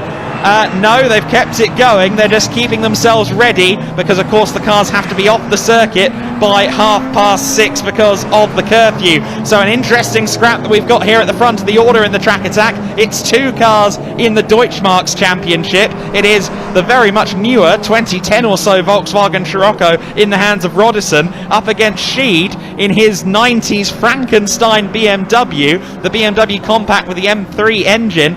And I say Frankenstein because he says Frankenstein. It's literally painted on the side of the car. Riddell is there in 3rd place. In 4th position, in 5th position is Porter, just ahead of Sturgis there. The big BMW 5 Series hunting the little 205 GTI in the battle for 5th overall. Our race leaders, coming through Goodwood for the 2nd time in this resumed race. Can Sheed hold on? I think the Scirocco might have a little bit of legs in a straight line. I'm not sure. They're very closely matched. Riddell is also closing in. If we get a 3rd lap of this race, and again, I'm not sure, we may well see a comeback from the Civic driver who got a shocking start off the line at the beginning of this race. Here comes the Scirocco of Rodison, the 555 car. In 2nd place. Can he get to the inside of Sheed going into club? Doesn't look like he can. Will the flag wave this time? We'll need to see that. Sheed getting really loose there coming through club. Manages to keep the car in the right direction. And is there a checkered flag waiting? No, but last lap board is being displayed. So this is now the last lap of the race. They've shown the last lap board. This is a 3-lap dash then, we have determined. And it is going to be Sheed who's trying to hold off Rodison. And here comes Riddell as well. I wouldn't rule him out of victory. Meanwhile, in the 206 GTIs, it is Mitchell leading the way in the 95 car. So Andrew Mitchell leading the way among the production 206 GTI category. It's Sheed in the lead overall though. Riddell, who started on pole position in his Civic, got a terrible launch. He's now knocking on the door of Paul Rodison. Can he get to Rodison before the end of this race? And what about Sheed? Can he hold on? David Sheed in the compact is still leading the way. He took advantage of that rear-wheel drive launch off the line. The drying conditions, I think, also working out in his favour. The drier it gets, the less sketchy that car is. The top 3 come through church for the final time. Sheed there looked like he may have even been on the grass as well as the curbs, and I think Sheed is just about going to do enough here to take the win in the Track Attack Race Club race, also the Deutsche Marks category. Riddell, of course, will win the Nippon Challenge race in 3rd, but he was looking at the overall order and he'll be bitterly disappointed that he hasn't been able to dispatch the Scirocco ahead of him. For Sheed, though, he should see a checkered flag this time. They displayed the last lap board 1 lap ago, and sure enough, the checkered flag waves for Sheed. Rodison in the Scirocco takes 2nd ahead of Riddell in 3rd place. In 4th place, it's another of the Civics. It's Knight in his Honda Civic. It was displayed as a Mazda MX-5 on timing, but I'm sure that is a Civic EV3. Porter in the 46 car takes 5th overall ahead of Sturgis in the 87 car, the BMW 5 Series. Croft in the 73 behind him. Harding in the 333 car, the Citroen Saxo VTR of Adam Harding taking the 8th position. And it will be Mitchell that wins the production GTI element of the race there. He comes across the line in the 95 car. Very nicely done by Andrew Mitchell. He takes the win in the production 206 GTI race. The rest of the cars just making their way through now, a depleted grid after that incident earlier on. But a great win nonetheless for Mitchell, Andrew Mitchell in the 95. And David Sheed taking the overall win in the BMW Compact. Just a 3-lap dash there ultimately, winning against two much newer cars in the Volkswagen Scirocco of Paul Roddison and Jack Riddell's Honda Civic. Ian Knight taking fourth, as we mentioned. Gareth Porter in fifth place as well. Jamie Sturgis in sixth. Adam Croft seventh. Adam Harding in eighth position. Stuart Cheeseman, Andrew Mitchell rounding out the top 10. Mitchell winning in the production GTIs as well. David Whedon in the Saxo VTR was next. Lewis Charlton, Paul Rice and Matt Anderson rounding out the top 14. The only other finisher was Richardson in his 206 GTI. That is Jake Richardson. Just to say as well, Sheed winning the Deutsche Marks, Jack Riddell winning in Nippon Challenge. The first of the Tricolor Trophy cars home, the French cars, Peugeot 205 of Gareth Porter. And then in the 206s, of course, as I mentioned, it was Mitchell in the 95 car. So our final race of the day, not the one that was originally scheduled, and not as long as originally scheduled, but a nice 3-lap dash there. Of course, these drivers paid for their track time, and we just managed to get them in there before curfew. And that does conclude our final race, and that means for the final time I can hand down to Charles, who I think in just a few moments will interview our winning drivers in the Track Attack Race Club event. Well, that was a short but sweet one, I think. We can all agree on that. Sheard here was driving so fast that his brakes are smoking. Let's see if we can get a quick chat with him. Do you mind if I quickly jump in and have a quick chat with you? Obviously, we had a chat earlier, and you said obviously the drier it gets, the better it is for you. It was good for me out there, yeah. It was good for me. Yeah. It seems to have worked out quite well, I think. Well, it's kind of the starts were getting better and better. I'd never started this car in the wet. I'd never started this car with this gearbox at all and things like that. So I was kind of, the first couple of starts, a bit of a learning process, and I made a couple of minor errors. Yeah, practice makes perfect. They were giving us a lot of practice, weren't they? So, which is really good. I like starts, so it's great for me. And it meant I could get the starts better and better, and that helped me. And of course, as you probably saw, the other guys were really slowing each other up. I mean, I don't actually know what happened at the end. All of a sudden, I couldn't see anyone behind me. At first, I had a red and black Peugeot behind me. Then it was the white and green Scirocco, and I don't know where the Peugeot went. And then the Scirocco was gone. I'm thinking, what's happened? And then they stopped the race anyway. So I don't know, but yeah, it was good. I was enjoying it. You know, I was working quite hard, obviously, to make sure I did stay in front. And it is picking your corners, and the grip levels vary quite a lot around the circuit. Yeah. So that was part of the secret of it. I'm a great blocker though. I can, you know, it's a really wide car. Catching me is one thing, getting past me is always another. They say elbows out. So, and of course, being rear drive, it's quicker in some places, and other places the front drives are better, especially in the wet. But and it's all mixed out there at the moment. I don't know if it favours anyone's car, quite frankly. But yeah, it's quite grippy. It's not bad, but some bits of it are slippery, and you have to really be careful. And I was being careful in braking. I was losing under me braking every time, so I just thought I'm not going to go straight on and just throw it all away. I'd rather give a place up that I might take. In fact, the red and black Peugeot got past me at one point, but he got past me because he'd gone in a bit fast and came out slow, and I passed him back. It was lovely. It was like a little dance. Like, here he goes, yeah, and I just take him in. It was lovely, yeah. So it was good, but all good, clean driving, no issues with anybody. It's lovely, yeah. Fantastic, that's what we like to hear, isn't it? And 2 podiums for yourself today. Well, obviously you've got 2 wins in class, and you've got a second. About having 3. And yeah. Well, shouldn't I have 3? Because I mean, wasn't that 1 lap race a 1 lap race win? I mean, really, I think we should have 3. I think I'd like. I'd like to have won a one-lap race, quite frankly. I mean, I don't think that's going to count. You have to argue with the organisers. We don't get points. It doesn't matter. It would just be nice if we could have done it. It would have just thought, when I thought, well, only one lap, and I managed to win a one-lap race, I thought, well, okay, give us that, and we'll be happy. And then they've thrown this one in as well, so I'm going to ask and say, can we have it just so I can put on the record that I won a one-lap race? I think they'll use this one to oversee the last one, sadly. So I don't think you're going to get that. But I see what you mean. It's quite an impressive achievement. I expected to. It was fun anyway. It was good. That one lap was good, but this was even better, obviously. And it's nice to come back. No damage.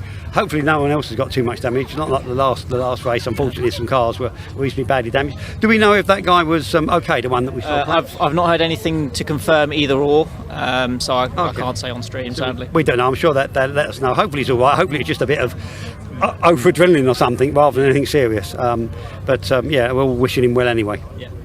Definitely, we can all agree with those thoughts. Anyway, congratulations on 2 podiums, 2 class wins, and 1 win on the road. So well done. Lovely, thank you. That's all right. Right, so I'm going to see if I can grab second as well now. Hello. So I had a little chat with you before you went out the first time, and you said, maybe we can go forward. Second. Yeah, I'm pleased with that. Very pleased with it. As I said, very little time in the seat. So to finish second in not the best conditions, it's a bit challenging out there. It's a bit slimy. So yeah, very pleased with it. Yeah, and of course first in class as well. So yeah, it can only get better, can't it? That's the theory. Yeah, exactly. Well, congratulations. Thank you very much. See you again. See you again soon. Right, I'm going to grab the 3rd place man if I can find him. Where is he? There we go. So, not the ideal race that you would have wanted, I can imagine.